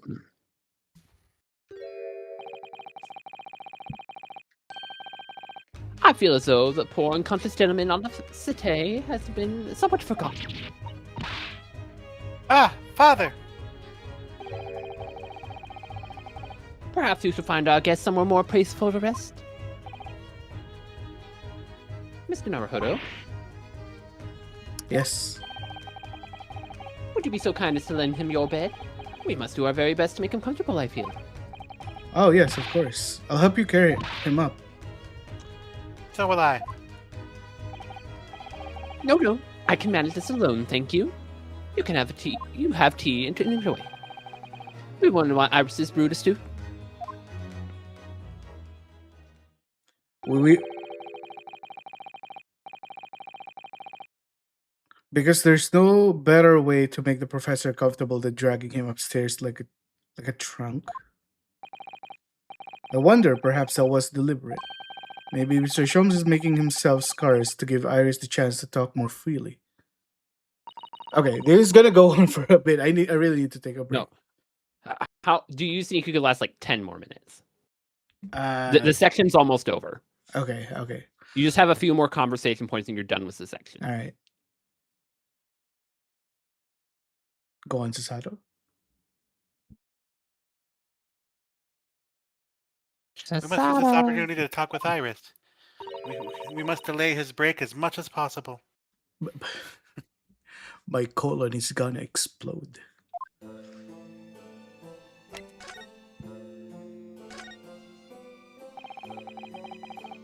Would you like to tell us about it, Iris? About your father?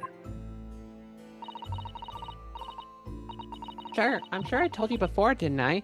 That Daddy used to be Hurley's partner. Yeah, and that notes about all the cases they saw together are kept inside that metal chest.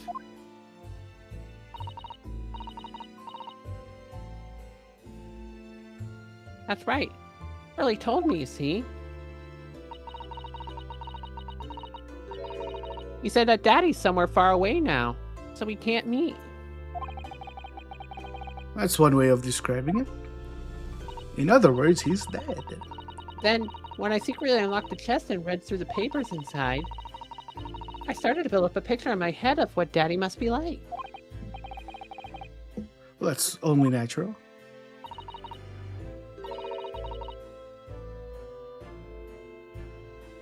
You're just like any other girl your age.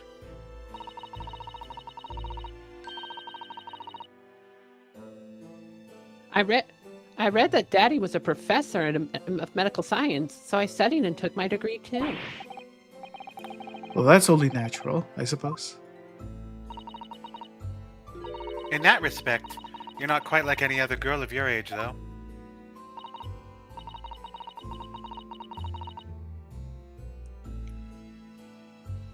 But there was one thing I could never find out. Daddy's name. Ah,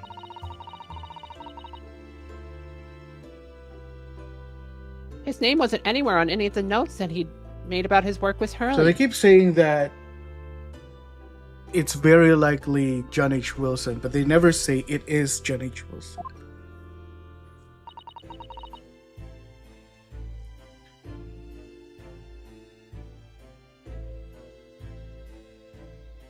But then one day, That's what happened, is it? When you saw the autopsy report, you finally managed to work it out. Is that right?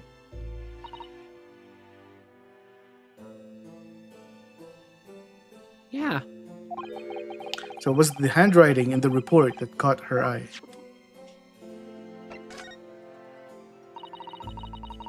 when I saw the writing on that report, I could hardly believe it. I know that handwriting, I thought to myself. Because it was the same as the writing you'd seen in your father's case notes. Exactly.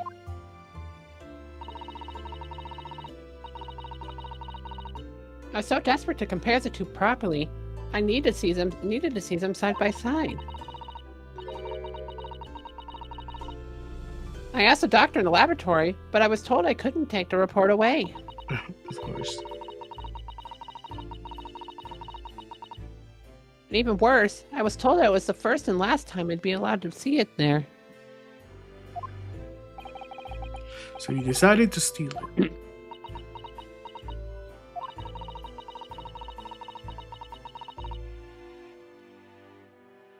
When I compared the autopsy report with the case notes I had there was no doubt. The handwriting was exactly the same. It was Daddy's.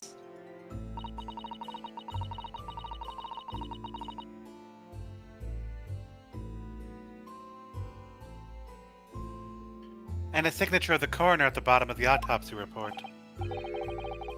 Read Dr. John H. Wilson.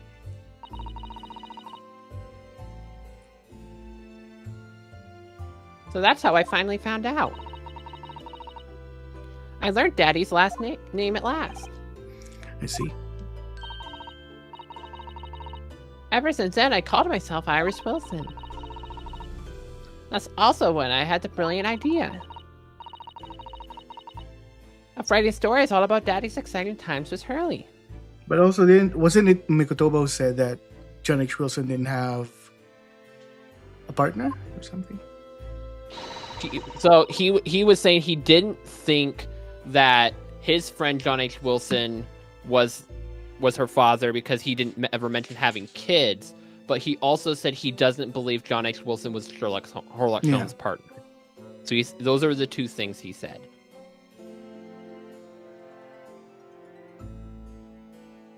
I decided then and there that I'd write the adventures of Sherlock Holmes.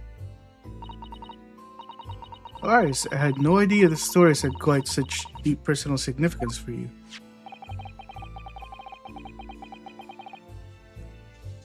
I can see why the autopsy report was so important to her now. And why she was prepared to break the law to get her hands on it.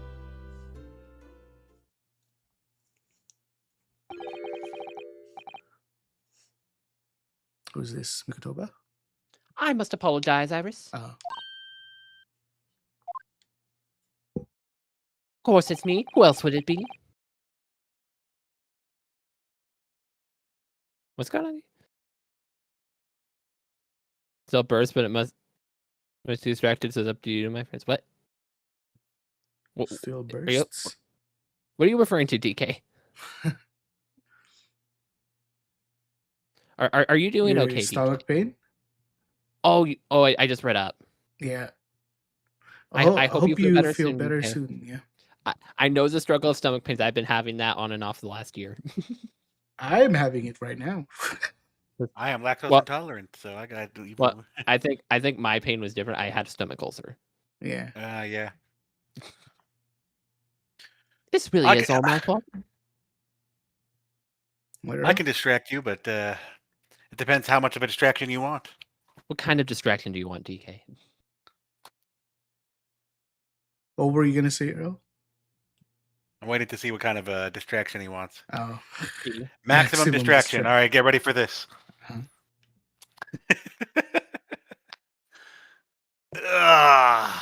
DK is a she, by the way. DK's a what? DK is a she. That's still fine. You said he. All right, so Yep. depending on the type of distraction you want, I recommend a show, an anime called The World God Only Knows. Go and Why read the can't DK manga watch to us that. as a distraction? What's wrong with that? Amazing. They need distraction right now, Earl. I was waiting for you to give the maximum distraction. Okay.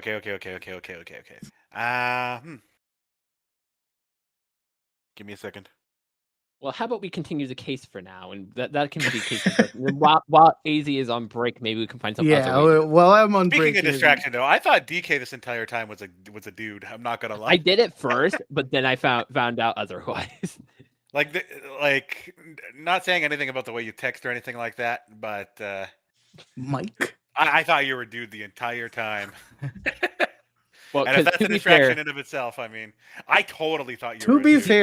fair, it also, DK, Donkey Kong, male, yeah. male. My name is Big. Yeah. So is mine. What do you mean? To be fair, DK, you can change the color of your name pretty easily, but if you don't like set a color, your name can appear different colors at different times. So it's not so your name could appear to you as pink, but it appears as a different color to someone else. And then when you have DK and you have a pink text behind you, it doesn't really like make me think of DK more than it makes me think of Diddy Kong or Dixie in that regard. But Dixie is a female. Not to mention, I hate to say it, but I don't know, just the way the sentence structure and everything you've done just makes me think you're a dude. But I have heard DK's voice, so I do know DK. I just like I us. I don't assume anyone's gender. I'm like, okay. Yeah, I don't either for the most part. Because I know we live in an era where if you misgender someone even on accident, it's a hate crime. Yeah, no. I Yeah. meant like it doesn't. Whether it's a dude or a girl, it doesn't really matter. It doesn't really change anything to me. I don't pay no mind. There was one time I went with my sister to a cosplay photography event. I was going to be her photographer, but I ended up helping with the whole group as a whole. And there was a pair, and I said she to one of them, a feminine pronoun is it's he, and I'm like, okay. And the whole mood with those two the rest of the time was so tense. I felt tension off of them the entire time I was talking to them. If it makes you feel better, I'm known to be kind of a dunce when it comes to knowing the obvious and whether someone is a certain way. When I you think meet probably someone, attest to that. if you might appear to someone as different from the general you want to be referred to, you need to tell them right away. Don't wait for them to misgender you and then get mad at them because they're wrong. I mean, everyone's calling Earl Mike. That's misnaming, no? Which is his fault for having epic. Well, Mike 16s. I've never been mistaken as another gender and other than cis, so I think I haven't had any issues. Call it male privilege, if you will.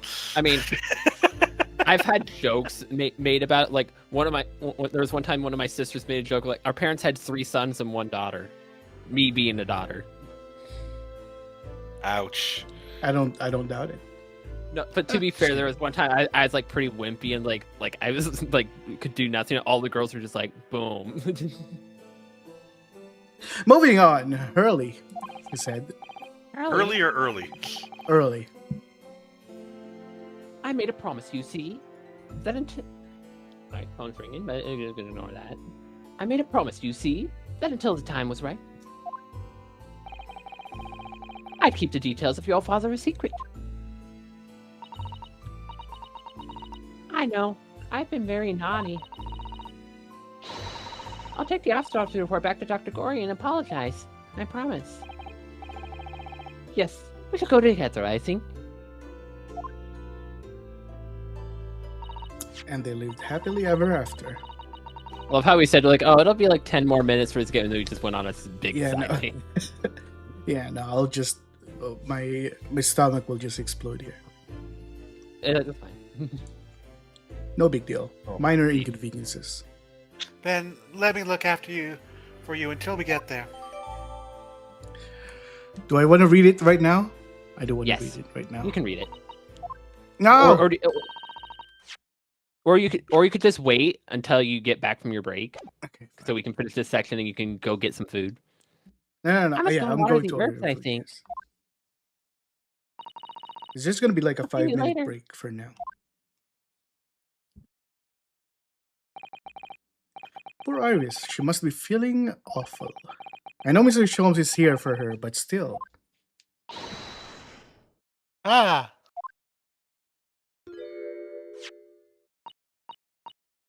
No, What? they're going How? to reveal the contents of the report. No, just go with it. how? Mike and AZ are there, what's that? Scatabush restaurants where you are? Scatabush restaurants where you are. Scatabush. I've never heard. Never I've never even heard of the word Scatabush. Olive Scatabush Garden. is the Canadian yeah. better version of Olive Garden. I mean, Olive The Garden. fuck's- We have one. Scatabush. To be fair, if there's a Canadian version of a restaurant in America, it's probably better in Canada. I've never tried Scatabush. I'll look for it when I can. Is there one in Canada? Where you are or where I am? Here, let's Scatabush, let Earl read your lines. I'll location. work. Canada. What's the meaning of this, Mr. Sholmes? Mr. It's Sholmes. Toronto for sure. Yeah, we're like in the void of Canada. Yeah. You just go to the big rectangle, or the location next to the big rectangle. Yes. Or dear. Oh dear me! Oh dear me. So you've noticed. So it looks like But there's none in Saskatchewan. Okay, would mean- there's like some big reveal happening right now. I don't want to cut it. But that would mean he's from Saskatchewan. What on earth is the matter, Mrs. Sato? You've turned as white as a sheet. It's this autopsy report, Mr. Naruhodo. The one from 10 years ago. The writing Mm-hmm. Okay. isn't Dr. Wilson's at all. Whose is it?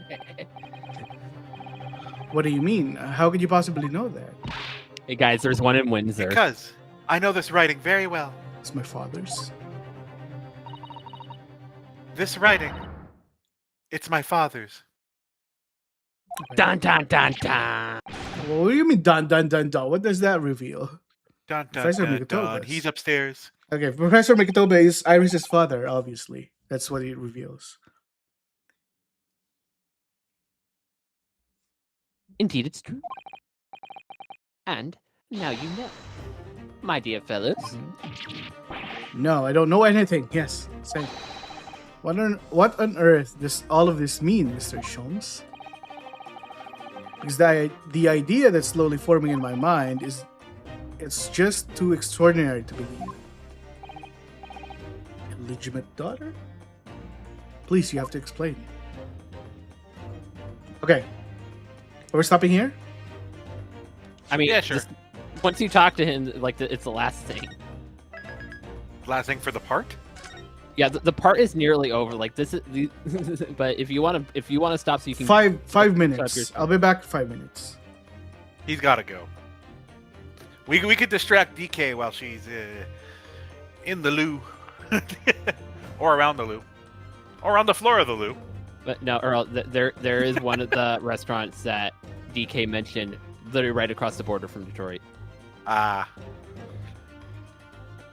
Well, me and AZ are going to go to Detroit, pick you up, apparently, because you don't want to drive 2.5 hours, even though that's easy. Maybe there's another reason I don't want to drive that far. I'm in the dining room having a light dinner to help. That's actually the worst thing you could do. or at least have like some very light fluid, just water, lay on your side, and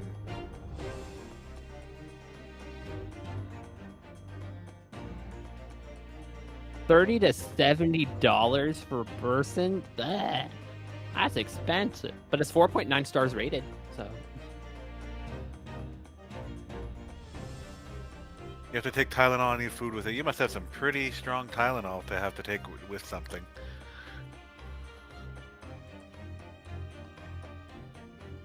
Well, I won't peer too much into other people's business.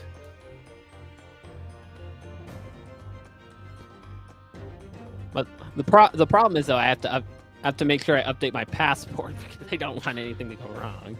You know, I do want to actually do a trip to Vancouver at one point because I'm in central Alberta right now, and I do want to go to a couple of their conventions because notably bigger. I did want to go in August of this year because there was that Hololive concert at the one, but I didn't get a chance to go, which was unfortunate. The central Alberta. Let's see, line this up. What's in the exact center of Alberta? Absolutely nothing. Yeah, it's absolutely nothing because Closest thing to the center is Swan Hills. Yeah, no. I don't care revealing my location though, but I don't know. Let's just say near Vegreville. How's that sound? Mike, you will technically be the first to get a face reveal.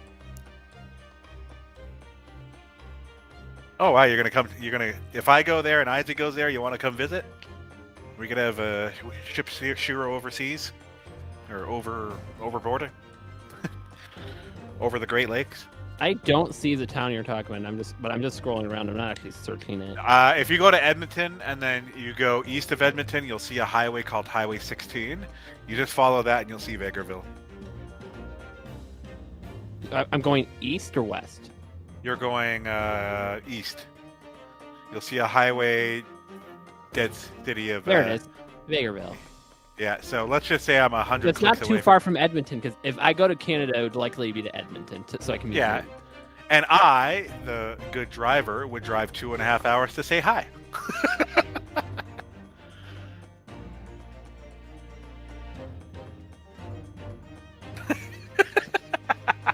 Wait, what the heck is that? You'll need to show me. It's like an egg on a point? What? Some kind of mural or something? I don't know what you're looking at, but I'm going to tell you right now, like, all our cities have, like, the world's biggest insert item, right? So there's one there that's world's called... biggest egg or something? Yeah, there's one in Mundare called the world's biggest sausage, and I always make, like, a dick joke. Of course you do. Why am I not surprised? I might go to Edmonton with my fam to see them all. If you ever go and you want me to go there and say hi, I'm definitely there. The mall's honestly not too good for shops right now. Like, their anime shops have been downsized, which is kind of a sucky thing. The restaurants are okay. The food courts, I mean, they have a Chick-fil-A, but... Yeah, Like, I'm free all summer, so if you ever would have been like, oh, I'm going to go to Edmonton Mall, I'll go say hi. So long as, like, you're of age and it's not like me meeting a minor, then I'm fine with it. I don't want to end up on Chris Hansen's new movie.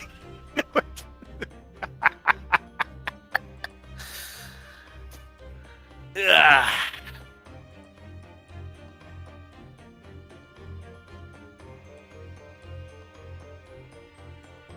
I missed a chance seeing another Canadian streamer friend who went to Vancouver. You know, like, us Canadians, we should, like, get together and make, like, a network, you know? Because there's quite a few really cool Canadian streamers out the gate. I had one in Vancouver. Shiro knows very well because we did a run-through with her, and she has since gone AWOL. Unfortunately, she was pretty damn awesome. That's the thing about her. Who else was there? Another streamer from here. There is one that I know in New Brunswick, and then there is one, I guess now that I know you, that would be Vancouver for 2. Me and AZ are in different cities right now, but I'm very close to Vegreville, hashtag Edmonton, and then AZ is. I don't know how to explain its location. One of the biggest city in Saskatchewan, is that if you know your Canadian geography and whatnot.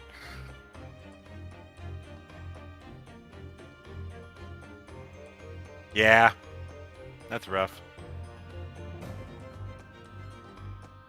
By the way, did you know that Chris Hansen's getting a movie? Like, what the hell?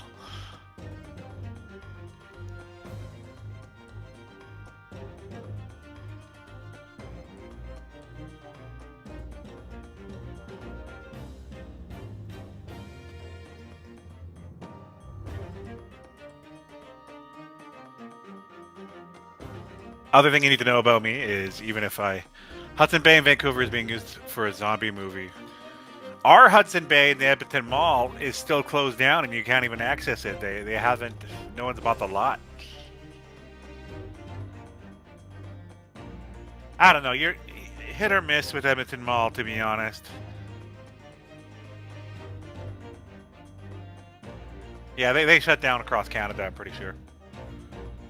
I used to like seeing them though, because like in the Saskatoon's main mall, there used to be a Hudson Bay too, and it used to be the biggest thing. And sometimes you could find decent winter coats there. Billionaire bought the Wayne one in Vancouver, promising to save it. We were wrong, definitely. Ugh. Came back. Welcome back, but we're still waiting for. No, I'm here, but we're still not back. So I'm ordering food. We're discussing Hudson Bays. So, And, Hudson Bays. Yep. Hudson Bays, we're distracting DK from stomach issues. Yeah. So Well, my then sister continue. just called me. That's why I actually answered it. And she's at a she was at a convention this weekend, and she and a couple of her friends heard a song playing, but they couldn't identify it. And she Yeah. was calling me to ask if I could identify it, and I nailed it. And she didn't even give me like words from it. She like just like kind of hummed it, and I zeroed in on it like instantly. You'll have to. Because she's I don't like, know. because she kind of hummed it. I was like, oh, I think it's this song from Naruto, and she looked it up. She's like, yeah, that is it. Nailed it. Yeah. I think Naruto only had like 3 good openings in my eyes. Well, it was actually an ending. It was an ending. Oh yeah. That's It's one of my top 5 endings from Naruto. One of the few I actually care about. I'm surprised you even watched Naruto. I didn't feel like a you thing. I don't know Naruto why. is my second Really? anime. Really? Shiro's watched mostly the shonen stuff, most of the shonen stuff. no? Yeah, like Yeah, I I get think the for all the One anime I Piece, watched but was the Naruto though. No, he's watched One Piece. He's watched Fairy Tail. All the I know. shonen stuff. I know he's an Inuyasha guy too. Inuyasha Yeah. was my first anime. My anime jam called Eureka 7. I love it. I don't watch as many anime as most might think, but like, I still know some stuff for most animes. You guys need to try the House of Netflix. What is the House of Netflix? Anything involving Netflix, no thank you. House of Netflix. Is that an anime? No way. Beats me. Ball Diamond District. So now looking back at Vergaville, Ball Diamond District. What's over here? I had a One Piece escape room, but it wasn't working that day. Ouch. Which one? I'm Penny curious. Library. If there was an escape room, how long would we take? I guess if it was like a 999 level escape room or equivalent to the escape room that you see in Danganronpa Chapter 4 and the second one with Nagito.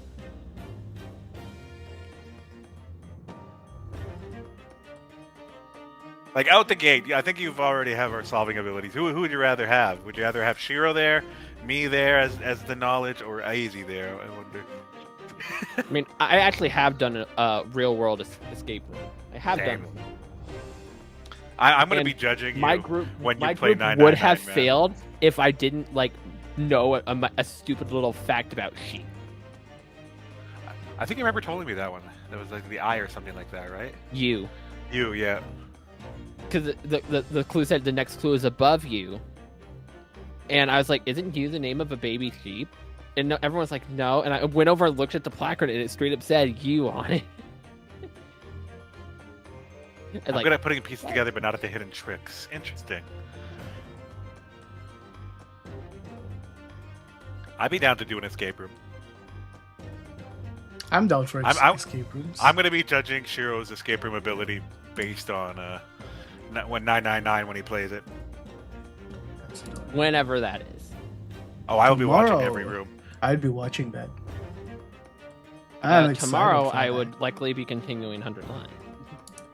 Impossible. Curry Katsudon. What else do I want? Yeah, DK DK can confirm the plot twists that were revealed last time I played 100 Line were absolutely insane. DK, don't- since you've played and seen both, which one do you objectively feel is more mind-boggling? The Nonary games or the one game? It's the same user anyways. I'm just curious how mind-boggling it is. 100 Line you feel is better? I don't know. Let's go, DK. I'm having not a lot of trouble doing it, but I'm having a lot of trouble finding You haven't something gotten better. the plot revelations I have. Yeah, but the questions that they are leaving don't leave me wanting to answer them, if that makes sense. No, like I still have so many questions based on the info I got. Is leaving me with so many questions, and I'm just like I have no idea how to answer any of these right now. Nah, 100 Line really can't. Was that like I don't know how it would handle the different timelines. Yeah, Kadaka and Uchikoshi together. Oh baby, they cooked. They cooked.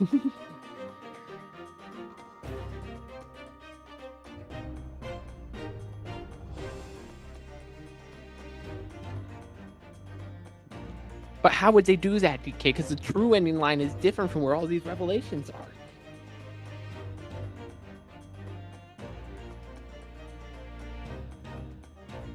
The true ending line, I don't know, pick a random character. Shoma did it! There we go.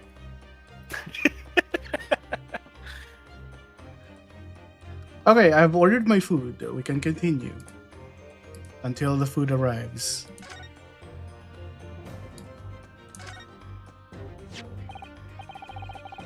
Order confirmed. So this autopsy report was actually penned by Professor McTobidan. What did you order? Curry katsudon. I'm feeling Japanese food right now. From the H Street one? Atridge. Ah, okay, I got you. Oh yeah, I guess you would do it from there, yeah. But that makes no sense. It's possible. It's not possible, surely. Zakushi in Vancouver. Not possible, my dear fellow. Pray, take a deep breath and think again. Yeah, Vancouver has a lot of good food places and good food. Next time AZ and me go to Vancouver, we'll let you know. Yeah, Are you're you right in in some Vancouver, ways. DK? You're not in Vegas, despite your name? Damn. Yeah. DK loves Vegas, but it doesn't think Damn. DK lives in Vegas. By the way, I'm going to Vegas at some point. Canadians.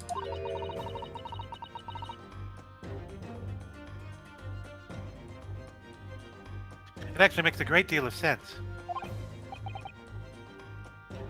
It does. Vegas donut place. Nice. 10 years ago, when Father returned to Japan after his extended study tour in Britain.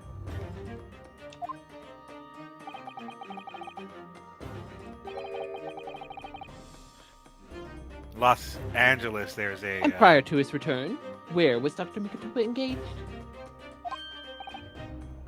Oh, of course. It was an assistant in Dr. Wilson's laboratory, learning about forensic science.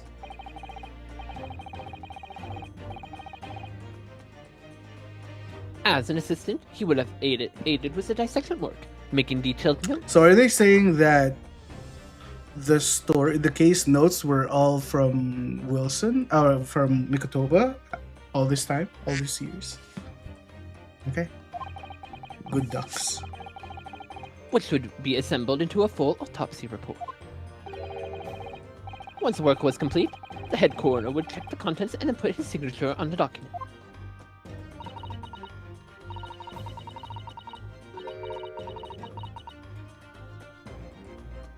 In other words, the only writing of Dr. Wilson's in the report would be a signature at the end.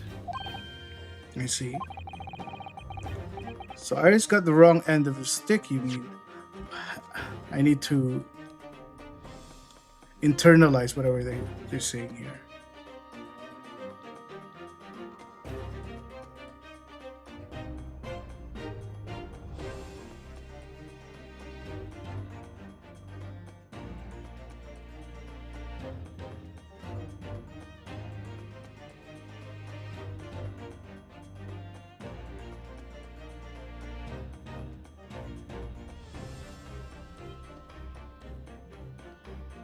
Okay, but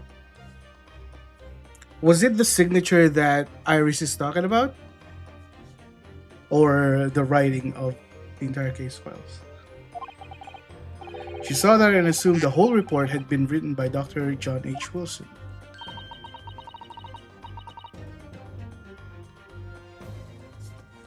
Which is very understandable, of course. What a complicated situation. Okay, so canonically, Iris is Susato's sister. Got it. Understood.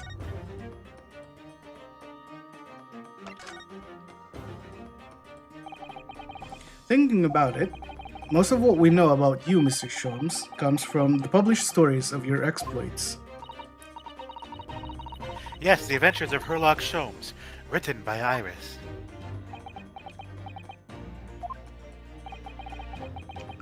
And we really have no way of knowing what's fact and what's fiction. It's troubling for you, my dear fellow, I'm sure.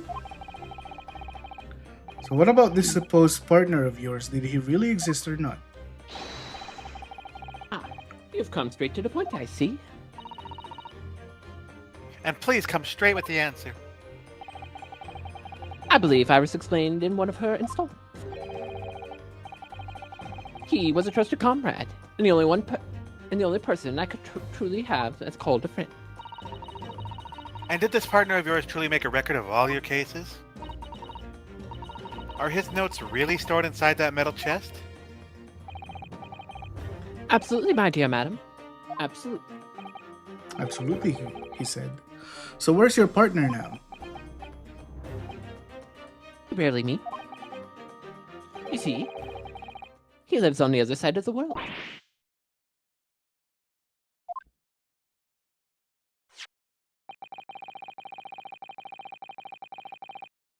But if this autopsy report and the records of all your old cases were penned by the same hand, and if the autopsy report was written, though not signed, by your famous partner, there would be only one logical conclusion.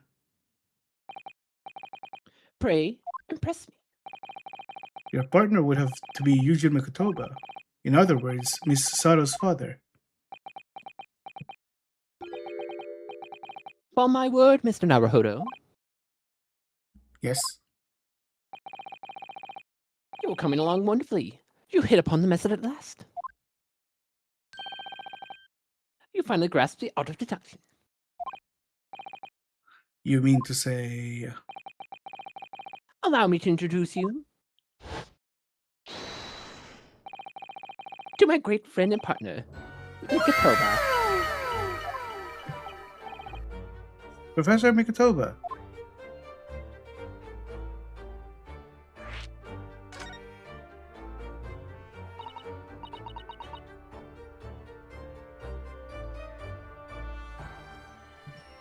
Susato? Does this mean that you're the real Dr. Wilson? No, my dear. I'm still my old self. Yushin Mikotoba, your father. Oh, of course. It's obviously too much for Susato-san to take in. I must say, though, my old friend has attained worldwide celebrity as a great mystery solver and the greatest mystery of all. I still remember the first time we met. Ah, pray remind me, when was it again, Mikotoba? 16 years ago, Sholmes. Ah, yes, quite. 16 years ago. I just arrived in Japan with Seishiro and Genshin. I was in search for lodgings close to the hospital. Some comfortable rooms at a reasonable price. But rent was devilishly high in that particular area. That's right. So I decided I need someone to share the lodgings and the expense. Why I didn't ask my already current friends to do it with me, don't worry about it. And I was fortunate enough to be introduced to Sholmes, who found himself in a similar situation. I was a callow fellow back then. A mere shadow in the great detective you've seen before you now. I was working at the hospital's chemical laboratory at the time. Indulging my curiosities was for a little gain. The situation of our cohabitation led us to pursuing cases together, you see. Hard to believe. It was a mere 6 years. We had great many adventures. But in the last year of Miss Mikotoba's stay in Britain, the most infamous case presented itself. The case of which you're becoming rather familiar with yourselves. The Professor killings. After the trial, Seishiro and I were summoned back home. Hardly surprising given the circumstances. So there you have it. And as you know, all the details recorded by my trusty chronicle remain in the metal chest. It's just amazing. Professor Mikotoba really is Mr. Sholmes' famous partner.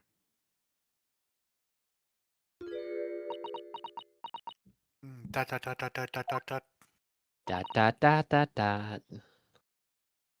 Father. My goodness, my dear. What a cutting look.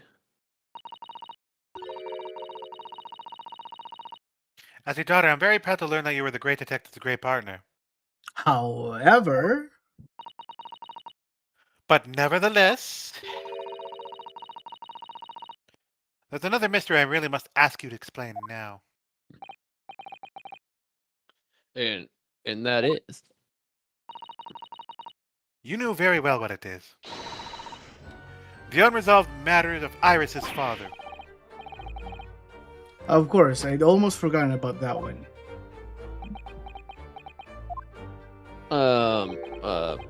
I should have seen this coming, I suppose.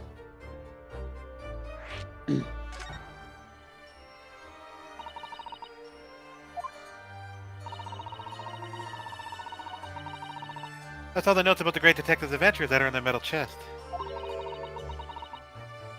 Were written by your father. Isn't that correct, Mr. Sholmes? That is indeed what I told young Iris.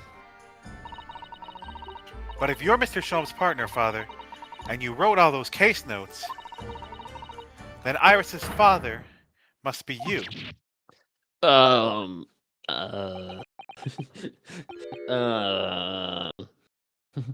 Upon my word, Mr. Sato. You are coming along wonderfully as well. You too have hit upon the method at last. You finally grasped the art of deduction.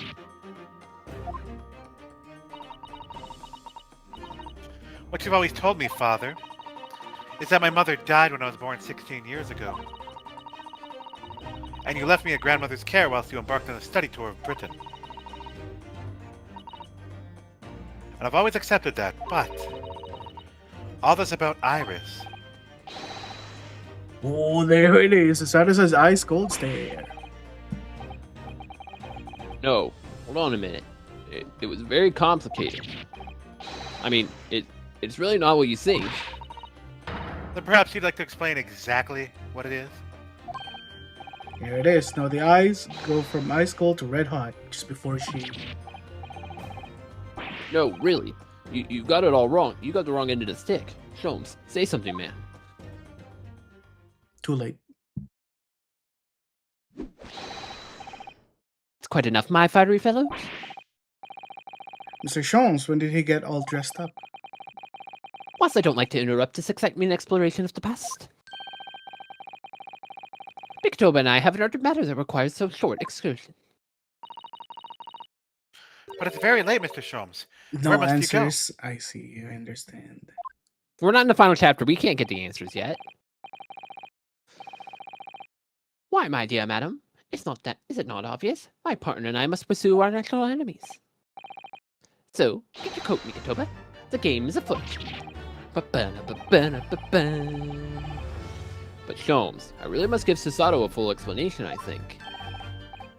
Later, my dear fellow, later. We're not in the final chapter yet, we're only in chapter 4. Our carriage awaits downstairs already.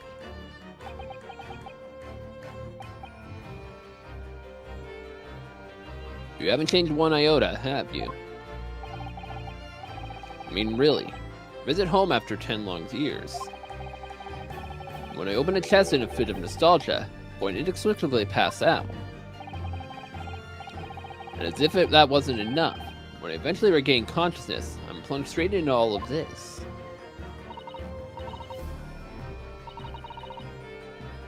Father, please go with Mr. Sholmes now. Oh, We'll she discuss your mad.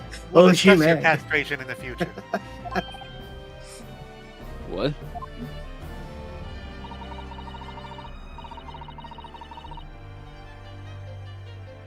I've no doubt that whatever happened, you were acting in everyone's best interest.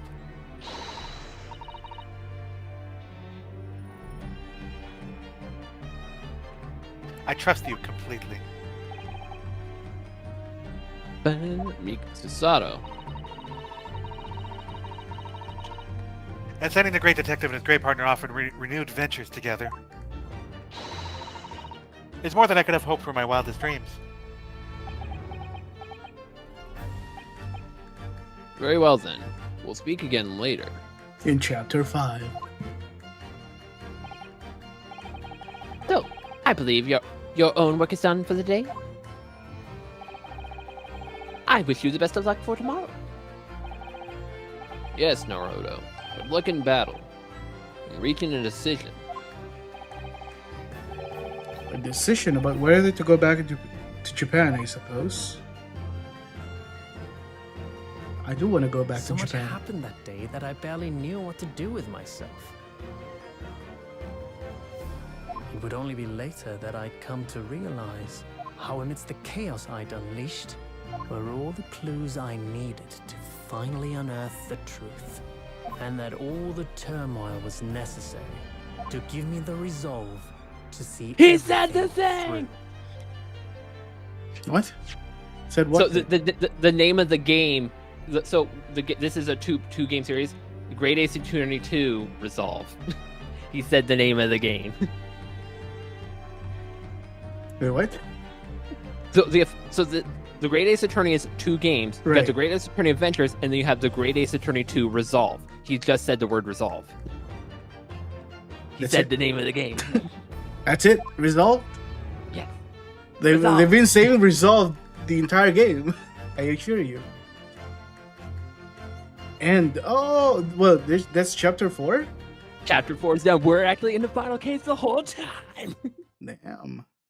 Welcome I to the thought we final were case, not eh? going to finish chapter 4 for another couple of...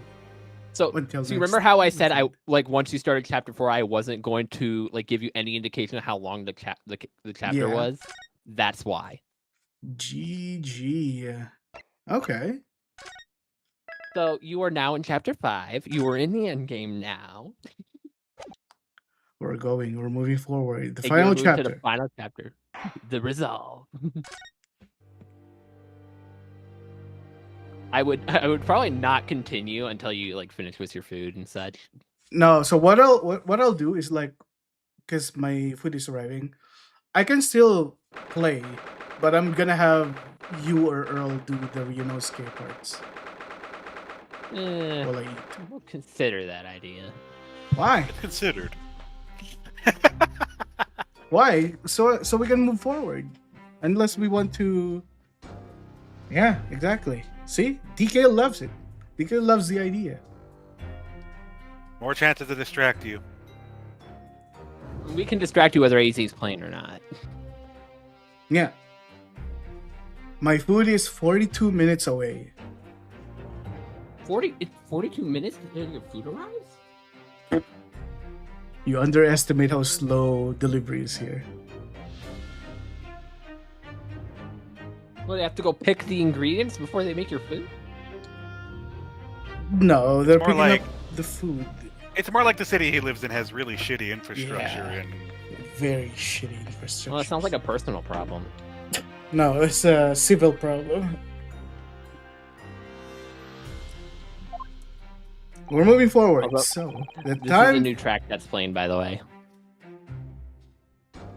is it? I recognize it. Yeah, it's a different version of It's the a different arrangement. Independent Chamber I see. theme. You're gonna notice a few new songs in this one. The time's finally come. Today, we unravel everything. I'll be counting on your support more than ever today, Mrs. Sato. Mrs. Sato? ah, Why me? So, Mike, oh no, what's the matter, Mr. Naruhodo? which conventions are you thinking of doing? If actors and actresses are there, I might join y'all. You'll have to let Conventions. me know. I am down to arrange something because me making it to Vancouver is pretty easy nowadays. It won't be this month though, because I'm already going down to Vegas in end of June, beginning of July. But August is open. We're going to Detroit I'm going to Detroit in August. We're gonna in do it. August. We'll fly to Toronto, and then, like, how are we gonna get a car to Detroit from? Or are we flying to Detroit? Which is cheaper? But you're in Pennsylvania right What's now? that called? What's that called? Novicon? Yeah, something like that. Pennsylvania? Where's Pennsylvania? I have no idea where. It's over by New York. I can't even spell it. Oh, you can join us then. If DK's there at that time. Yeah. You can join us in Detroit. See, I know you said P. Wait. You said you live in Vancouver. How the fuck are you in Pennsylvania? Pennsylvania is where DK's originally from. DK used to live in Ah. Pennsylvania and then moved to Vancouver. Why such a choice? if I may Why ask? not? Like, you picked one of the most What expensive do you cities in mean? Canada to live in. Yeah, very. More expensive than Toronto. Way more expensive.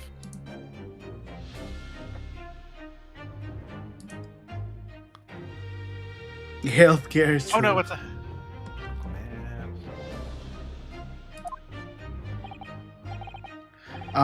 Nothing. I was just saying that I'll be relying on your support today, but here I am on the floor.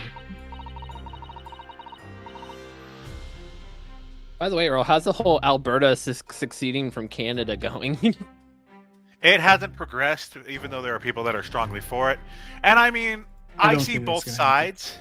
It's not going to happen, but I can see both sides as to why Albertans don't like it. Is because Toronto is essentially like producing fuck all, but they're getting all the money, resources, Yeah. and infrastructure. Right. Whereas Saskatchewan and Alberta even more because of the oil, is providing all the resources and all that money. It's getting shipped all the way to them. And meanwhile, we shouldn't have much of a, an issue with housing costs, prices, and all that stuff. In Edmonton, we should have. And Edmonton's such a crime town too. Like it's bad. Yeah, I'm sure it's not as bad.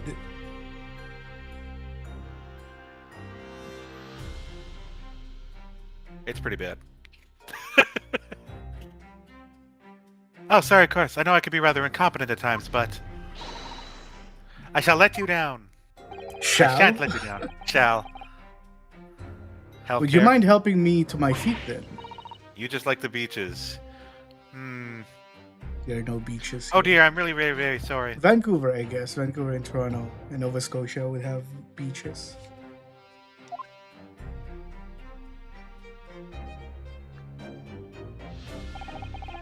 So Sada-san isn't her usual self at all. That's hardly surprising, I suppose. She just found out that her father is the partner of a world-famous detective, not to mention.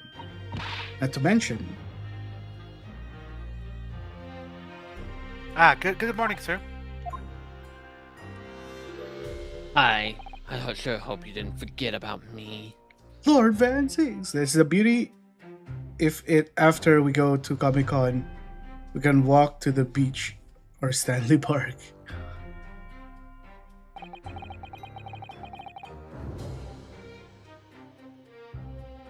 Thank you Comic for all your efforts yesterday. Van Zeeks, you're not gonna believe this. You gotta listen to this new gossip in town. Did I I hear don't that care about correctly? this town's gossip. No. What? Oh, no, nothing. Just, I hope we can clear things up today. I really can't make this man out. His face says I hate you, but his words are almost jovial today.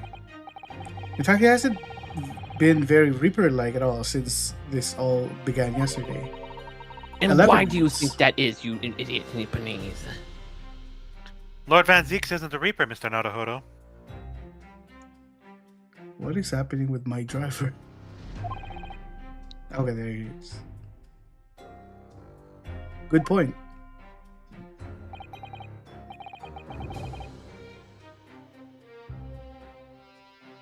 The Reaper, I suppose, in hindsight. I shouldn't have allowed that misconception to go unchallenged.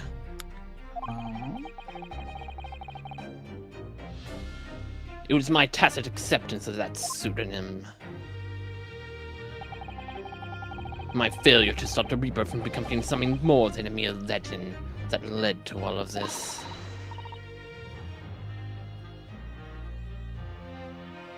But you're not to blame for that, Van Zeeks. It's only because Silly. serious crime in the capital dropped off so sharply when the public started calling you that. That's why you didn't say anything, isn't it?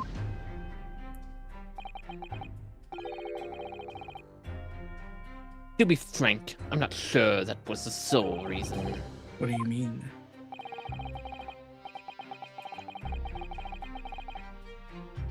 There was a rumor at the time that the Reaper was really the ghost of my late brother.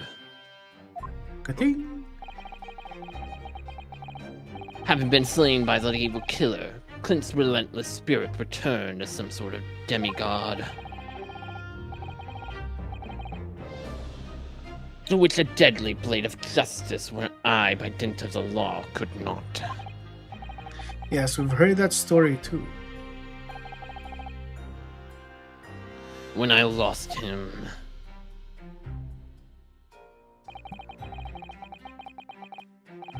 I felt as though I'd lost my guiding light. I didn't know where to go or what to do. And so, in some small way, I wonder if perhaps those rumors made me feel his absence a little less keenly.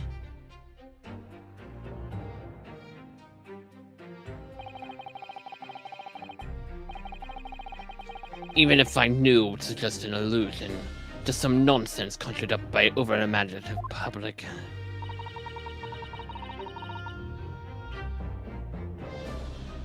He was obviously extremely important to you.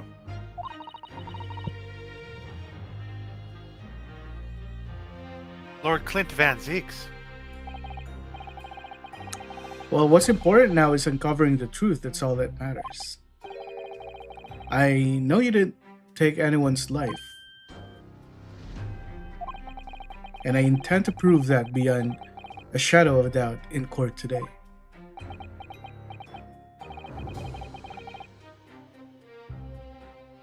I never thought I'd say this, But I'm counting on you, soldier. but I can see it in your eyes, that burning desire to cut through all the lies and deception. I can't deny it any longer. You are a lawyer of absolute integrity. Thank you. Now tell me, why do I detect a scent of expensive tea leaves in the air? That would be me. Oh, Iris, when did you get here? Oh. I brought you one of my special blends. Harley loves it. He says it helps him clear his head. I thank you. I've been running short on wine. They haven't really given me my bottles since I got arrested. I've been needing something to drink. I'm quite parched. It's surely the first and last time I'll ever see a sight like this. This would actually be morning tea, DK. It is like 10 a.m. or 9 a.m. or whatever. Lovely tea in Vancouver. You seem very different today, Iris. Sort of subdued, I suppose. I am not. What happened yesterday is obviously still playing on her mind a lot. She's clearly very troubled about having stolen that autopsy report from Dr. Scythe's laboratory.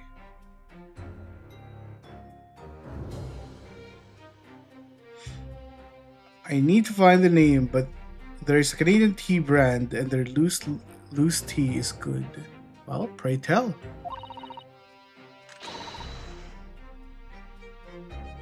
Alrighty then, good luck to you both. I have to make a move now.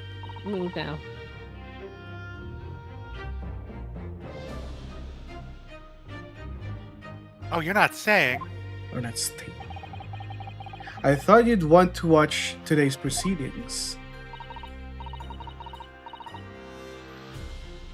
Well, I'd like to cheer you on, obviously. But I've got lots to get ready. Get ready for what? Oh, yes. Will you take this? I would. Isn't that one of the little felt dolls that's usually dangling from your knapsack? Yes, it's a lucky charm. A little Hurley that I made once. A Hurley? It looks more like a Hairley to me. Funny. For some reason, you completely run out of options in the trial today. And just pull this little Hurley's ears. As hard as you possibly can, just like the doorbell that rang. Wait. Hold on. You never hear the doorbell. No, because I have earbuds. I didn't even hear it. I heard it for sure. Alright, everyone quick BRB.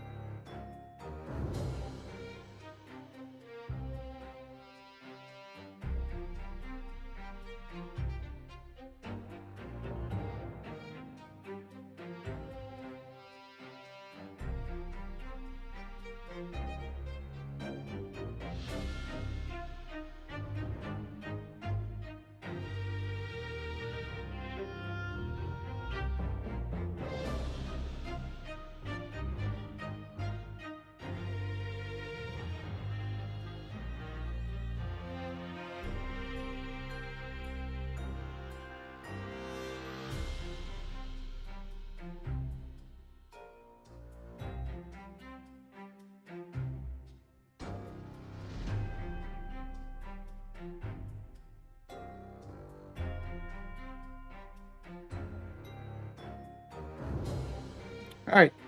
I got food. We're going ahead. Who's taking over Renosuke? I'll do it. Cool. Well, fully Sears. Who's taking him over? Isaac continues to read. I'm still setting my food up. That's right. It's a way to bring good luck. I think you might need it.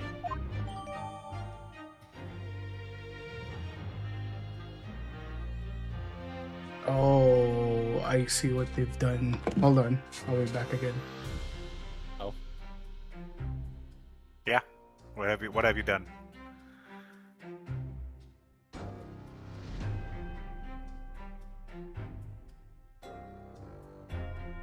So, do you think AZ is gonna figure out the first contradiction? Is that the one I would think it was, or? Here, I'll tell you the word. We'll see. We'll see if you remember just off of this.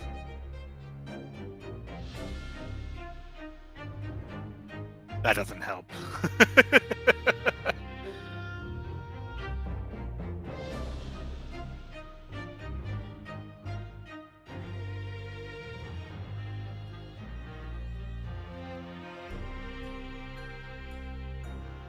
The question is, will Izzy remember? Maybe. He did read it. He read the dialogue. I know that. But will he remember? Will you remember? Dude, this is so stupid. I ordered curry katsudon and they delivered with the curry, the katsu, and the don all separate. And I have to mix it myself. Where's the don? Oh no, whatever will you do?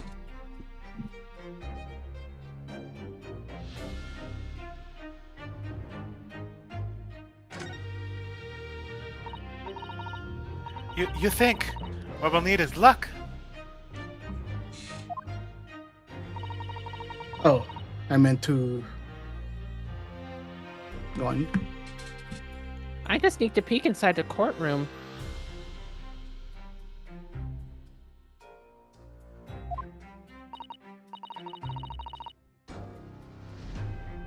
It seemed very different than normal.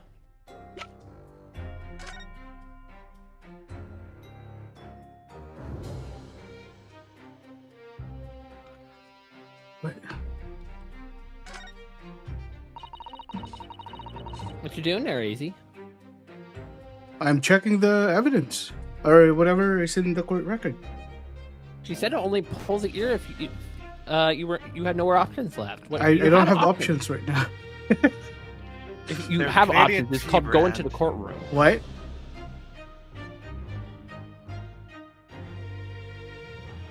What the fuck's a Nuff-K bunny? What? Nuff K buddy. Did you I've read never this heard one? of a Nuff.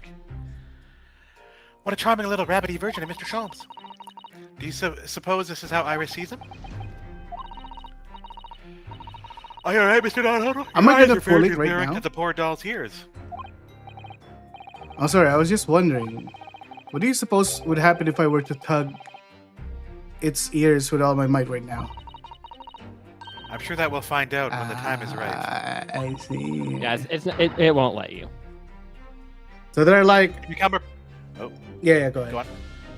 To become a proper gentleman, you really must learn stoic patience. So they're like, we've figured the entire case out, but we're not gonna tell you. But here's a thing that will give you some answers anyway down the line. But you can't do it right now. But I want to know. Same. Okay, fine. Okay, Earl, you're taking over. Okay. Yes, it would seem that a certain someone has decided to pull all the stops. What does that mean?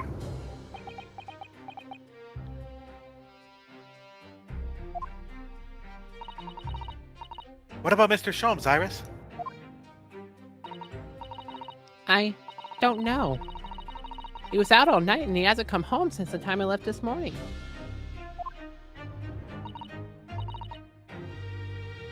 Oh, I see.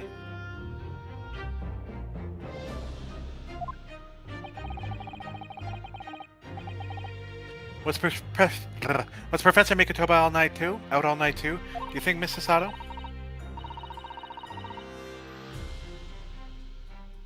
Yes, it would seem so. I telegrammed the hotel this morning.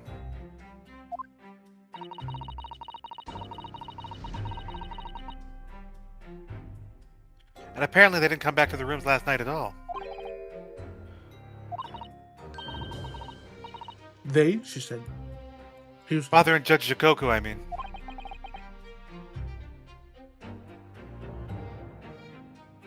Judge Jikoku too? That's right, nobody appears to have seen either of them since yesterday. Counsel for the defense and the defendant. Court's about to begin session. Please make your way to the courtroom at once, you losers. Right then, Runo. Good luck, Good luck, Runo. Good luck, Susie. Yeah, thanks, Iris.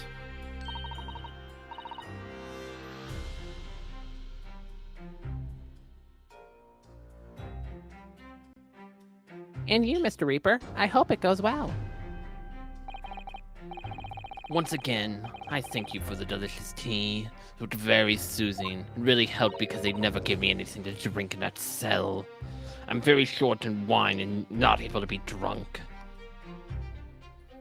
Oh, I'm so glad. We must go inside now, Lord Van Zeeks.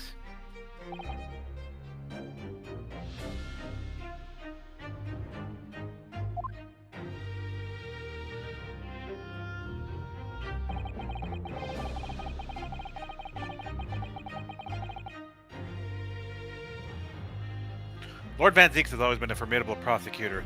I've had to lock horns with at court. But not today. Today, I battle with another in pursuit of the truth. My best friend, Kazuma Asogi, who I trust more than anyone else in the world. Now I understand what it was that drew me here to the Britain all those months ago.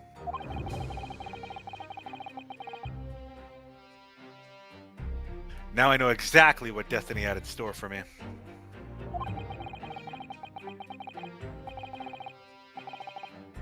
It's all been leading up to this one day, to this one trial, to this one final reckoning. Mom Spaghetti. Knees weak, arms are heavy. My legs Vomit on on desk spaghetti. already. Vomit on Spaghetti already. Mom Spaghetti. He's Spaghetti. But on surface he looks calm. Spaghetti.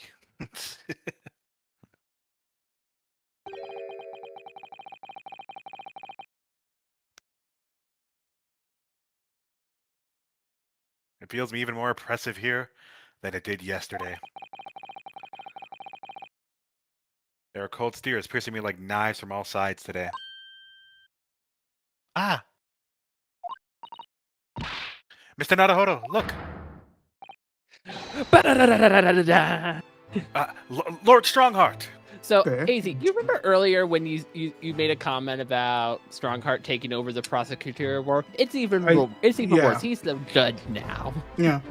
I imagine, like, if I guess I should have expected it as well, but I figured he'd be the prosecutor at some point. But Yeah, because they did Judge- make a lot of Judge comments Brooks. about him being a prosecutor, but there's True no words. way as Kazuma would just let him take it from you. I thought no. I thought what will happen in chapter 4 is that it'll end up with a kernel of truth that Strongheart will be some kind of big bad, and then Kazuma and Ryunosuke will actually combine forces, and then Strongheart would be the prosecutor or something like that.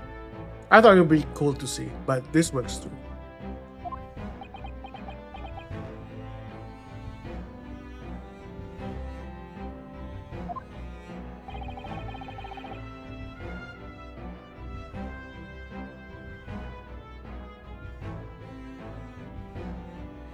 Kaza must have known beforehand. The ramifications of this trial now extend far beyond the murder of one Scotland Yard inspector. In fact, events have come to light that threaten or rock the very foundations of our country legal system. Harder than DK's belly, apparently. The escape of a condemned criminal on the night of his execution, the subsequent unlawful shooting of the man, and the revelation that the prison staff must have been complicit in the jailbreak. And yet, for some reason, only Daily Vigil was the one that lost his job. No one else seemed to have lost their job. That's kind of weird, don't you think? Never gets brought up, but isn't that kind of weird? Britain is currently hosting... Oh, can you go back for that one? Britain is currently hosting influential members of the judiciary from countries all around the world. It is imperative that we uncover the truth in these proceedings to avoid international embarrassment. By royal decree, this will continue to be a closed trial.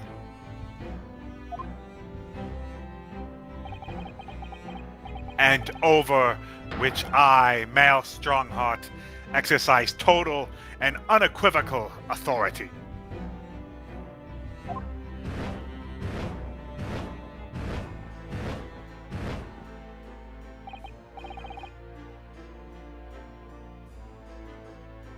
The six jurors' flames just...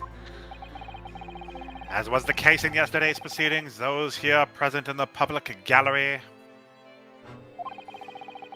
are distinguished members of our judiciary assembled to bear witness to a fair and judicial process. In other words, collecting your acolytes, Lord Strongheart.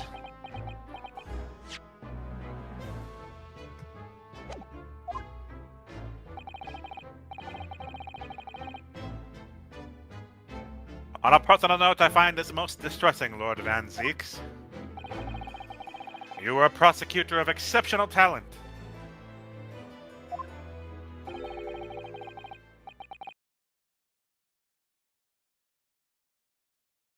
Much like your brother Clint, in fact. Don't you dare utter my brother's name in front of me. So yeah, so DK, you're missing a lot of context up there. There's his gavel. It's a unicorn head.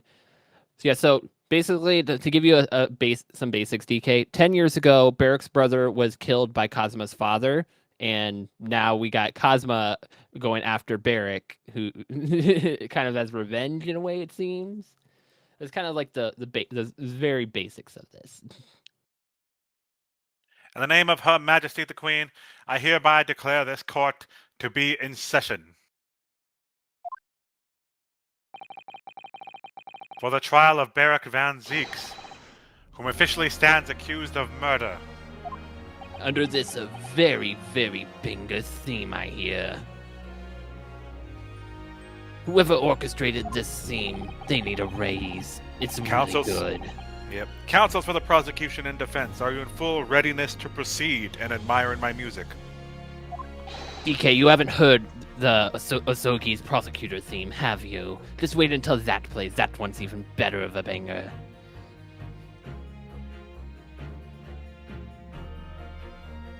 The defense is ready, my lord. As is the prosecution. Yesterday's proceedings brought a light to a shocking and disturbing fact. There was a side to the victim, Inspector Tobias Gregson, that was unknown to his superiors at Scotland Yard. He was carrying out operations in secret. The Scotland Yard knew nothing about. And in those clandestine operations, he had an accomplice. Here, DK, since I don't know when it's gonna play next, there it is. Just so you can hear it, because I don't know when it's gonna play next. Mr. Daily Vigil, who had been given the inspector's identification. He presented himself around the Capitol in order to establish credible alibis for Gregson. In that way, Gregson appeared to be carrying out his regular Scotland Yard work, when in fact he wasn't.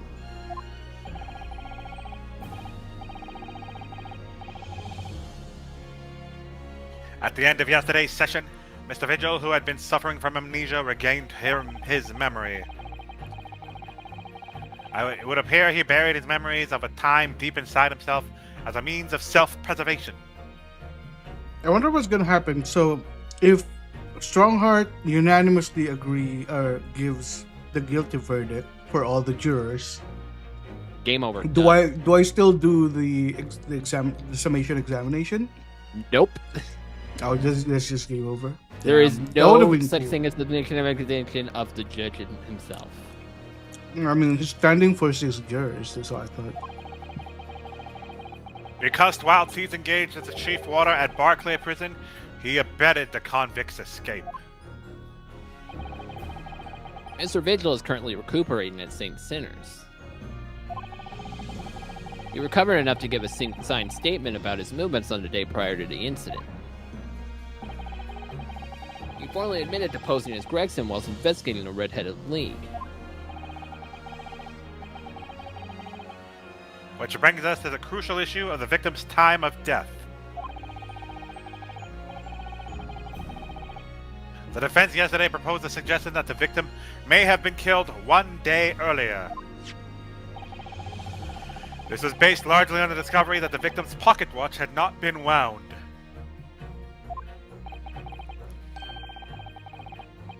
Prosecution has something to report on that subject, my lord. Really? Go ahead, Prosecutor Asogi. I met with the coroner yesterday to discuss the issue. She confirmed that the defense's suggestion could not be ruled out. It's entirely possible that Inspector Gregson was killed on the 31st of October, the day before the body was discovered. I have here an updated autopsy report that includes the amended details. But the official opinion of the investigation team was made clear yesterday. That the time of death was 5 p.m. on 1st November. You act like we care about that, really. There are indications that there's an attempt to disguise the real time of deaths, however. It also seems that the natural decaying process of the victim's body may have been slowed by keeping it chilled. That's out of the question. There are no refrigerated devices in that part of London large enough to accommodate a human corpse.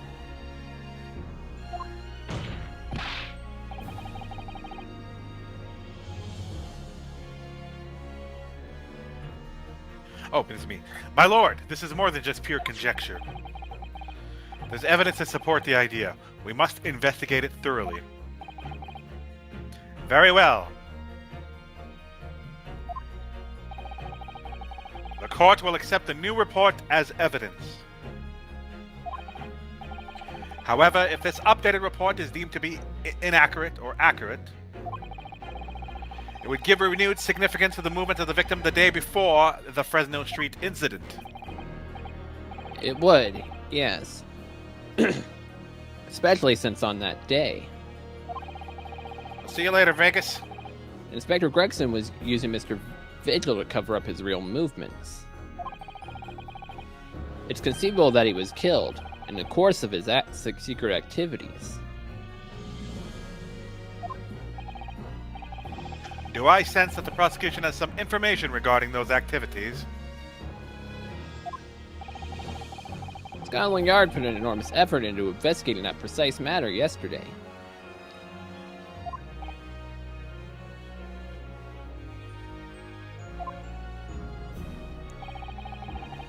I think we should begin by presenting results of that investigation work. So the prosecution calls its first witness now.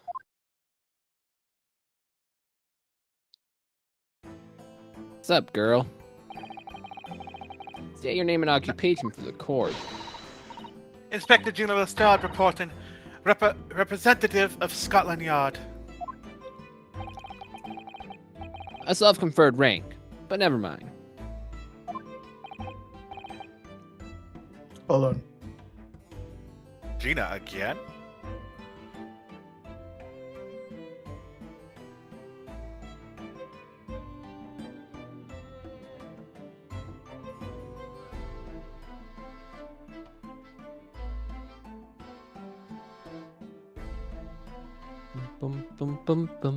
Moving on. What's your problem, Otto? What's with that Gina again? Look, huh? Ah. The boss meant the world to me. He done more for me than anyone else ever did. Oh, Inspector Gregson, you mean? He got me out of the back slums of the East End, took me under his wing. Taught me that life can have a purpose. So that's why I'm the best person to be standing here, speaking for him. Oh, Gina.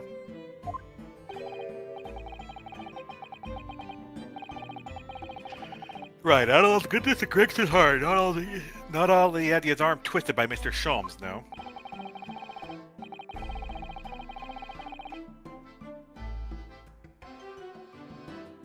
What's relevant to these proceedings is the outcome of the Scotland Yard's investigation yesterday. As revealed that the victim was carrying out some assignment the police knew nothing about. Very troubling.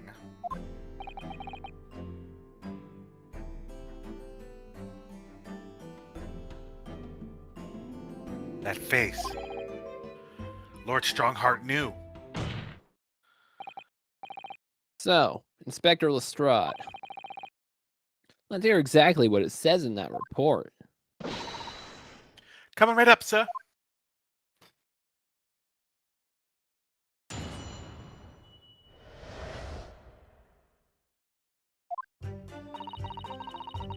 All y'all detectives are supposed to follow orders and investigate what they're told. But a little search of the boss's office turned up a notebook that had a load of secret meetings in it. According to that, the boss was looking at some smuggled goods dealings that day. Looks like it was a big job and all, but the coppers weren't on to it yet. What matters most is there witnesses who saw the Reaper at the place, too.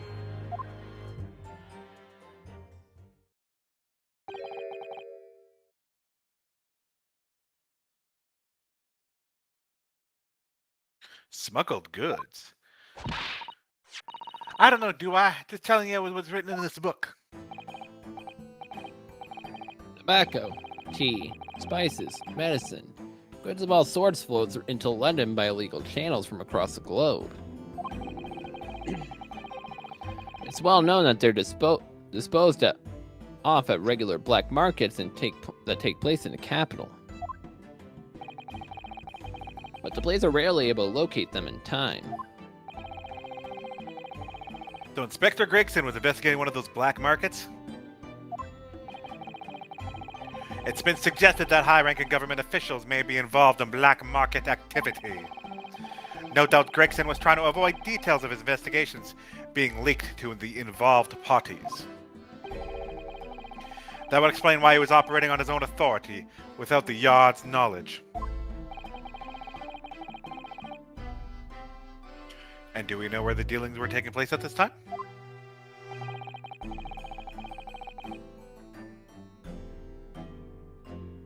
In a particular room of a certain exclusive London gentleman's club. And on the day in question, the accused is known to have been there. That's the conclusion of Scotland Yard's investigation in the matter.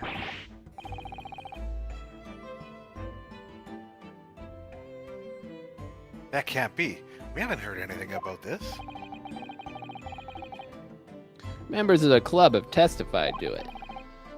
There's no question that the accused, Beric Van Zieks, was present. That would be very significant testimony then. Oh my, but... Lord Van Zieks has made no mention of this at all. In short, Lord Van Zieks had ample opportunity to murder the victim. Very well then, counsel for the defense. Begin your cross-examination. Well, I look extremely irritated. Well, I look extremely irritated. Yeah, why did they make him look so annoyed there? Like, come on, bro. At least try to look happy and like you're here to do your job or something. Hold it!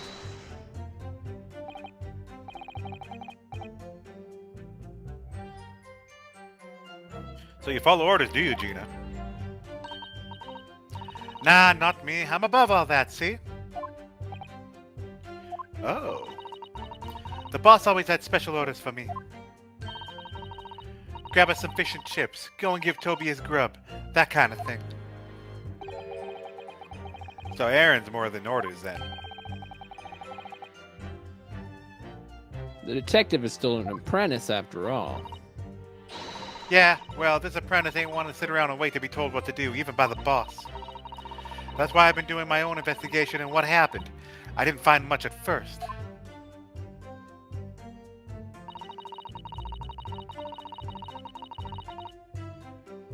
Hold it!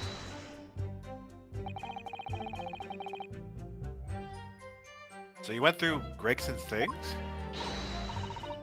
Yep, it's part of the independent Lestrade investigation.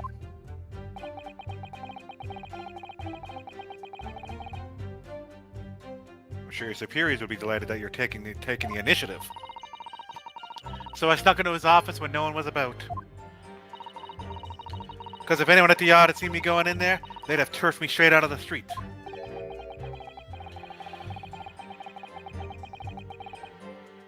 This is sounding less like an investigation and more like something else.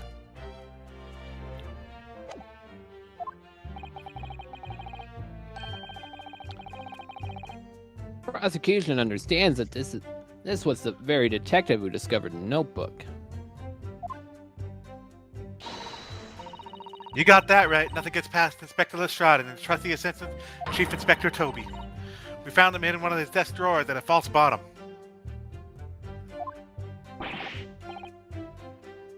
That's impressive. So then I went to hide myself when no one could find me so I could have a butcher's of what was written in it. Because if anyone at the yard found me out, they'd have toughed me straight onto the street. I've given it now, ain't I? And if it weren't for me, it would have never been found. By the way, I found that same notebook before. What are you speaking as? You're no scared? Van Zieks, obviously. Hold it! Because remember, I told you I read that book. I went into his office and found it. Do you have any idea where those dealings were taking place? Yep, it was all there in the boss's notes. Let's see if I can remember. He said the illegal dealings were due to take place at a gentleman's club. Yes, I remember. But I was hoping to find out the name of the club.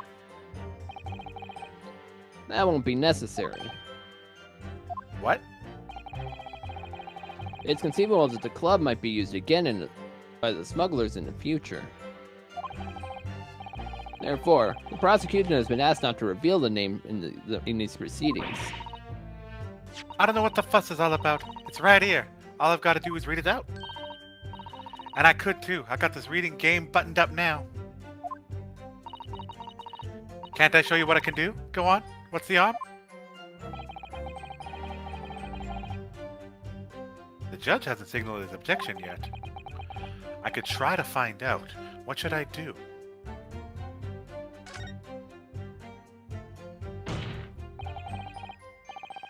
This is a closed court. The proceedings are confidential. There shouldn't be any possibility of the information being leaked. As I explained, there is some possibility of politicians being involved in this affair. The prosecution is rightfully exercising caution, I imagine. Not because I told them to. No, my lord. The prosecution has no objection. You want to say that again? You fucking what? The prosecution has no objection, my lord. There is no question that Inspector Gregson was looking at these black market dealings. However, it's not yet been established that he was on that particular trail on the day in question. The defense requires to know the club's name. The prosecution has no intention of being obstructive. Right then. I get to show off my reading skills.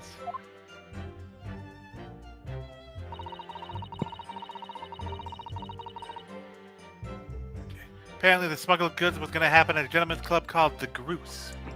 Or Grouse. But did I hear that? Man, my memory's really bad. I'm pretty sure I've heard that somewhere though. Grouse. That's fine. I can just go back to my streams. Don't rewatch your entire streams trying to figure out where you heard that before. That's just a waste of time. How am I supposed to remember? Well, maybe if you can figure that out. You don't have a need to bag. stream.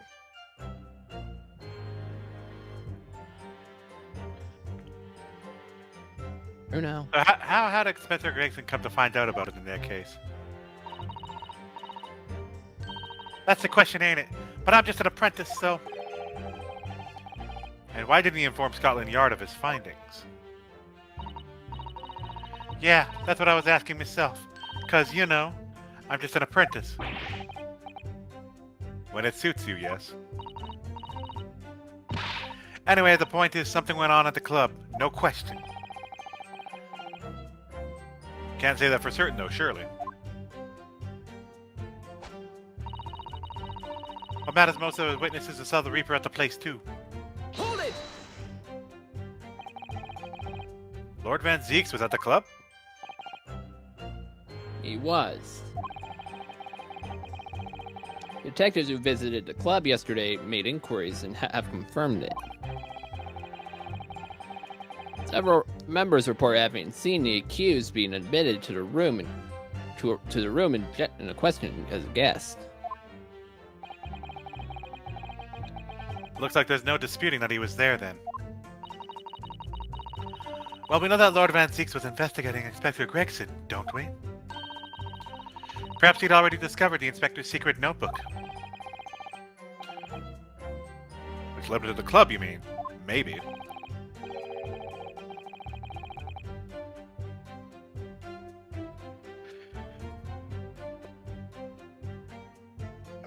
Very yawning. Presumably, then, there's also eyewitnesses who could testify that Gregson was there.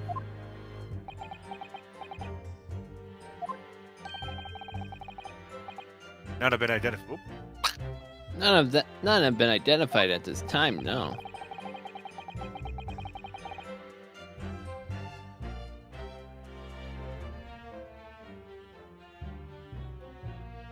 So the all-important victim was seen at this mysterious club. Oi, why aren't you asking Inspector Lestrade here, huh?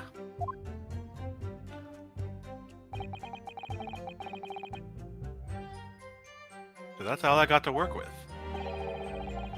Gina's not holding back with that ice-cold stare of hers, is she? I really don't know what to make of all this. Lord Van Zieks told us he was investigating Inspector Gregson.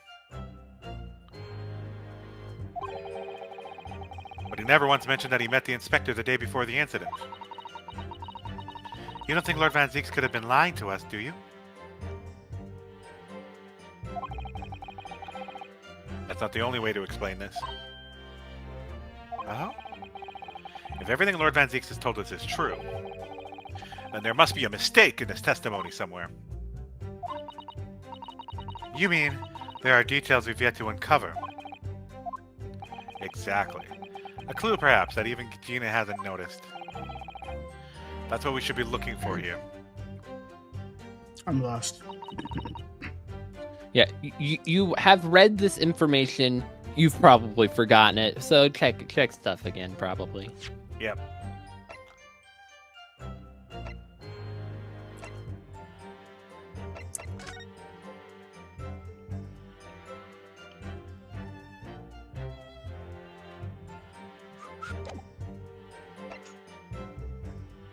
So,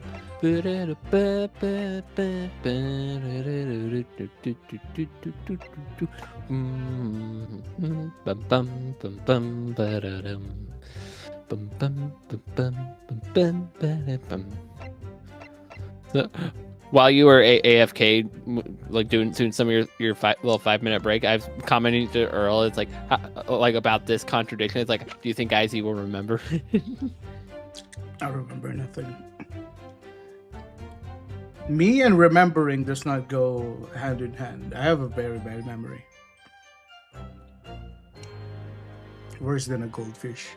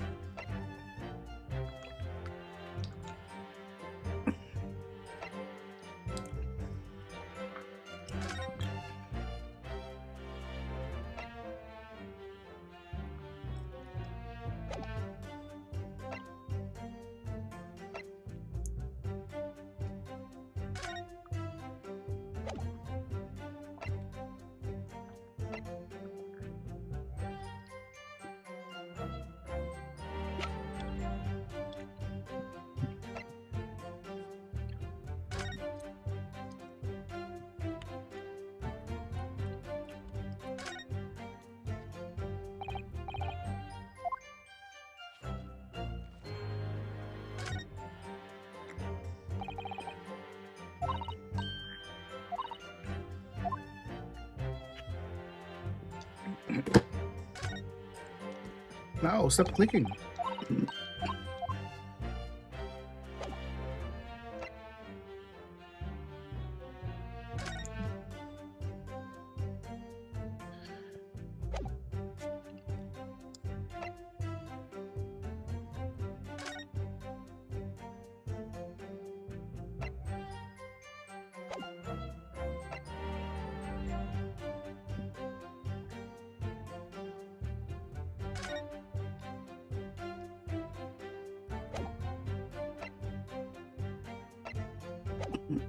Can I tug its ears now? Ba-dum, bum bum bum bum bum bum bum bum.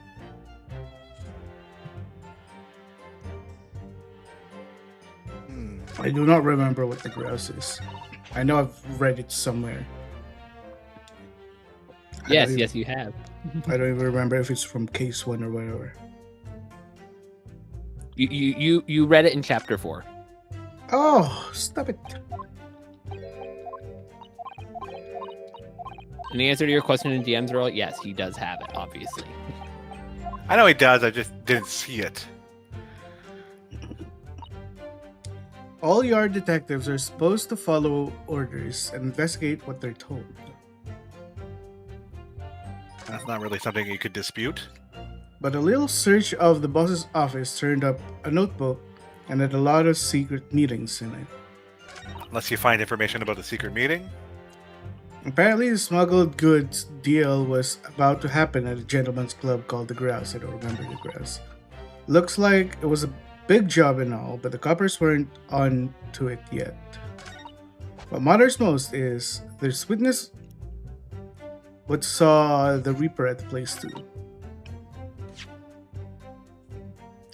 Am I supposed to have something for him? You do. You have the correct piece of evidence. You can contradict her.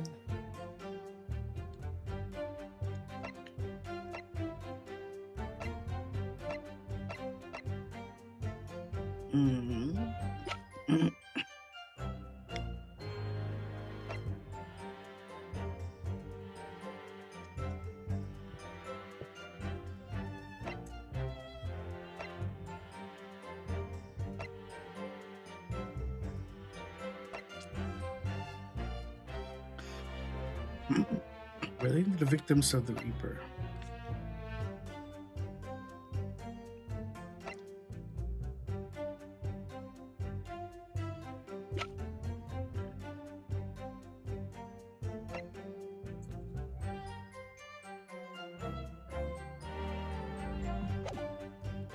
I do not get it.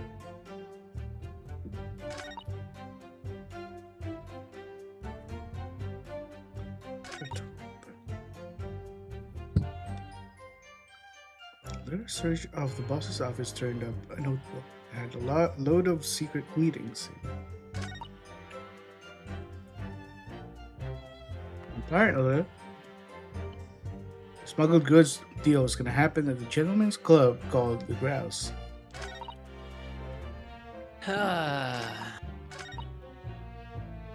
Looks like it was a big job and all, but the coppers weren't onto it yet.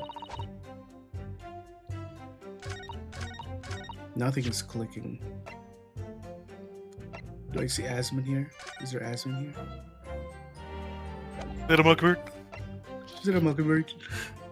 Okay, I will tell you, it's not gonna, like, just looking at stuff isn't going to give you an Asmon moment. What else do I do? Like, no, what I mean is, like, if Click you're it in the looking evidence. if you're looking at the evidence, you won't see it directly.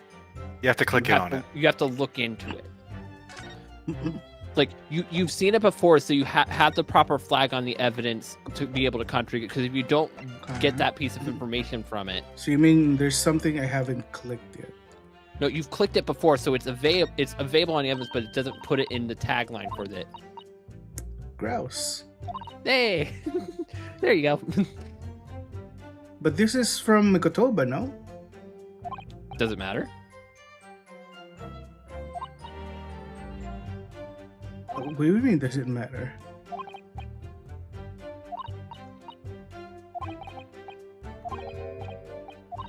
Or you could just click it and let Runosuke explain it. Yeah, since Ryunosuke is clearly smarter than you. Yeah, of course. He knows something that he's supposed to know something that is not presented yet. So basically, in Ace Attorney, if there's two things that are named the same, be suspect. Like, if they're not referring to the exact same thing, you be suspicious of it. And you could be disproving that it's a gentleman's club and instead a ship. Okay. Yeah, 'cause- all that so that basically- sure. Yeah. So basically, like, she's saying it's a gentleman's club, but you have proof that there's a ship called the Grouse. Maybe it happened there.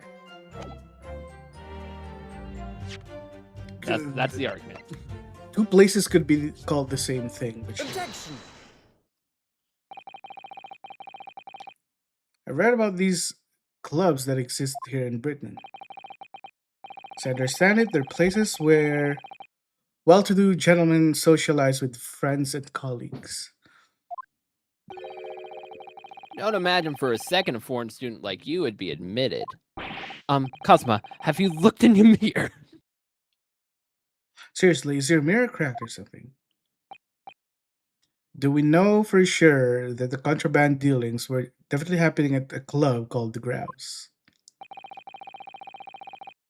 Police are currently looking for evidence, but haven't found anything definitive yet. And I'm sorry to say, they probably won't. Oh, you can go. Yeah, I can go. What do you He's mean by finished that? his egg foo walk. I mean, the place Inspector Gregson was secretly going to visit on the 31st of October may not have been a gentleman's club at all.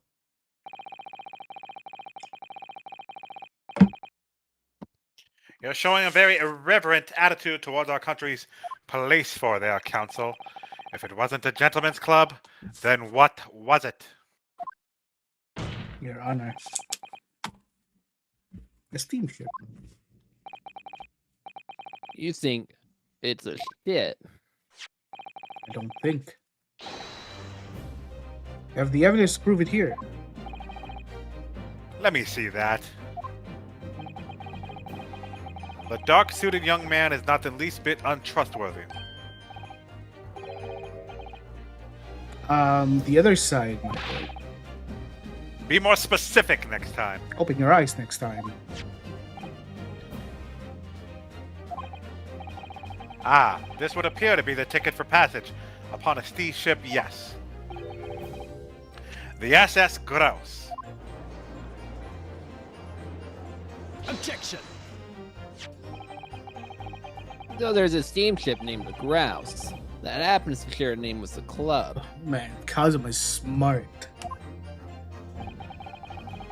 But I'm afraid to say, there's a flaw in your logic there. How? Look at the ticket. Notice the date of arrival in port. The ship arrived at the Port of Dover on the 1st November. Ah!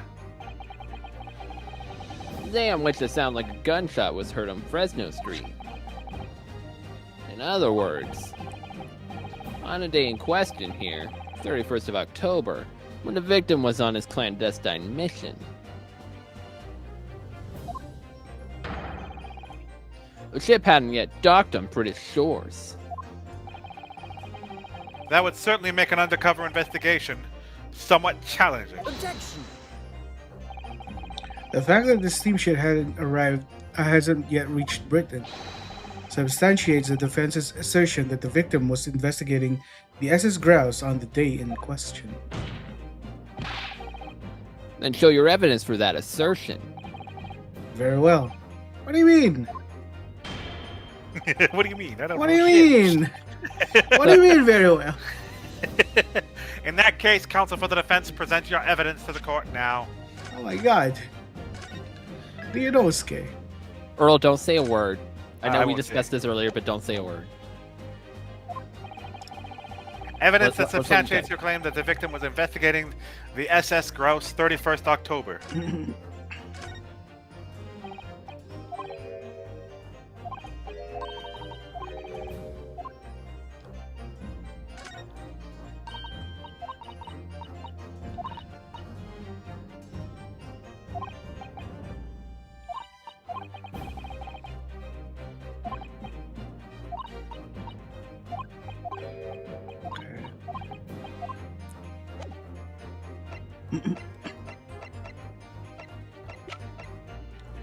Grouse, hey.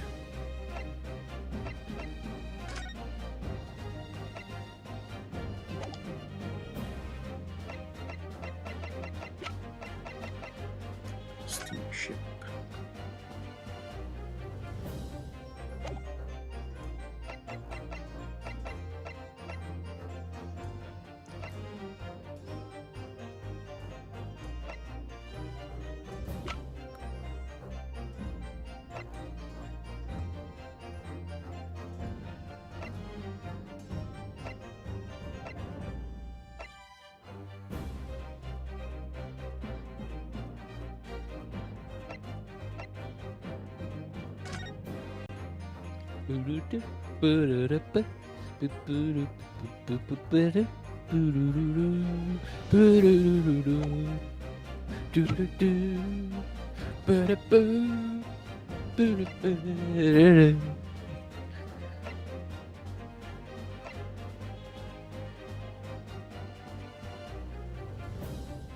Traveling trunk.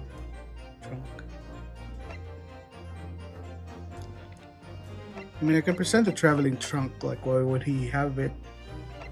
Whatever was this? Spectre Gregson's metal traveling trunk that was removed from the scene but subsequently recovered by Gina. Did they mention... Nothing on it yet. Huh?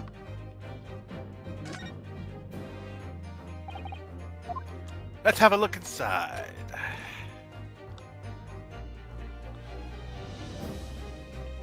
Did I not try this last time? I swear. No, so straight up, this was an Odie Asmund moment. Your cursor went over it, and you're like, "Oh, I can't open this."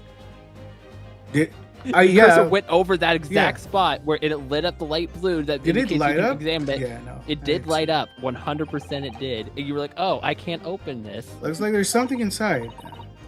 Oh, let's see. It appears to be a passport, authorizing him to travel overseas. Was Inspector Gregson about to go into trip abroad then?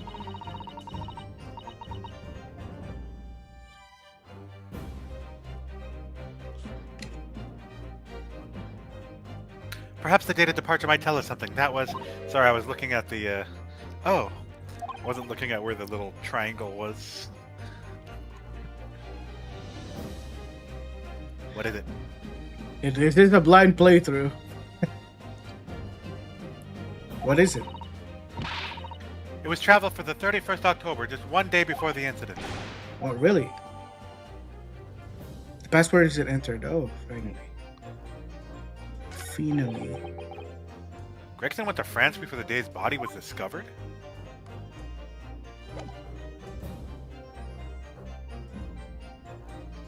But that's not the evidence they want, no?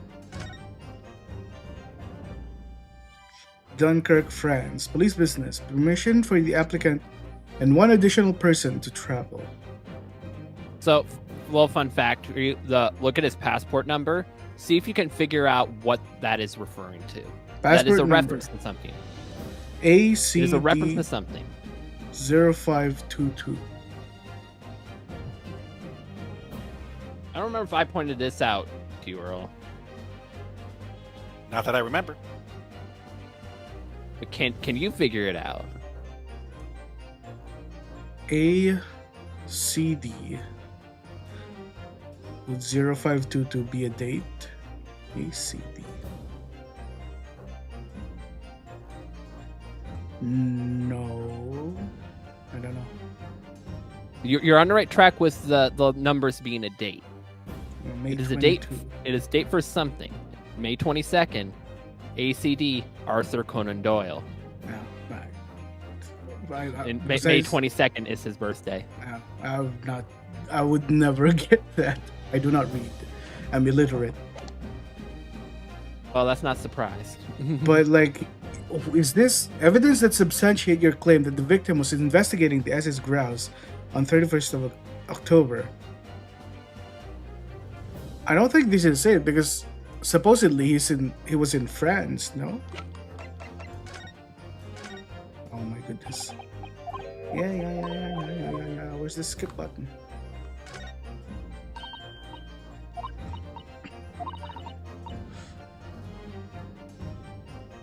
Yokohama departure, 11th September, London, yada yada yada. At Dunkirk. Oh, I see. Fine.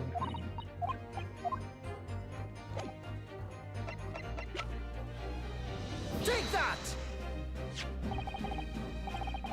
What's this? A passport for travel issued to the victim. Dated 31st October. What are you suggesting? I'm suggesting that just one day before the inspector's body was discovered, there was a distinct possibility he wasn't even in the country.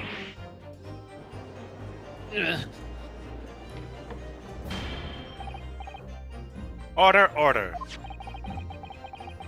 This document is for passage to France. It does appear to have been officially authorized. The day before the SS Grouse arrived at Dover, it docked on the northern coast of France for a night. According to my father, who was on board, at the port of Dunkirk. Dunkirk, France. What could possibly have taken the victim there?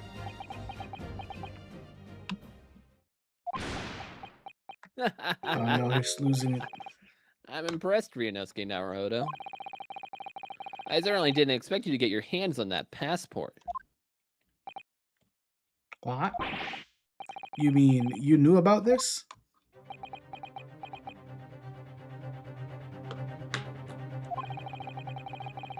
Prosecution strategy for this trial has been laid down by the Crown Prosecution Office.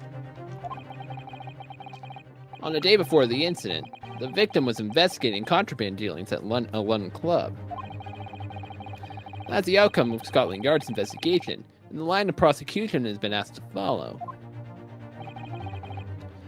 But personally, I don't agree.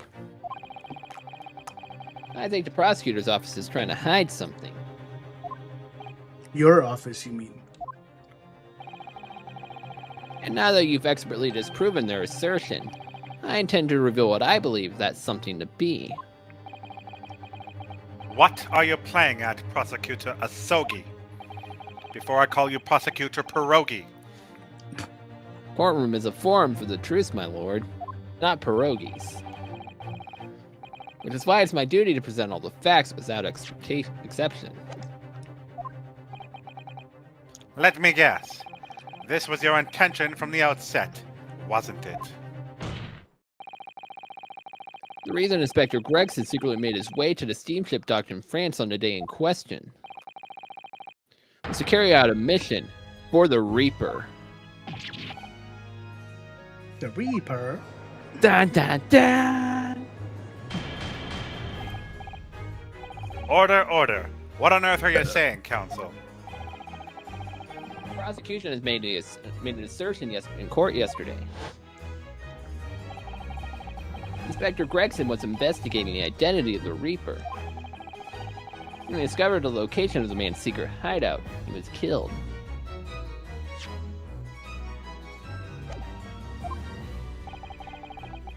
And I'm sure everyone can imagine, by the Reaper's hand.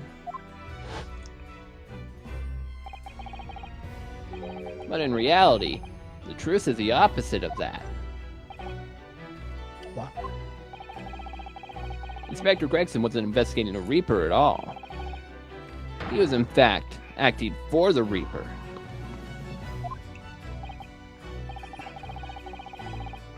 So you're saying the mission who was undertaking was? Obviously, an assassination.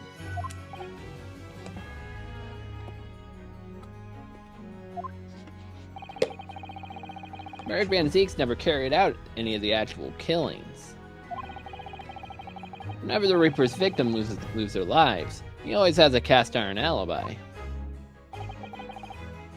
Which tells us that he must have had an accomplice. And you claim that was Inspector Gregson. Holy! What the hell do you think you're saying, huh? My boss would never have done nothing like that. And yet, when you consider all the facts, it all makes perfect sense. No, it can't be. We also arrived at the same conclusion, didn't we? That Inspector Gregson was operating as the Reaper. Even so, there was no way that the person giving him his orders was Lord Van Zeeks. No, the true Reaper is somebody else. Merrick Van Zeeks is not the Reaper. A predictable response from someone who's advocating for the man. And even if it's true that Gregson was operating as an agent of the Reaper, the suggestion that he went abroad the SS Grouse on an assassination mission doesn't follow at all. Oh, you have some solid reason for doubting the assertion, do you, Counsel? No! Renosuke, what the fuck are you talking about? It's very simple. On the day in question, nobody was killed aboard the steamship. Except him. Hmm? Professor Mikotoba and Judge Jigoka were on that very ship. If somebody has been assassinated, I'm certain we would have heard about it. Huh. What's so funny? Your You, face. Renosuke. You have that stupid look on your face. You're right, of course. No suspicious deaths were reported on board the ship. But I think perhaps you've missed the point. That's precisely why Inspector Gregson himself lost his life. What? Gregson did board the SS Grouse that night with the intention of dispatching his mark. But his mission ended in failure. Failure? It seems that the defense hasn't yet grasped a very important detail here. What are you talking about? What detail? Inspector Lestrade. Eh? What? The victim's notebook that you read an excerpt from earlier doesn't contain details of secret investigations at all. It describes 10 years of assassination plots to be carried out by the Reaper of the Bailey. You're lying. Even if all those bludgers would have got taken out, had it coming. The boss weren't the Reaper. Or Gina. There's no question Tobias Gregson was heavily involved in the Reaper's activity. You may have just been an apprentice, but if you spent any time at Scotland Yard, you must have heard rumors. I ain't heard nothing. I don't believe a word of it. Then testify again, as a representative of Scotland Yard. Consider it your chance to defend your boss. I don't.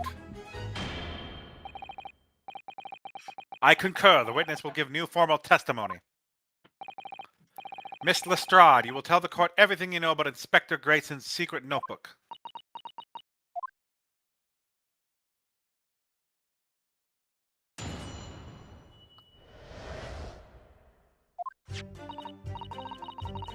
Yeah, this notebook does have a lot of stuff about what the Reaper got up to these past 10 years. Names of victims, dates and places and stuff. And the last entry there was 31st October.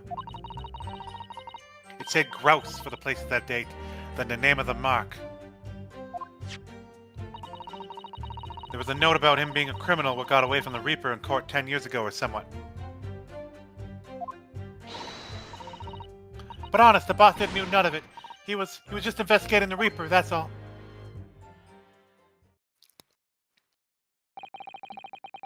Keep personal opinion out of your testimony, witness. True. We require only established fact here.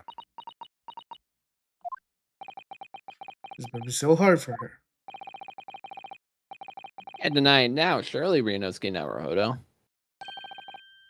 What can't I deny? Notebook contained the name of the final mark, and the location where the assassination would take place. Mhm. That's information that the victim could only have known if he was working with the Reaper. So, who was to be this final mark? Go ahead, Inspector Lestrade. Read the name for the court. The name written alongside the entry that mentions the grouse on 31st of October. You're gonna be Mikotoba? How do you read this then? Reading's still not her strong suit. That ain't the problem, alright, Otto? It's a funny name. It ain't English. It's hard to read. So it's someone from overseas. Yes. Sorry. Let me have a bash at it. Seishiro. Ishiro. Is it? The judge. Yeah. Seishiro. Jig Ok you maybe. Well, it can't be. Seishiro Jigoku.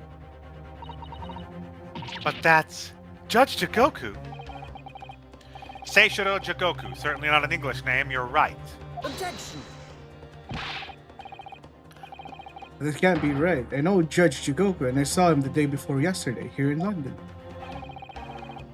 So I know for a fact that the man hasn't been assassinated. Yet. As I said, the Reaper failed. Oh.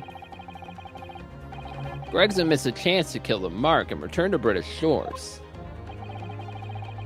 But the Reaper wouldn't tolerate the mistake. So he killed the Inspector, personally. Amazing. Perfect. The Reaper, of course, being the accused, Eric Van Zeeks. It's an undeniably logical argument. Kazuma.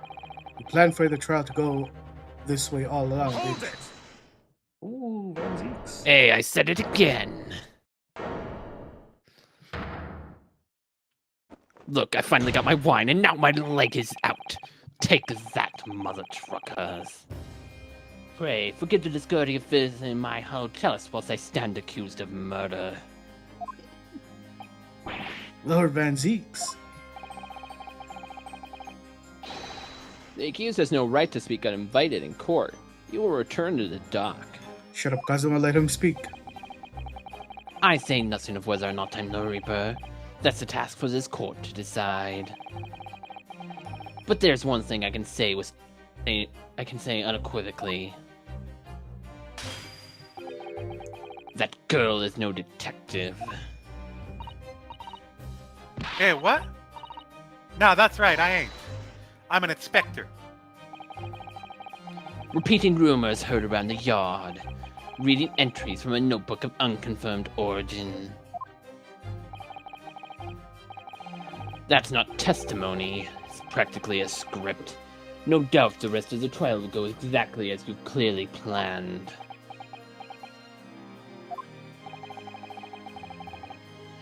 Your hatred for me is understandable. In your mind, I'm sure I am the Reaper, who sent your father to the gallows all those years ago. But you're in danger of becoming a far more sinister Reaper yourself. By attempting to have me condemned with this feeble excuse for testimony. What did you say? Mr. Naruhodo, this is our chance. My lord, the defense requests the defendant be allowed to speak. He may be privy to important information relating to the testimony just given by the witness.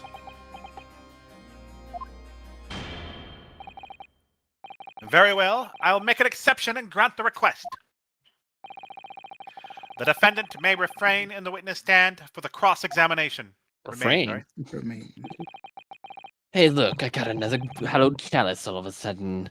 Good. Then allow me to toast the court's impartiality.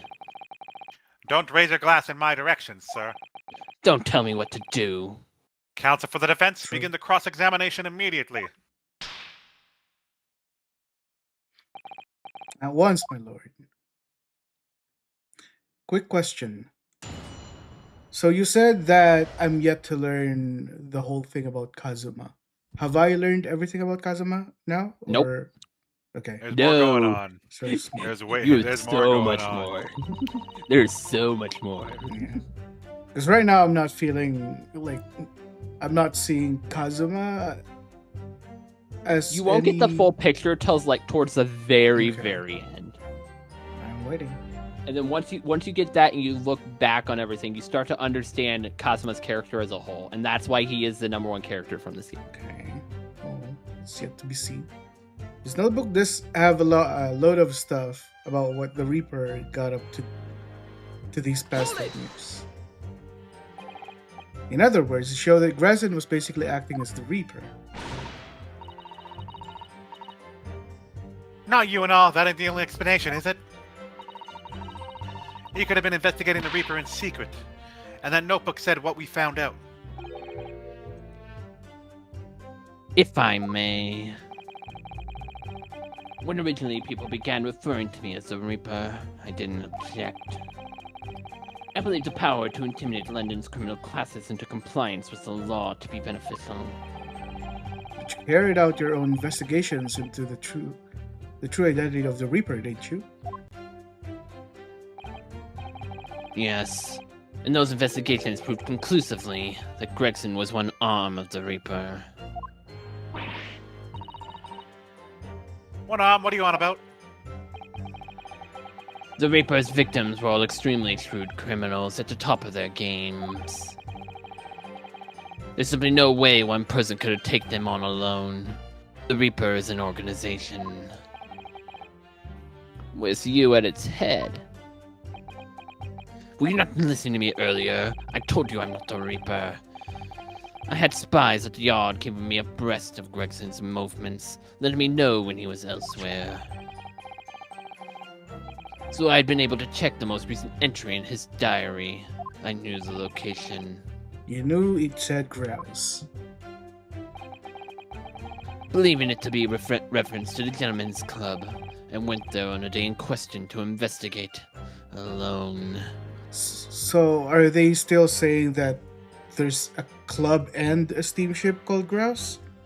So yeah, there is there's a gentleman's club called the Grouse, and there's a ship called the Grouse. And we were saying Gregson went to the ship, and Van Zeeks went to the club. So why did I object to that when they mentioned the club Grouse? Because they were saying Gregson was going to the club, but we have a steamship ticket and a passport showing that he was out of the country, and we have a ship called that fits the name. So he was on the ship. He was never at the club. That's the contradiction there. Ah, so that's what explains why several members of the club claim to have seen you there. But of course, the inspector was not there. Because at the time, he was making his way to a steamship docked on the northern coast of France, as shown by the passport found in the victim's metal trunk.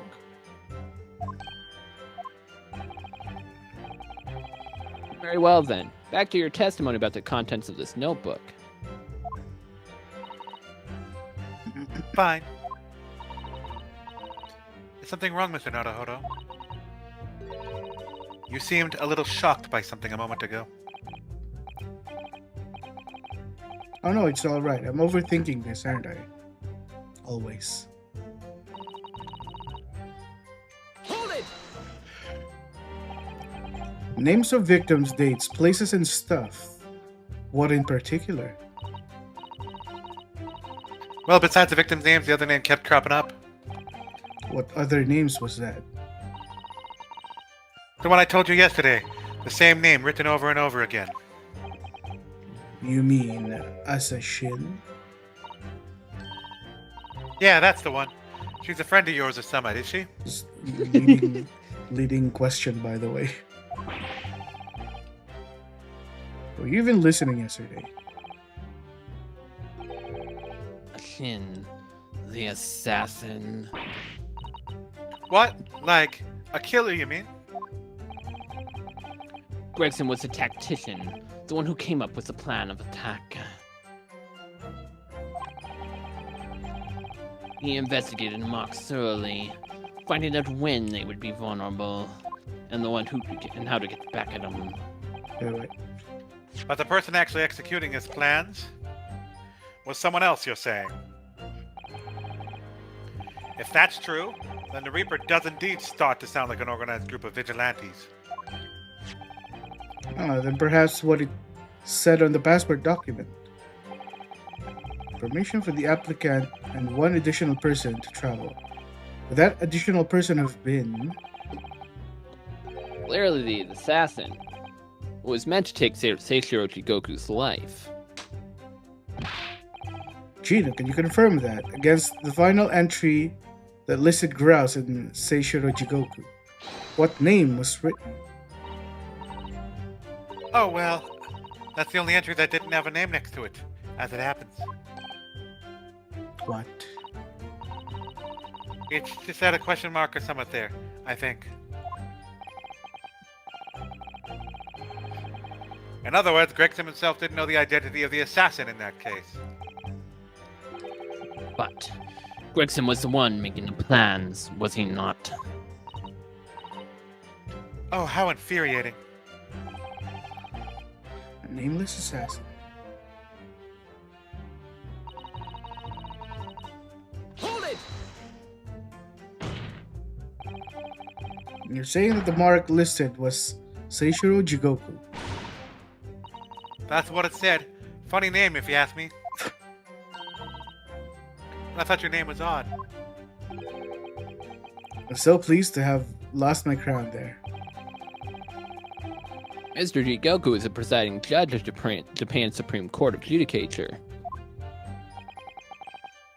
I remember the man. He came to our country as a visiting student 16 years ago. Studying international law and diplomacy under your tutelage, Lord Strongheart. That bearded young fellow was a very able man, I must say. But Strongheart was Judge Jigoku's mentor. If I'm not mistaken, he returned to Japan 10 years ago now.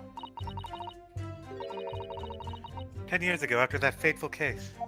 I wonder what case that was. It's not like Precisely. In the aftermath of the Professor case, his reparation was organized immediately.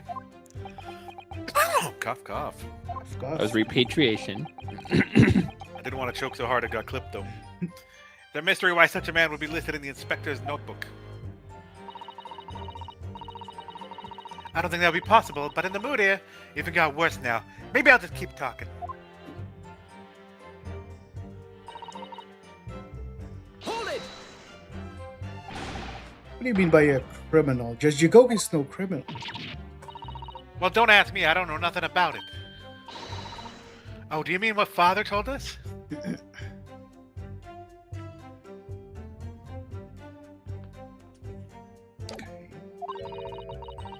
That Judge Jigoku once appeared in court here in Britain? It's related to the Professor case, I'm sure. Yes, of course, you're right. Seiichiro was trying to mitigate Genshin's guilt, so he took the stand to testify. But he got a little carried away and, actually managed to break the witness stand. He's also some contemptuous words about the British Empire, for which he was charged.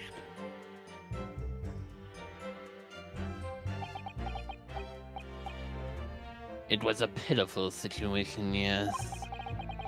I'd forgotten all about it, but I prosecuted that trial too, as it happens. Oh, did you? You did. Why would you not still be going? We're in the middle of a trial party. I'm shocked you're still going. It never stops. It was considered to be an adjunct to the professor proceedings, you see. He was acquitted after being told to make reparation for the damage caused to the stand. And now we have this new fancy stand. And there you have it. What? Have what? Have what? Yeah, exactly. Have what? Trails do seem to go on forever. Trials? Yeah, trials. Surely the accused hasn't forgotten his own It rule. don't stop.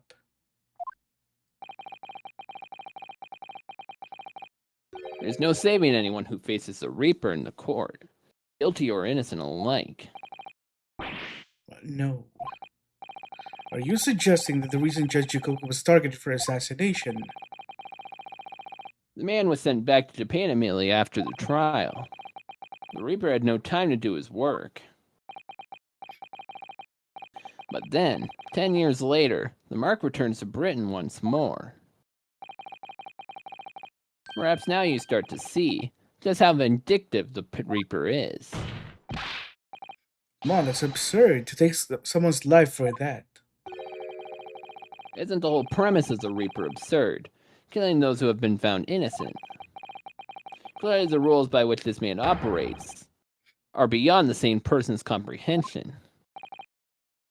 But I am saying,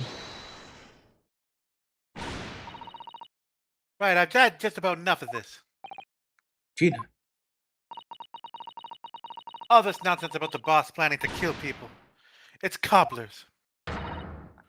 Come on, Otto. yes, Why aren't you saying nothing? I've been talking. You interrupted me. Why aren't you yelling out objection or somewhat? What? You gotta find a flaw. You do usually. Someone's lying here, no question. You gotta work out who it is. Please, for the boss. But the boss indeed. Look at that stance of Van Zeeks. That outburst was an insult to the court and to your own testimony. I might have known that a common pickpocket from the back slums couldn't make a detective. When this trial is over, you will forfeit your warrant card, Miss Lestrade. Is that clear? I've had it with y'all. You lies every bleeding place you look in this world, innit? Well, I've had enough. Gina.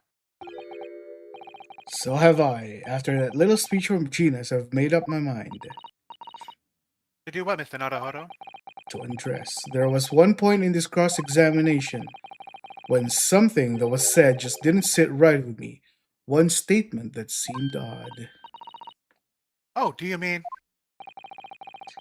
I'm not going to let Gina plea for help. Gina's plea for help fall on deaf ears. I'm gonna be saving. Number 1. Only number 1 from here on out.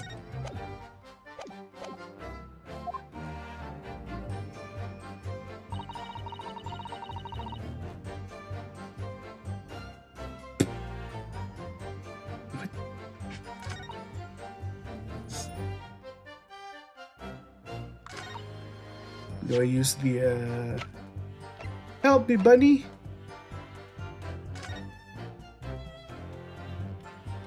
I can't use it again. Well, it said to use it when you had no options left. But it's checked.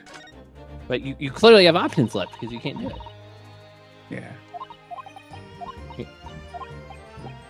My dinner's ready. Lollygag about, but don't do anything too serious, okay? I want to be here to see your reaction to this.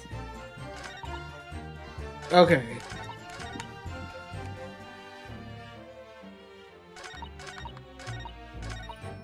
Hold it!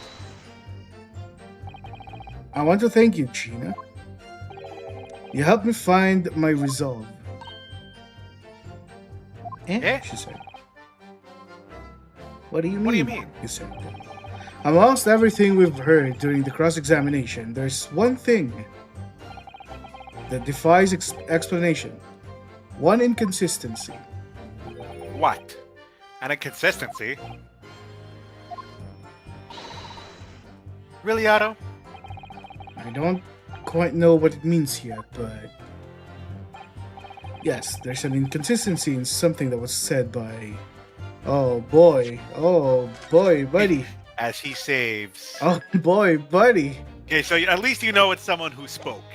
Right.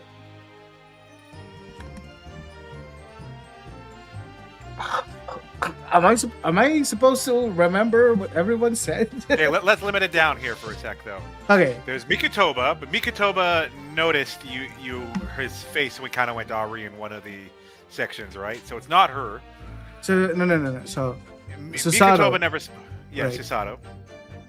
So Right, everyone here Mikotoba- is Susato, Strongheart, Strongheart, Van Zeeks, Baron, Gina, Gina, and Sogi. Kazuma. Yeah, Kazuma. Let me recall what everyone has said. Okay? This is an impossible task. What did Kazuma say exactly? He said a lot of things. I know, they all said a lot of things. What But do you Kazuma's, mean? Kazuma's main point is that on the ship,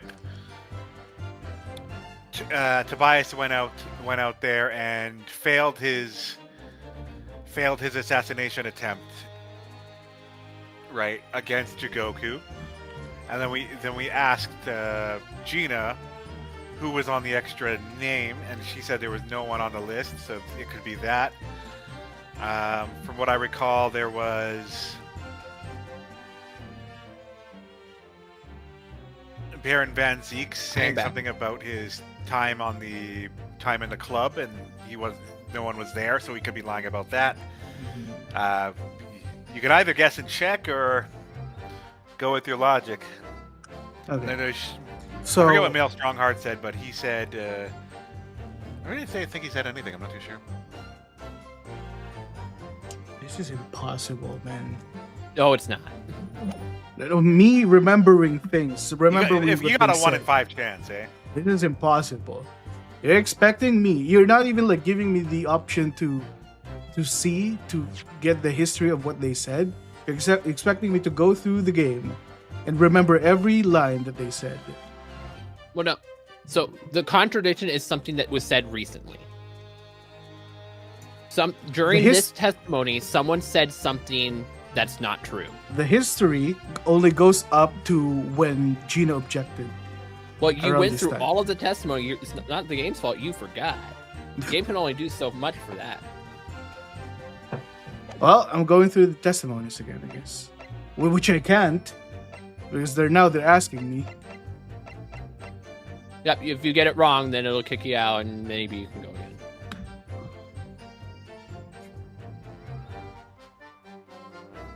Trying to remember.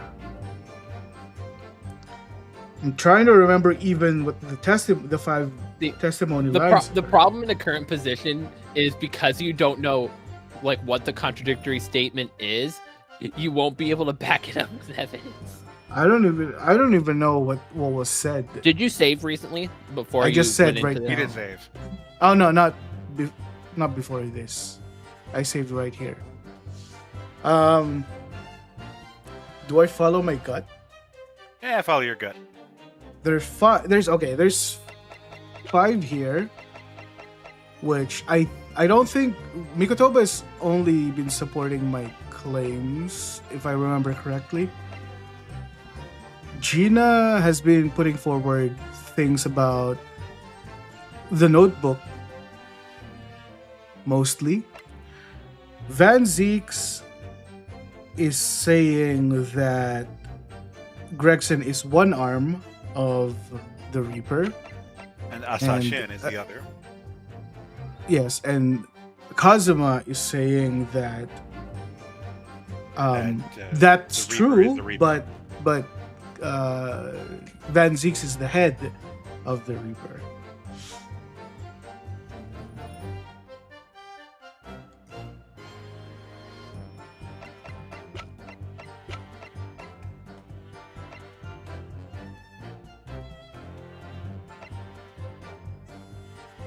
If we're going with gut, Take that!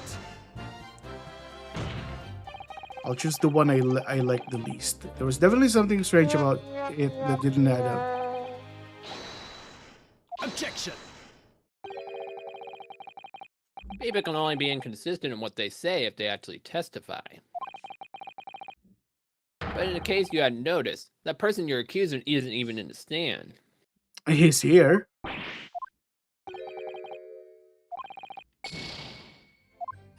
Okay. Can I go back? Yep, it should take you back to the testimony now.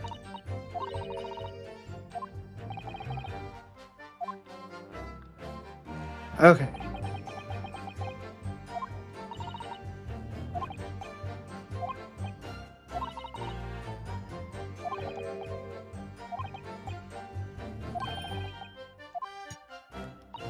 Yes. Stop speaking. Okay.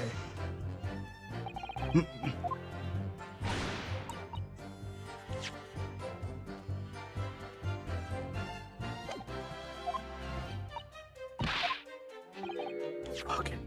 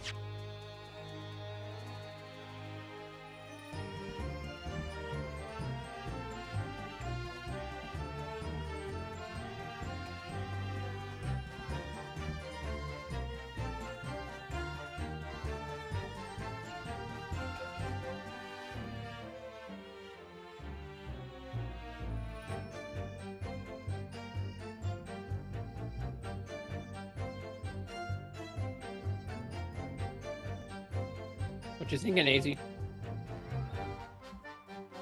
Uh, out loud. Let us know what your thoughts are. you know, I'm bad at speaking my thoughts. I'm trying to understand how Kazuma opened the bag. Did they mention that somewhere?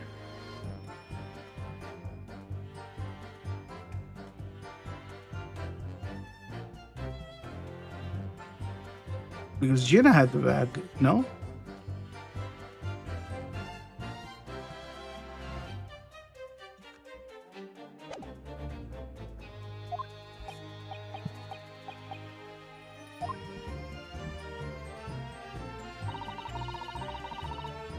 Hold it!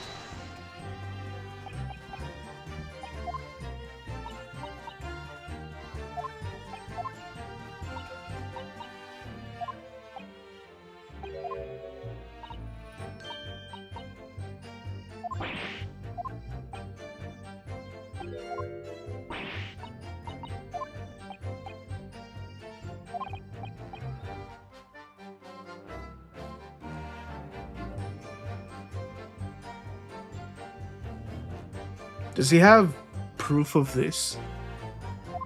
Or is he just speculating?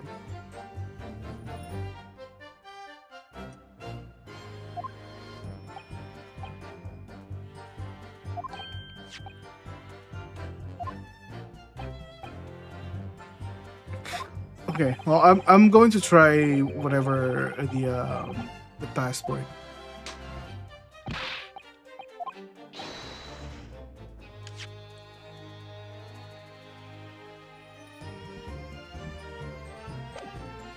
There was no name, right?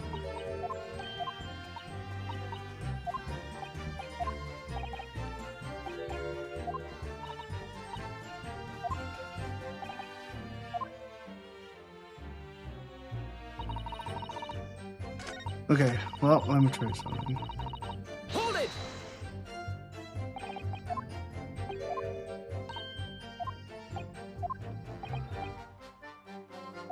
I should just load.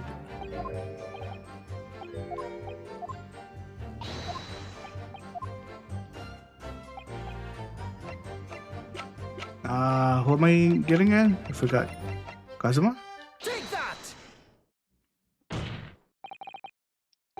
By you, Kazuma Zogi. Me?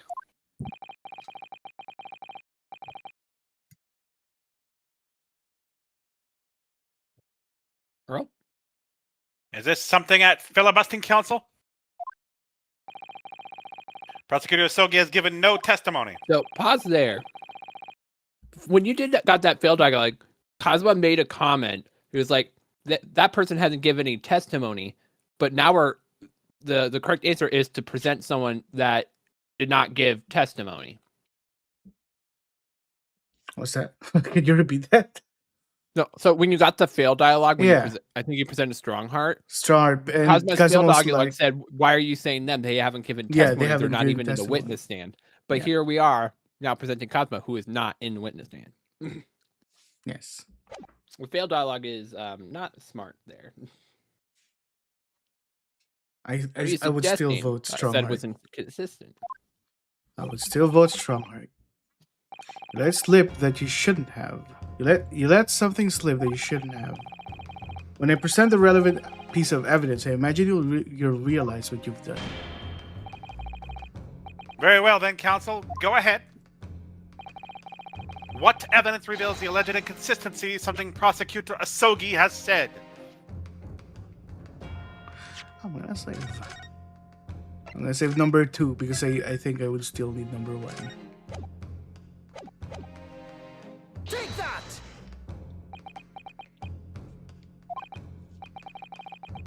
So my initial impressions were correct.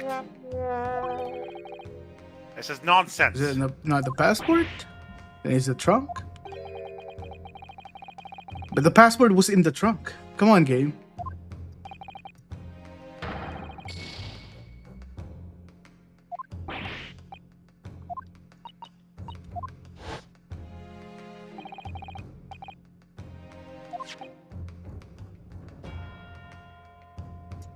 If it's not a passport, it's the fucking trunk. Even though it's one and the same.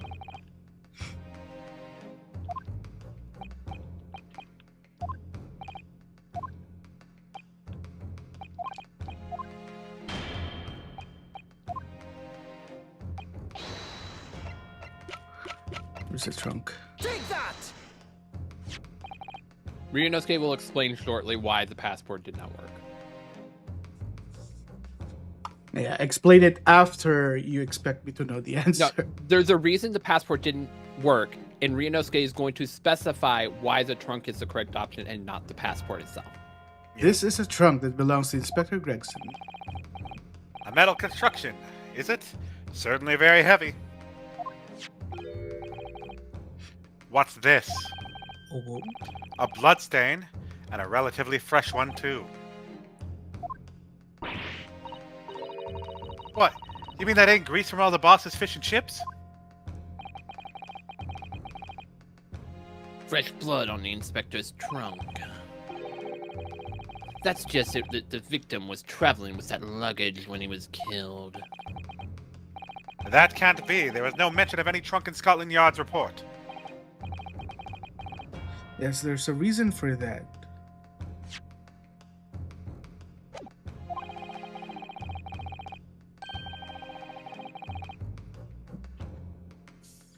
Immediately after Inspector's body was discovered, one of the street peddlers made off with the trunk, hoping to sell it. But I found it, with me nose for trouble. Huh. Which Which means that nobody should have known anything about the trunk. Unless, of course, we're talking about somebody who was present when the victim was killed. And yet, during the cross-examination of the witness just now, you said this, Kazuma.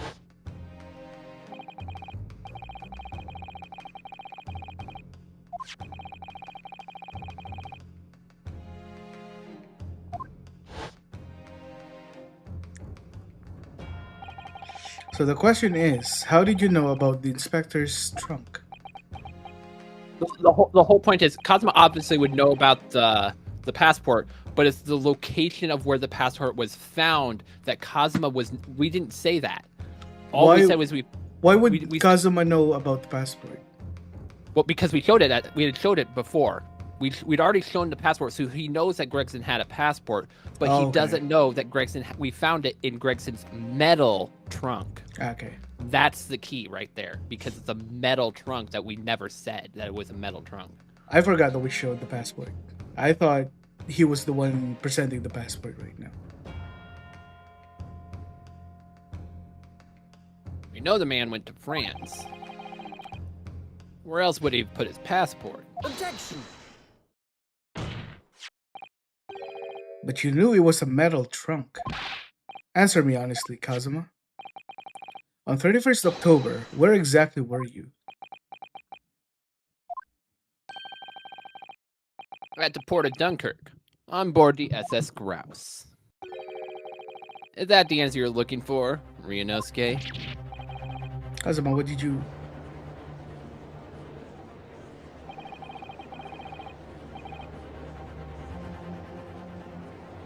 I hadn't considered the possibility before, but Kazuma was there on the ship, then it can only have been for one purpose.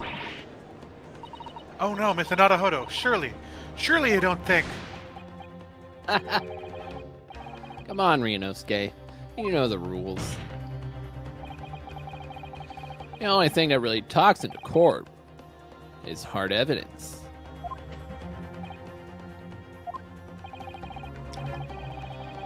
As I understand it, Inspector Gregson always took that case with him wherever he traveled. So as it stands, you've proved nothing. Kazuma, are you challenging me to prove it beyond all reasonable doubt? That you were there that day in the same place as the inspector? He was there with Gregson. It was a clue that you overlooked, a secret that Trump can tell us. I can't be sure at this point, but I'll need to verify it. What? Hinosuke, please stop making claims. No. Again, this is one of those cases where Ryunosuke is smarter than you. Yeah, obviously. This is something you should know, but you don't. That's all I'll say. We'll let you cook from there. But It I is have the a final trial. nasty feeling I'm going to be right. Final chapter. We're not in the final trial part yet. Oh no. The accusation being made is deeply disturbing, but nevertheless, we must test it. The writers of this game, like, oh, the player won't know, but like we'll force them to give the right answer anyway. And if they're wrong, then it's on them. I mean, both me and Earl knew what the answer to this was, like, instantly. The defense will identify for the court where in the trunk was alleged clue is to be found.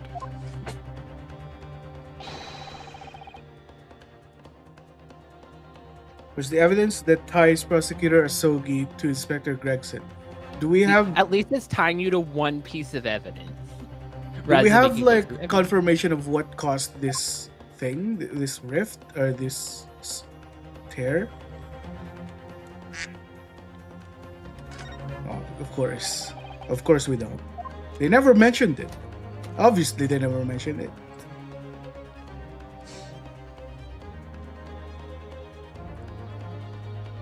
I saved, didn't I? Sure, why not?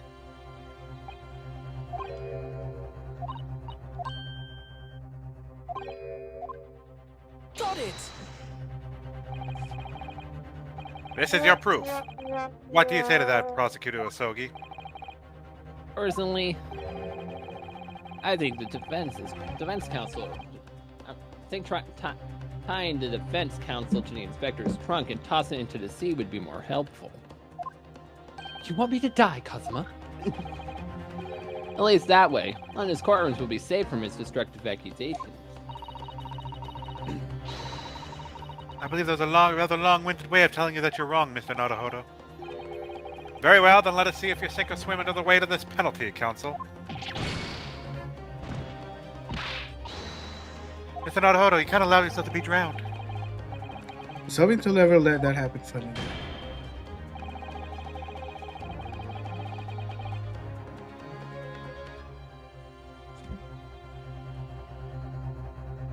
The defense will identify for the court where the trunk this alleged clue is to be found.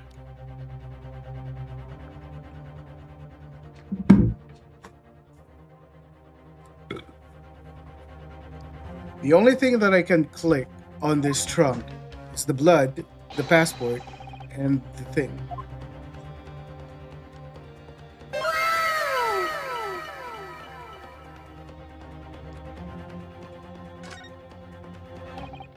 Am I supposed to know the answer from that? Okay, I'm gonna be fully honest with you right here. You have not seen the answer completely. You've seen part of it, but you have not seen exactly the key point.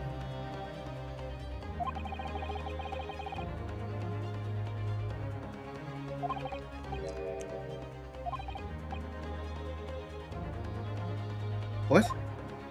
What?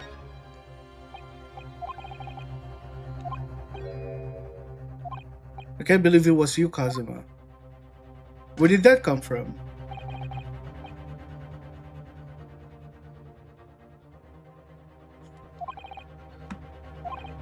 It says permission for applicant and one additional person to travel. I can't believe it was you, Kazuma. Where did that come from? We read this earlier. Did we not? Well, we so the text changes when you get to this stage where you start to accuse Kazuma being the person that went with Gregson. Right. So that's why that dialogue is there now, because we're starting to accuse Kazuma of being the one that was traveling with Gregson for that passport. So we picked, but No. where was that? We picked That doesn't have Kazuma's name on it, so it doesn't work. right. Here, I'll give you a hint. It's on screen right now. The click point is on screen right now.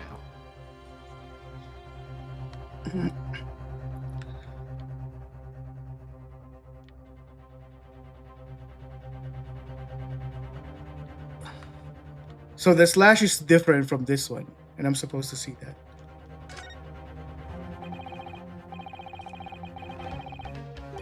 You see that there's something stuck in the side of the trunk.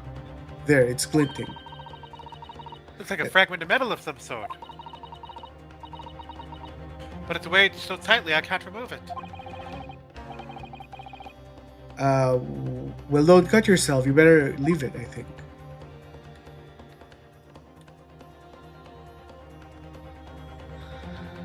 So I've now 4 things to point out. Are they okay? Can you confirm this? Are they saying that the other person is Kazuma? That is our assumption at this stage. Assumption, but that's not confirmed. We have not proved it yet. We are attempting to prove it right now. Something that ties to Kazuma that proves he was with Gregson. Oh, I see. So I'm not supposed to see that. No, you can see the passports there, but I'm not supposed to see that dialogue. I mean, there's a small no, piece. you can. It makes sense. Piece of metal lodged in the wall of the trunk here, like the tip of a blade. A blade? Kazuma, slung around your waist as ever today, is the steam blade Karuma. Of course it is. Would you draw it here in this courtroom for all to see?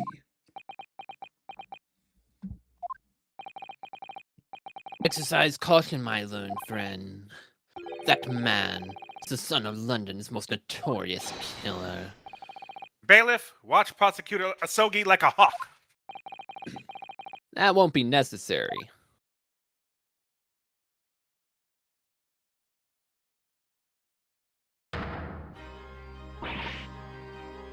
Oh no! The tip is broken. If the fragment of the metal from the trunk fits together with the end of the sword, the question of who was there with Inspector Gregson will be answered. Agreed, Kazuma Sogi?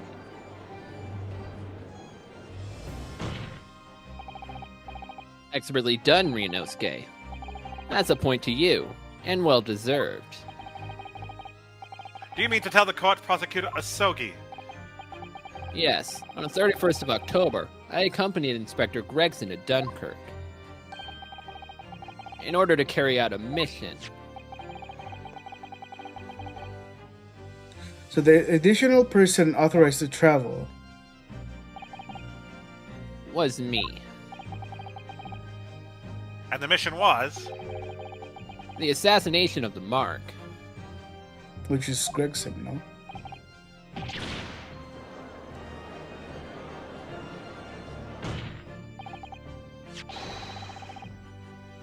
You mean you're the killer whose name was omitted from this notebook? You're following the Reaper's orders to dispatch Judge Jikoku. Let me make one thing perfectly clear. I've killed no one. Explain. I accepted the assassination mission, yes, and I accompanied Gregson to Dunkirk, but never had any intention of carrying out the plan. You were never going to do it. We can believe Kazuma-sama, I'm sure. After all, Judge Jigoku arrived safely in London the following day. On the 31st, I boarded a train from London with Inspector Gregson. We traveled to Dover, from where we crossed the Channel to Dunkirk. We boarded the SS Grouse and made for the cabin deck, as indicated in a plan. You went to Judge Jigoku's cabin? Exactly. He wasn't there, though. We decided to wait, but You already told us you had no intention of going through with it anyway. I didn't come to Great Britain to take anyone's life. So I left Gregson and disembarked the ship. I spent that night at a boarding house in the town and returned to England the following morning. A boarding house in Dunkirk. My signature will be in the register book. It'll be simple enough to verify. Then, what became of Jigoku? Gregson was no assassin, so the mark was spared. I'm sure it's easy enough to imagine what happened after that. I'm just more confused.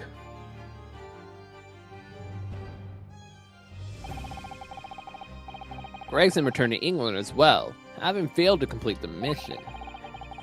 He met with the Reaper in the room on Fresno Street to report the failure.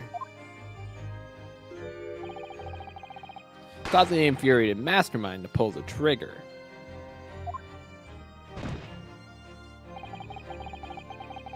And ended his wretched agent's life. Am I supposed to like Kazuma? I don't get it. He's a man of mystery. You just don't understand the point yet for him. That's the real truth behind Inspector Gregson's murder. Objection! But if you did nothing as you claim, how did the tip of your sword come to be lodged in the inspector's trunk? I don't need to answer that. The fuck do you mean you don't need to answer it? The victim was killed by a gunshot. A small fragment of a Japanese blade is irrelevant to the case. He is so smart. And accordingly, I choose to exercise my right to silence on that matter.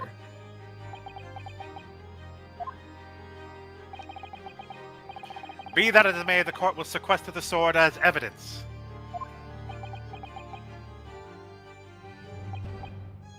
As you wish, my lord.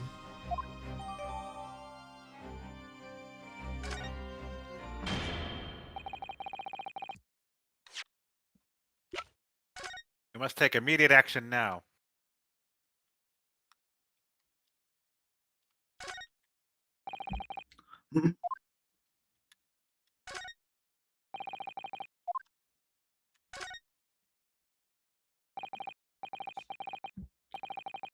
Karma, the Great Blade, it's such a thing of beauty. I want to gaze on it for hours.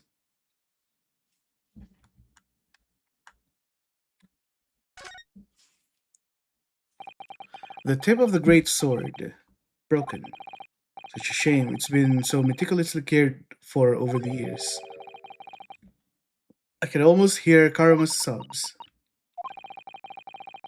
Kazuma must have really taken a swing for that to happen. That's it.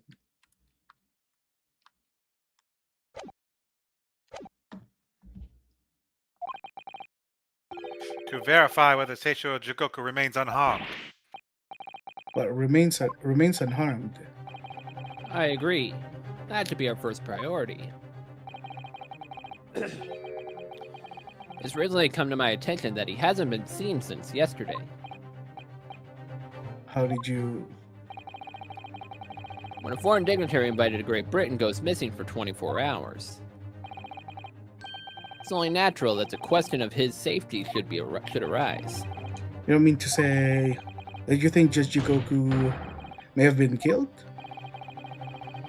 The Reaper has more than one assassin at his disposal. And he has the power and influence to give orders from inside a prison cell.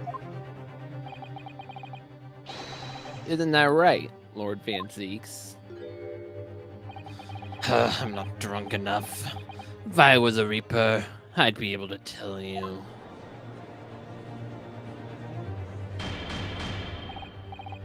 Order! Order in the court! Order! We will take an emergency recess for 30 minutes. Now? Guests of the symposium have been told to maintain regular contact with the organizer's office.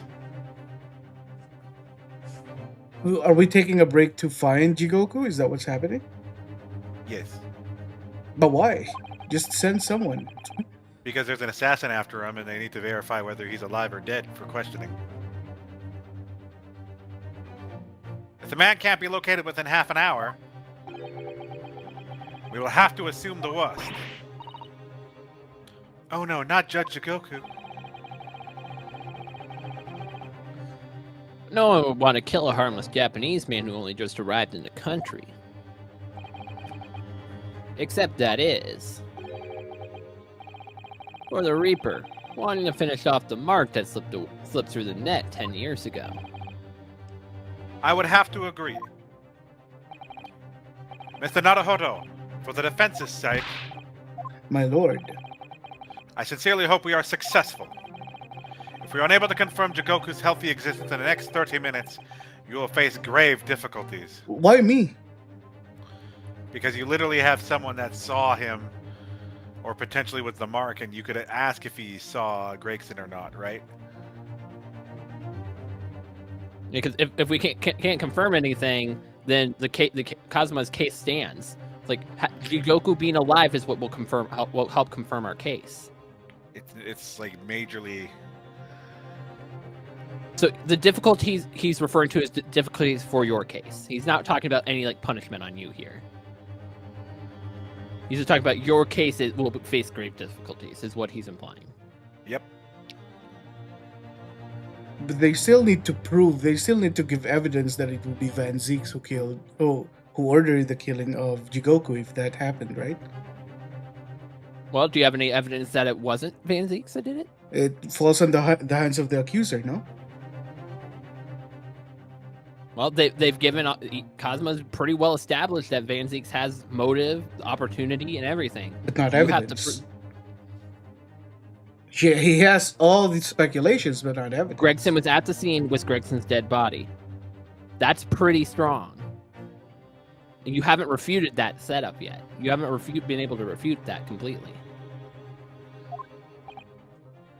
Ah.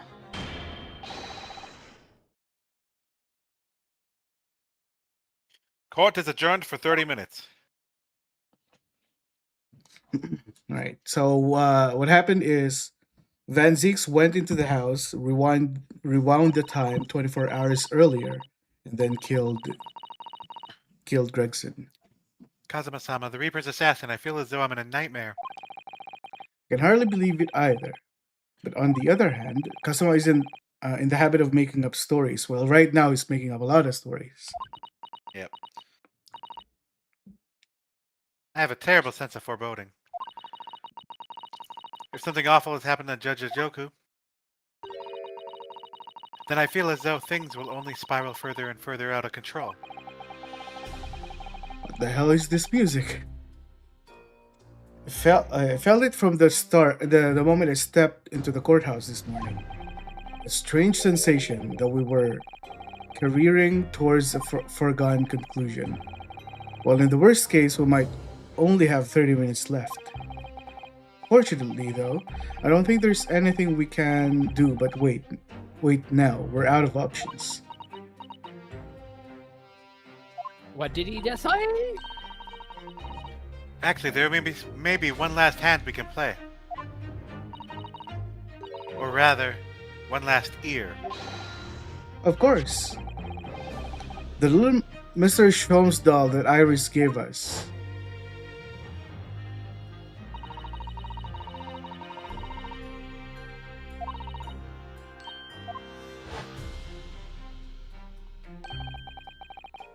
Perhaps now is the time. Why is now is the time? Because we're out of options. We like if Jigoku is not found, we're screwed. Yeah. We have so no why, options. Why left are we not unless waiting Jigoku- for the finding, whether he's safe or not? Do you want to risk it? Do you really want to risk not having anything to counter if Jigoku is not alive or not found? We're still not out of options then. We can wait. We're out of options if you don't want to wait for the reveal if Jigoku is okay or not. Here it goes then. I'm going to do it. Good luck, Mr. Naruhodo. No looking back. Heave. Ow. That scream, it sounds like Mr. Sholmes. Mr. Sholmes, where are you? Here, my dear fellows, here. It's the Felt doll talking. Pull the ears again, Mr. Naruhodo, as hard as you can. Alright then, I'll put all my strength into it. Heave. Oh. Please, my dear fellow, you don't need to pull my ear off. Mr. Oh. Mr. Sholmes, where are you? Self and my trusty partner are presently in the first class cabin area of the SS Grouse. The SS Grouse? She left over last night after the final pieces of cargo were loaded.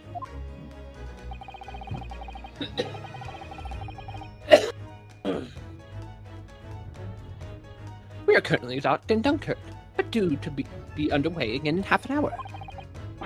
You've taken a ship to France?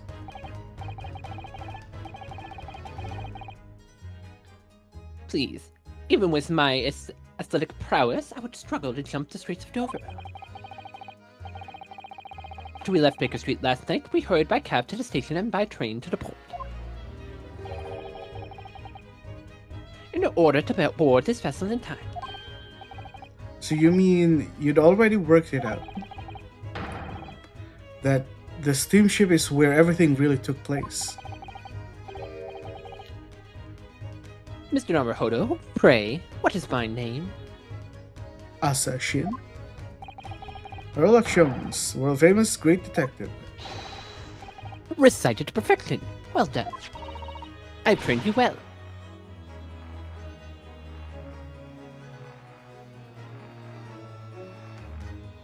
You're a Sato, genius, Mr. Sholmes. That's the only word for it. So how exactly does this doll work? It's basically a radio transceiver that, like, each end is like an active voice. Like when you pull on the ears, it will like pull on the other person. How? Don't question how. What do you mean don't question that? This is Sholmes technology. Do not question it. It is far too advanced for any mortal to comprehend. Mr. Sato, gently with the ears, please.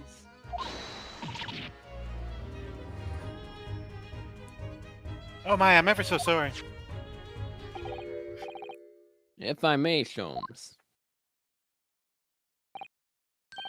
Ah, there you are, Mikotoba. You may remember that I was in fact the one that made the connection to the SS Grouse. From Scotland Yard yesterday, we examined that notebook and I recalled my steamship ticket that I gave to Naruhodo. But of course it was, my dear fellow. Not once did I controvert that fact. I merely had our court-bound companions utter my name. Yes, you did, didn't you? We just entered recess and trial resumes in 30 minutes from now. If we're unable to present any new leads, then I'm afraid to say... Oh. Oh, you read it. Do not fret, please.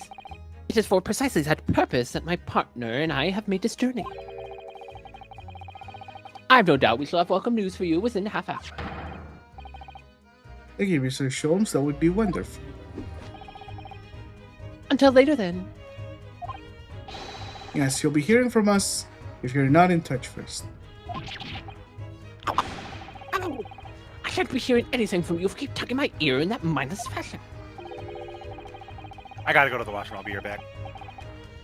Whatever was the idea behind making a receiver operate in that way in the first place, Sholmes? I seduce what I know. This is Iris's invention, not mine.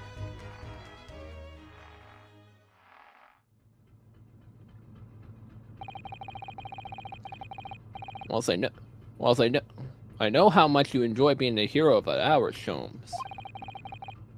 We have about half of that before the Grouse puts to sea again. If we don't conclude our investigation rapidly, we shall find ourselves in Naples before long.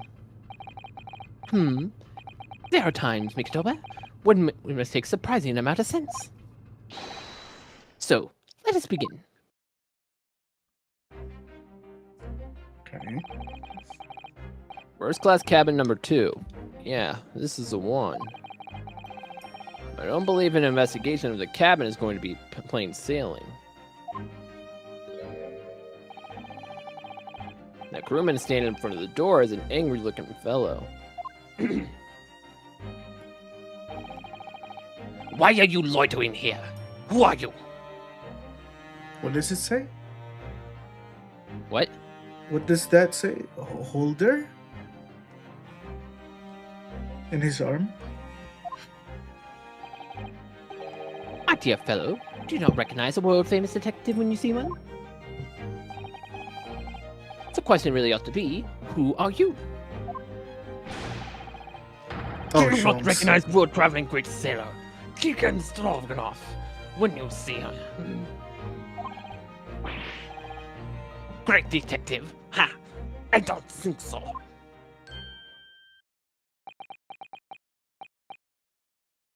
Do you see that, Mikitoba?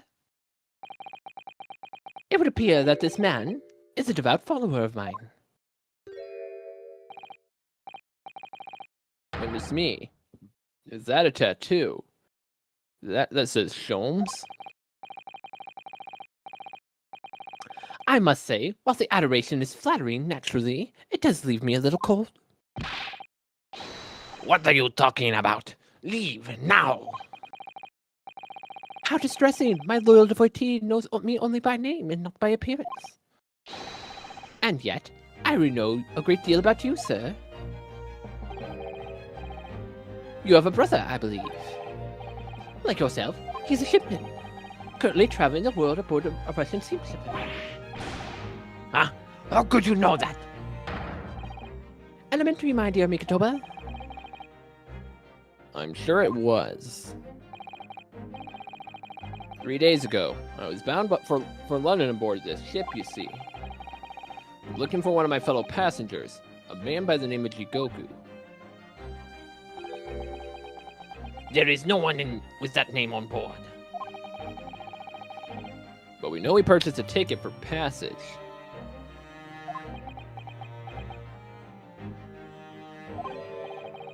Ah, you mean Eastern man. He left ship 2 hours ago. Here at Dunkirk, he said something about emergency. I think. What? Are you sure? Seishiro realized we were after him, has he? His cabin is the one behind you. Would you like to investigate, please? No, I have orders to not let even mouse inside. Mikitoba, be a good man and draw the sailor's attention away, would you? Make some excuse so that he leaves the area.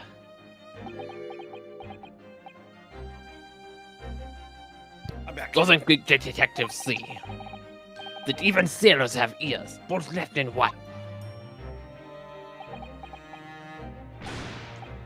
Curses! The plan is ruined. And you only have yourself to blame, I'm afraid, Sholmes. Forget it. Cabin door is locked. Even if I am not here, you cannot get inside. Mikitoba, I'm sure you haven't forgotten my special talent, have you? Opening any lock. Was it a mere 5 seconds? If you'd be so kind as to afford me the requisite time, old friend, in your typically accommodating manner. How could I refuse such a typically unappealing request, old friend? Do I need to distract that burly sailor for 5 seconds? Do I? Good man, so the game is afoot.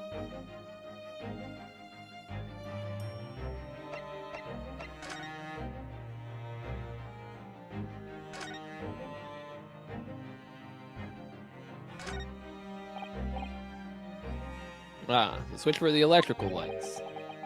Perhaps if I were to turn off the lights, the crewman wouldn't be able to see.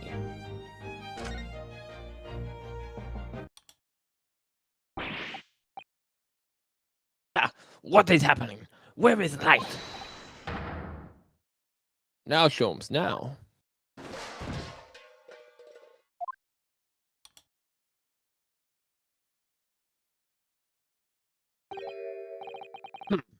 Nobody there. That was a close shave. What knack you have stumbling so violently in an apparently empty corridor? Do be quiet, Sholmes. You have to think of another. I have to think of another approach.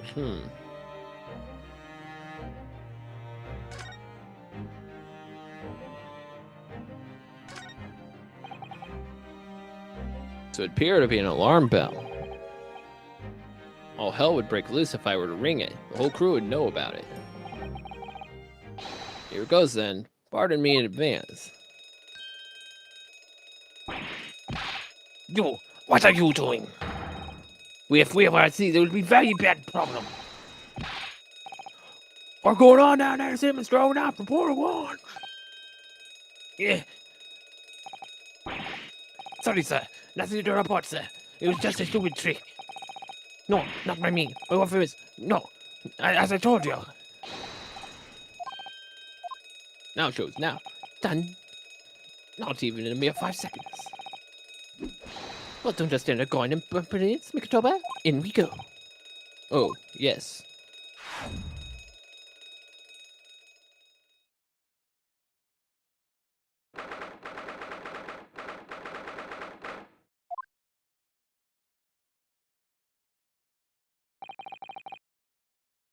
Good gracious.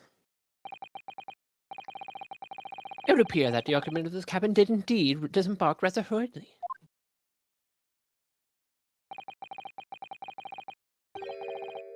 Those clothes on the floor there, they're Seishiro's without question.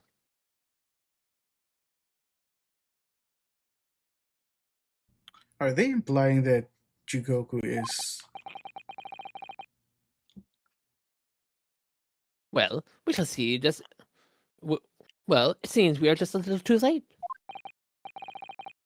Yes, by about 2 hours. Still, whilst we're here, we should investigate thoroughly. There may well be 2 hours worth of clues to find in here. That burly crewman may return any moment, Sholmes. Indeed he may. Which makes this all the more thrilling.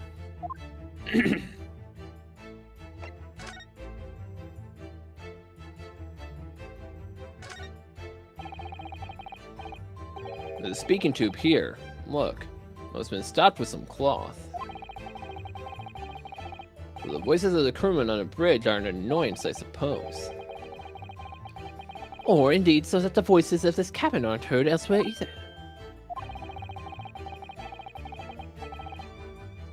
Could something have happened here that was for no one else's ears, do you think? Either that, or it could be to prevent the snakes from entering. That really has become a favorite case of yours, hasn't it?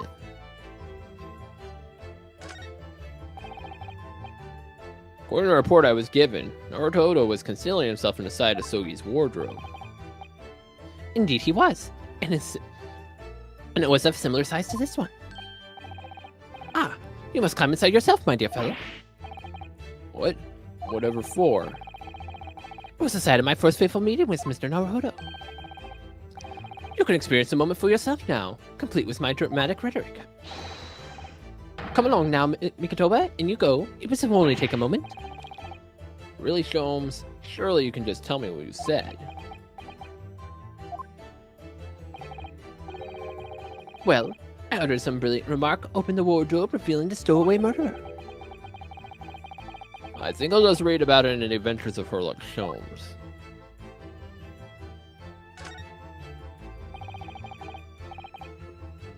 Quite the exquisite glass, I might say. See here. How it is something wrong, Sholmes? You suddenly trailed off.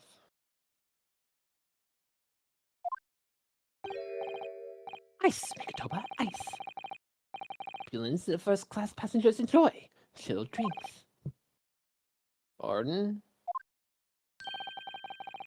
Could it be that the steamship is equipped with an electrically refrigerated cold room, do you think? Well, it is a luxurious liner after all.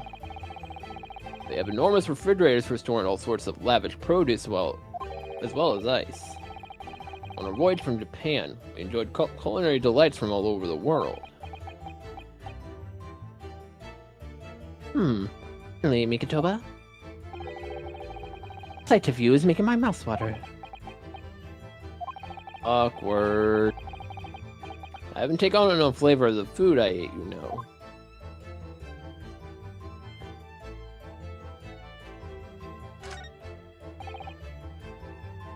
These are the rules of passage. Passengers must not keep weapons or other dangerous objects in their cabins. Pets are also strictly forbidden. Additionally, there are severe punishments for stowing away in wardrobes and/or travel cases. I feel the rules have increased since the last I read them. Probably just my imagination. Is that a What about the fact that they're not straight on the wall? Doesn't that strike you? You may be right. Probably just your imagination, though. Probably just your imagination. So, A trifle. A mere trifle. You know what I always say, Mikitoba? There is nothing more important about the trifles. probably just my imagination, but I think that might be slightly off.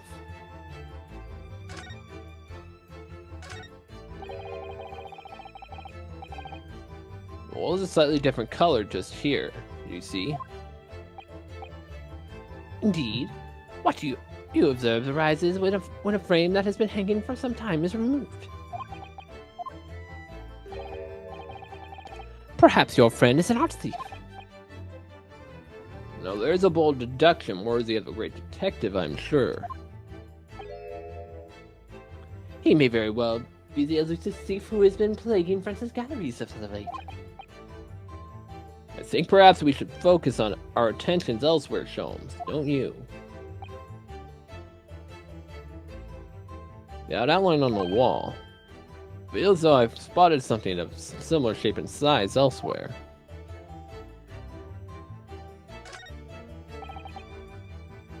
Plenty of reading material to keep passengers occupied on a long sea voyage.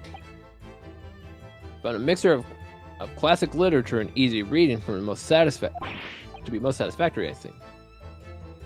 Whatever stocked this bookcase was hopeless heretic. There is no copy of the Adventure of Sherlock Holmes, my dear fellows. I'm afraid if it's just me, but no, you're quite right. More blasphemous than overlooking the Bible. To leave a copy behind. I just happen to have one with me. You truly are a missionary for the Church of Great Detectives, aren't you?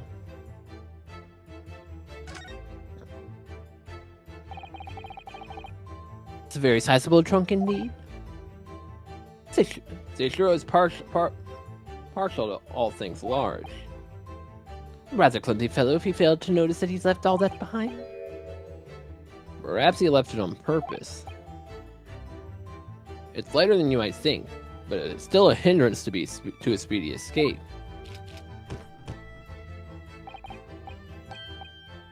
Pity, it's locked. We can't look inside. Surely 5 seconds from now the situation would be quite different, though. Sadly not. It's a 7-digit combination lock.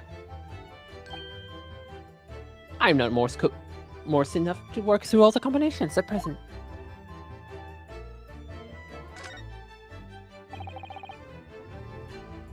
It's a substantial heap of clothes on the floor.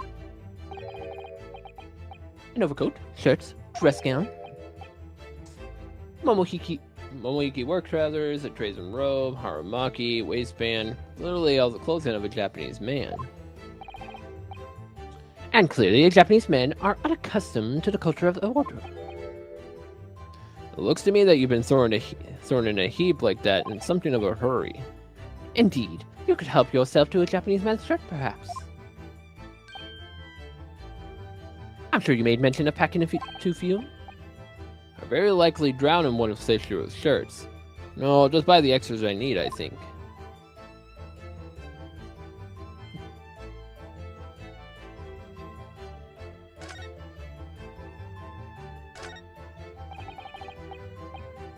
It's a waste paper basket. Look, there's still rubbish inside. Indeed, then let us pry. I discovered recently that I have a penchant for exploring the contents of other people's wastebaskets. I sincerely hope only for your work.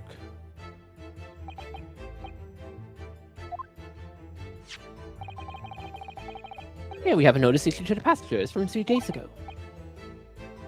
3 days ago. The night before we arrived in London, then. When I was still aboard myself.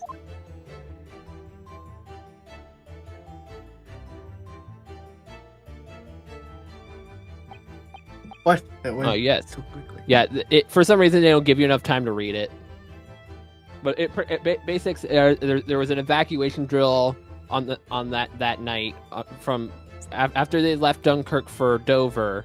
There was an evacuation drill that happened with the crew staff that night, and all staff would be away. All staff would be away from their post until after the drill is complete. Okay. Oh yes, there was an evacuation drill. I remember now. For safety and security, all first-class passengers were constantly under watchful eye of the crew. So it was a welcome relief to have some privacy for once. Now you can go and fully read it yourself. However, you are still here. Ah, Abel Seaman Stroganoff. Hello again. I was beginning to think you'd never materialize. Eh? You are waiting for me. Of course, I was expecting you to burst in with a hearty Russian profanity far sooner. I was in trouble with Captain because of the trick you played before. Poor innocent chicken. It's all your fault. Ship is leaving port soon. Get off, now. Of course, we shall disembark presently, my dear fellow. But first, there is something that must be done. What are you talking about? Why, naturally, the debunking of your deceit and the burying of the truth. Kakoi?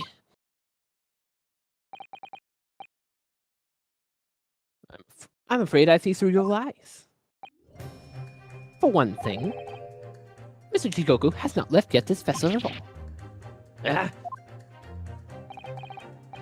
And for another, my dear Seaman Stroganoff,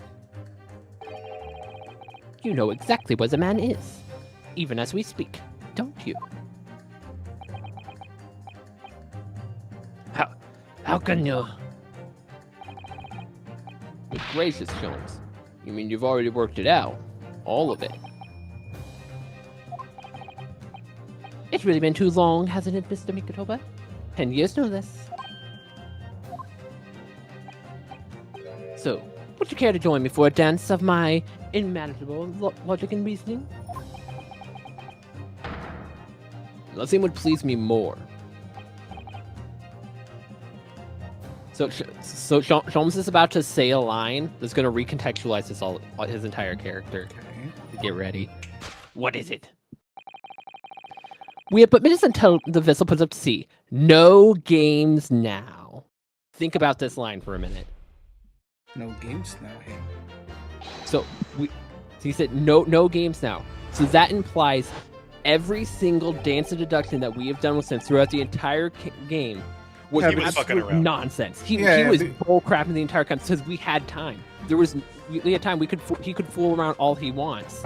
Yeah, that's why there are course corrections, right? Yeah, He was but this playing time around. he's like, there's no time. So we're just going straight into the deduction. There is no nonsense here. We're just straight up Yeah. doing the truth right now. There's no games to play. We have no time. We're doing it now. We get it. So it also pushes to the point. Every dance of deduction that he set it up for Naruhodo to correct him. Like he knew what was going on the entire time, but he was like, I need to train Naruhodo here. I need to train him in the art of deduction. No, he's not. He was bullcrapping us the entire game. Mr. Stroganoff, allow me to remind you of your earlier claim. You told us that Jigoku left the ship some 2 hours ago.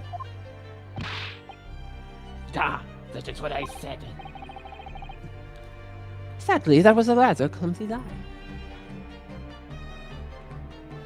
Astro Dude, how's it going? It's been a while. But he didn't need to train Mikotoba. That's true.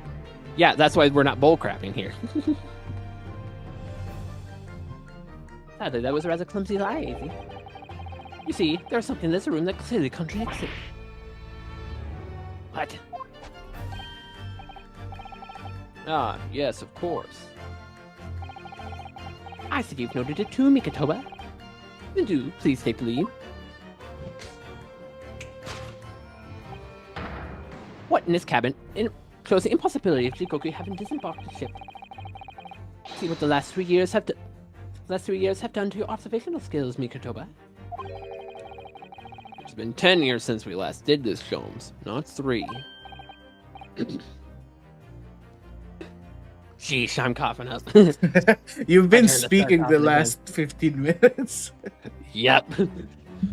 Why, of course it has. Quite. Now all the clues are here in this cabin for your eyes to see. But as I always say, you must not merely look, but observe. Observe and the answers will become clear. Oh, impressive. I think I can manage that.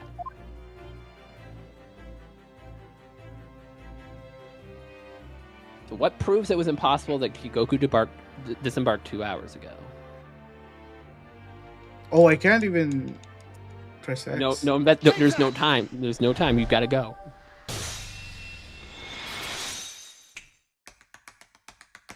Nice. Perhaps you should have cleared away that glass. How curious that the ice shouldn't have melted despite it being abandoned 2 hours ago. From the original ones. The original dance. That's why it's called a dance of deduction. It's because of Mikotoba's tap dancing. It would appear that the man was here in the cabin very recently, until moments before our arrival. Was very well chilled, glass in hand. Do you mind off the refreshments, Sholmes? One might even conclude that somebody informed him of our boarding. Wouldn't you agree, Mr. Stroganoff? But why would Seishiro run from us? Before we consider that question, allow me to confirm one small matter. Would I be correct in saying that these first-class cabins of the SS Grouse are the same ones in which you, Mr. Jigoku, were accommodated on your voyage from Japan? Ah, that's right. They are. I was in the cabin next door, and Seishiro was. Yes. 50 days in this very cabin during our voyage. As I suspected, for you see, there are traces in this cabin of a dark secret that Mr. Jigoku had to hide. Oh no, I'm not following this. What traces? I know nothing about this. Ah, this is news for you, Mr. Stroganoff. Can we save here? I'm gonna save here.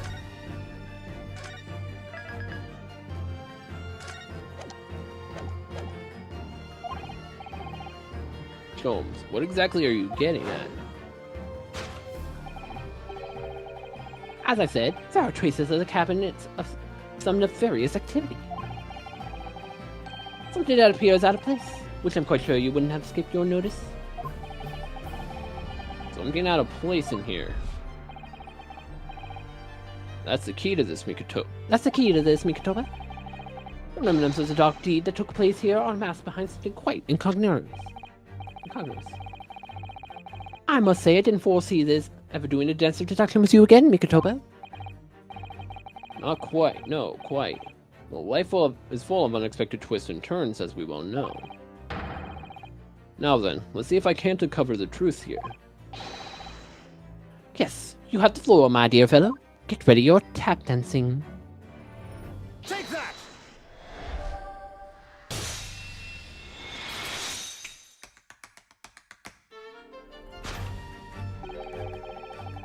It's the rules of passage in this frame here. They're obviously out of place. The way they're hanging crooked on the wall, as if they were put there in a hurry. Yes, I'm sure you've already concluded.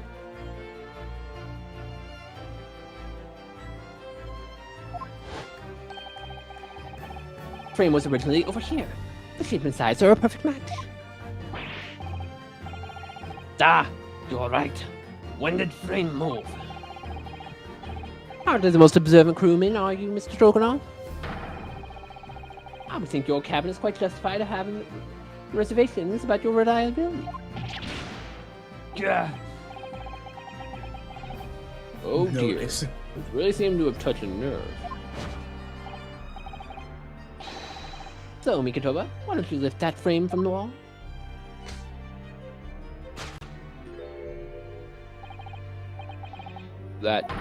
That looks like a bullet hole. What? Who has been shooting walls? I see. The projectile has been removed. Clearly, what the capable occupant of this room has already disposed of it. Now then, Mr. Stroganoff, Ugh. I have the distinct impression that you're attempting to shield said occupant. I do not know what you're talking about. Why would I try to respect each stranger? Ah. Well, we're talking about the same man, I see. Ugh. I'm sure we could get to the bottom of this in no time. Aren't you? Because there is some very noteworthy evidence that explains the reason why you're lying for the man.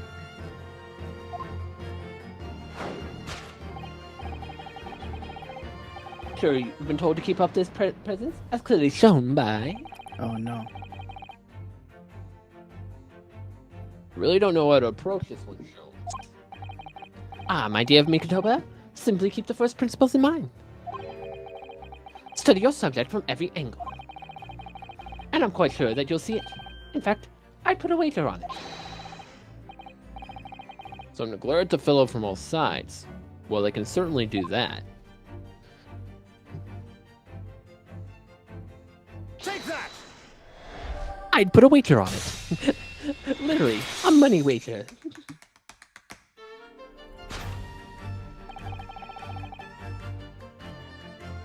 It's almost too obvious for words.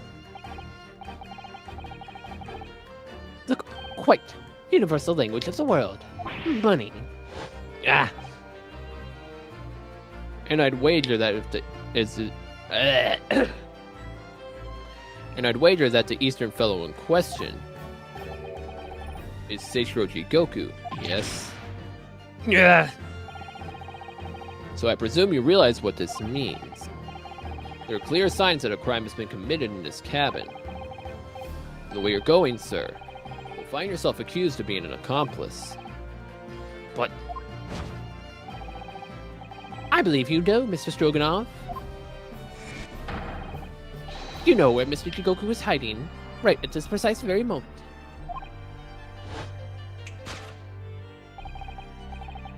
As always, Mikitoba, it's a matter of deduction. The furtive glance is your unfortunate ally. Yes, I think you're onto something there, Sholmes. You found a chink in a burly fellow's armor. We need only to follow the man's gaze to know where our prey is hiding. There's The slightest two flicker of the places. pupils, a minutely delayed blink. Nothing escapes my attention, even that which is barely perceptible. You couldn't hardly call this barely perceptible, Sholmes. The man turned his entire head. Not exactly what you describe as a furtive glance, is it? It's almost too obvious.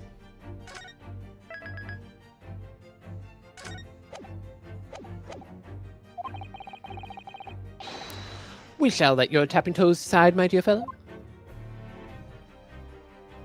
Take that!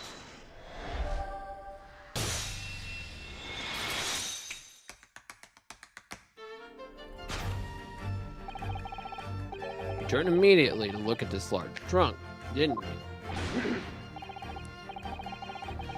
The truth is, Seishiro Jigoku was unable to escape the ship in time. And it is at this very moment, doing his best to stifle his breath inside the trunk. If he still has the breath to take, I fear he may be running dangerously low on air. Hmm? I imagine he didn't count on us making a nuisance of ourselves for quite so long. I would think that it's in everyone's best interest for us to open the trunk as quickly as possible.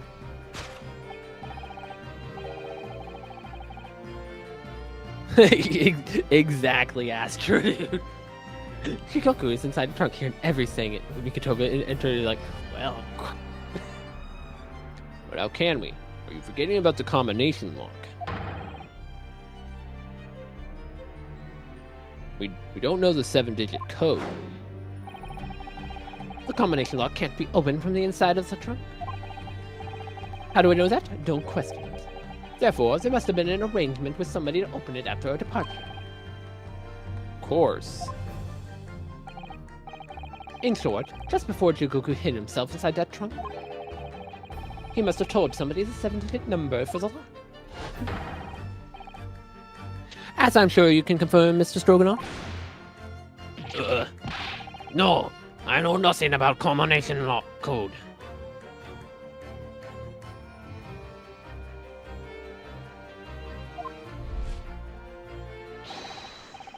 Don't move a muscle, my good seaman.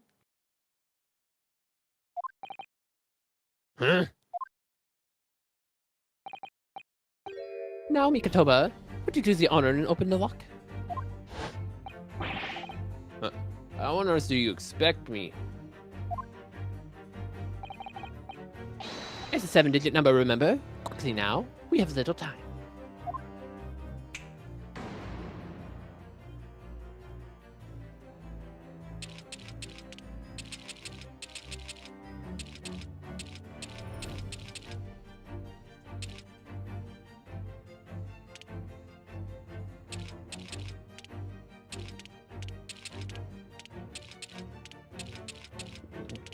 I'm so.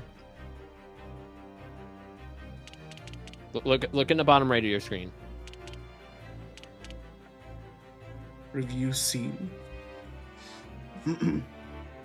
Tap that button.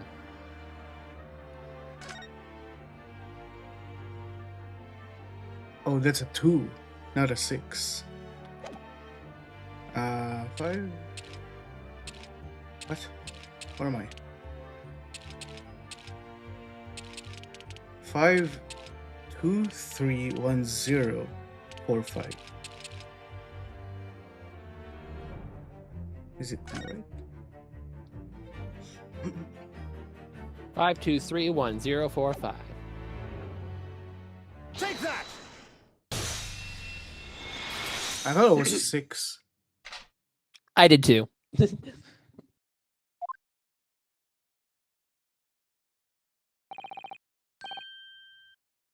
The whole combination lock thing they had to change for the localization because in the original game it was just homes, so they had to add a whole extra section because of the localization issues. Fair. That did it. It's open.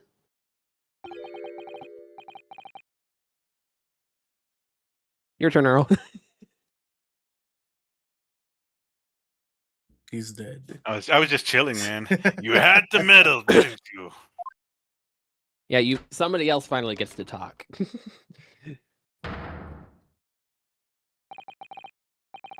Well, Eugen, you found me now.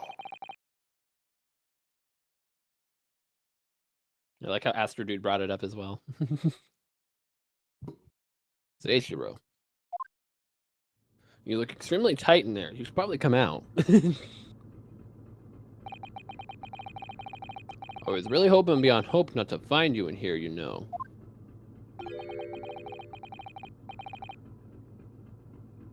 But you're not entirely unsurprised, I take it.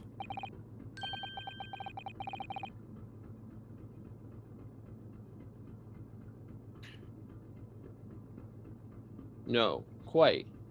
I just wish there was some other way.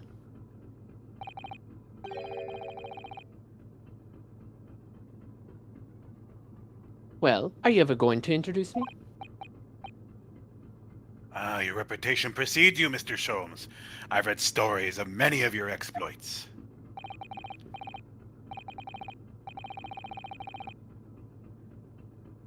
Excuse my manners, Sholmes. This is Mr. Jigoku, my old friend and traveling companion.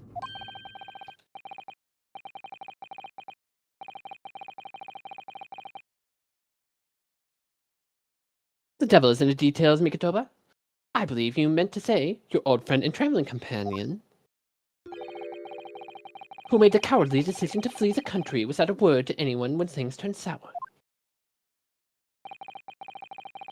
I see my reputation precedes me as well. What an honor.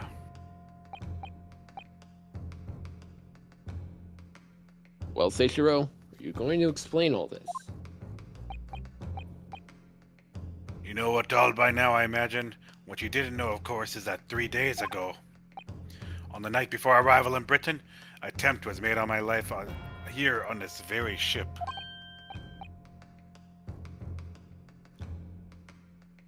By the Reaper of the Bailey. Yes, I've since heard.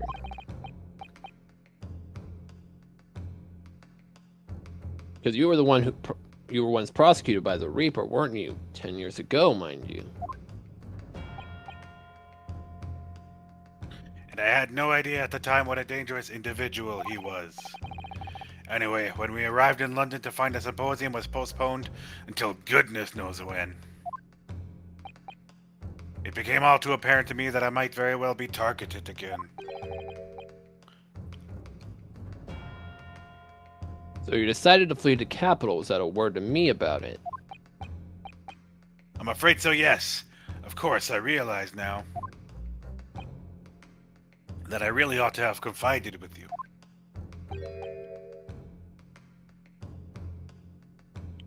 It's somewhat surprising, I might say.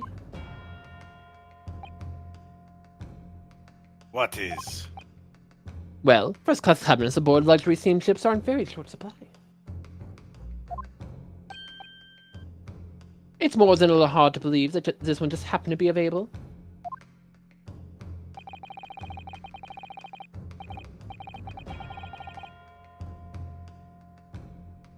So says the protagonist of some colorful short stories. Well, I don't care for your opinion.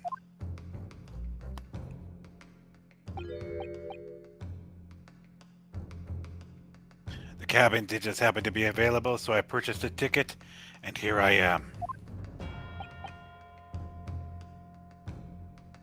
I've seen it for myself, the obvious remnants of that incident in his cabin.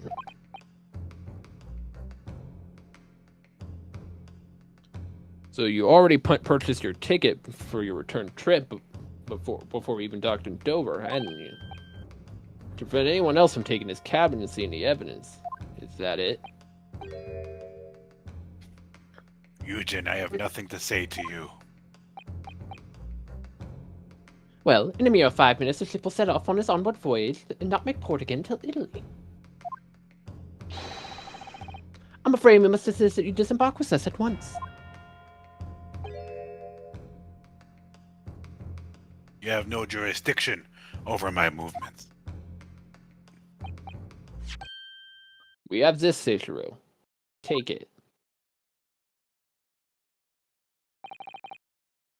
What is it? It's a subpoena from the Old Bailey. You're a man of the law. You know what the ramifications of ignoring a document like this from British courts would be. You came prepared then, Eugen. Come on, let's go.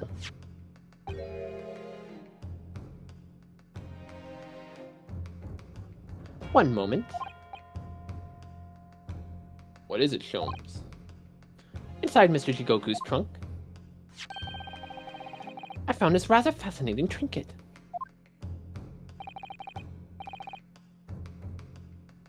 What does that say, Shiro? What is that, Seishiro? I can't help you, I'm afraid. Some small component from something.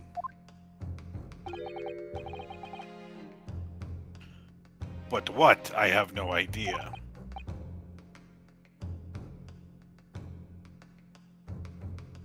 By the look on his face, I think he genuinely doesn't know.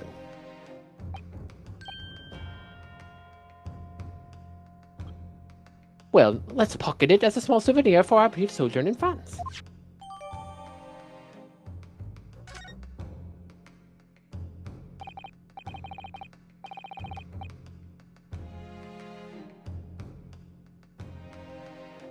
Well, young Norhodo, I think we've done as much as we can, I'm afraid. I can't even open the court records here. Well, you're not in court. You don't have any of the evidence. I do now. Rest will be on your shoulders Holmes for has you one. and your assistant.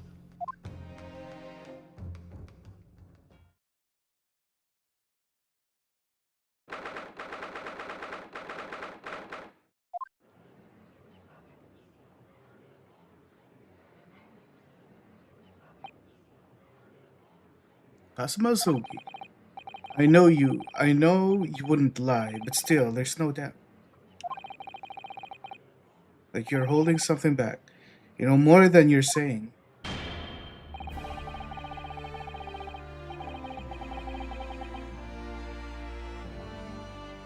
During the past 30... Oh, sorry, hold on. During the past 30 minutes while this court was adjourned, all possible efforts were expended. But sadly, Mr. Jigoku's whereabouts could not be ascertained. You must accept the unfortunate conclusion that the Reaper has already done the deed.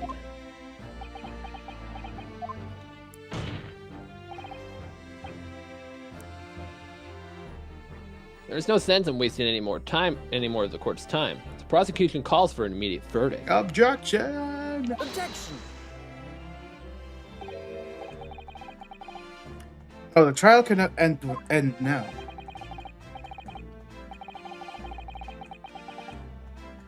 You're a Japanese man, Ryunosuke. You should know when to lay down your sword. I don't have a sword anymore. You took it back from me. And you should know never to presume when the battle is won.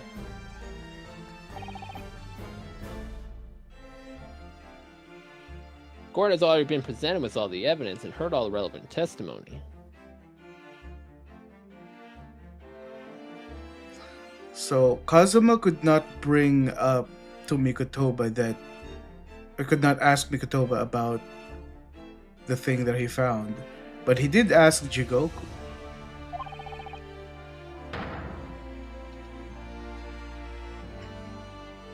And there's only one conclusion, that the accused is guilty. All relevant testimony? Far from it. There's still a crucial witness from whom the court is yet to hear a single word of testimony. In that case, call your witness to the stand at once, counsel.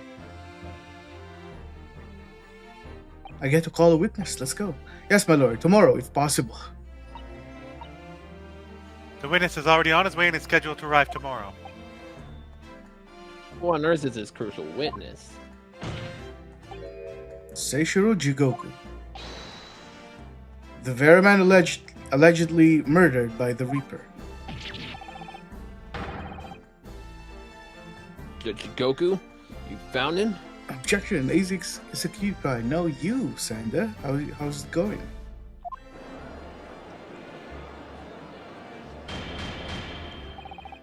I didn't know Quick Trip had pies. Quick trip. But the investigations of every policing resource in the capital suggest that Jigoku is already dead. Jigoku.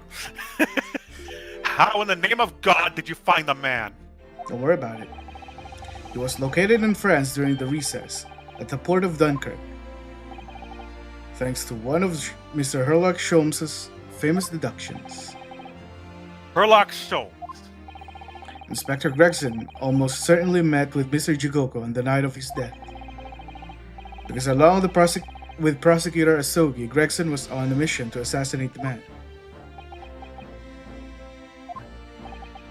Which means that Seishiro Jigoku is the sole witness who can clarify exactly what happened aboard SS Grouse on the 31st of October.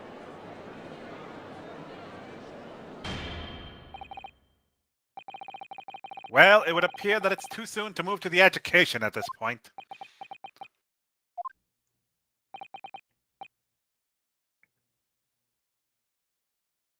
Prosecution concurs. Court must hear Mr. Jigoku's testimony. No judgment should be passed until all testimony has been considered.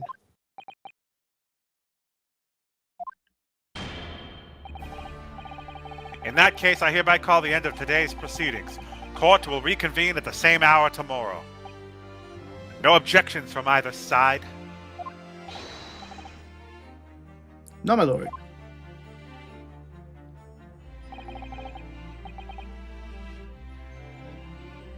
No objections, my lord.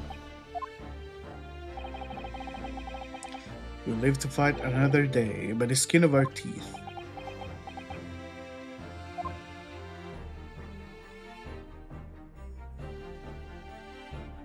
We're so close. Okay, I gotta We're stop here. so I'm done. close. Yeah, we have to stop. I feel like I mean, I the feel like next we can- section is very short. No. It's not even an hour long. No. Next It's weekend. I feel seven- like we can finish it. We can't. I believe. I'm not home next weekend. Sounds like a skill Well, issue. next weekend we will mermaid. Next weekend we mermaid, and then the following weekend we finish GAA. We finish it. I'm excited. Unless you want to do it midweek. I can. It'll take 2 streams no matter what. Okay. But- Izzy a cutie pie. So there's three It's parts up to left. it's up to Earl at this point. Yeah. So the I- next part is this next part is very short. It's just like a little bit of discussion. Then you got 2 trial parts, both of which will take like 5 hours each at minimum. Okay. The so final we- part will take. We're doing like, it on a longer, weekend probably. then. Yeah. We continue the 13th and 14th. Of June? Wait, oh shit, it's 31st. I think I'm missing something. Okay. We'll continue 2 weekends from now. 12th, 13th, 14th. We and then could go finish on the the game. 12th if we need. And Yes. then I think the night of the 13th we could finish it if we can get started at a good right. Hell yeah. Finally. Yeah. I'm close I don't to mind the doing a end. weekday or anything like that, but the first to the third, second is track, third is a field trip, and the first is I have to go and help set up track. And then from there, I know the 10th is grad, and there's a whole bunch of other crap. What are going you on at doing the at same the time. track? You're a math teacher. You're not a P60. You know, in my not in my current contract, but the contract I re-signed for next year, I got to do like 40 extra hours of overtime Jeebus. work.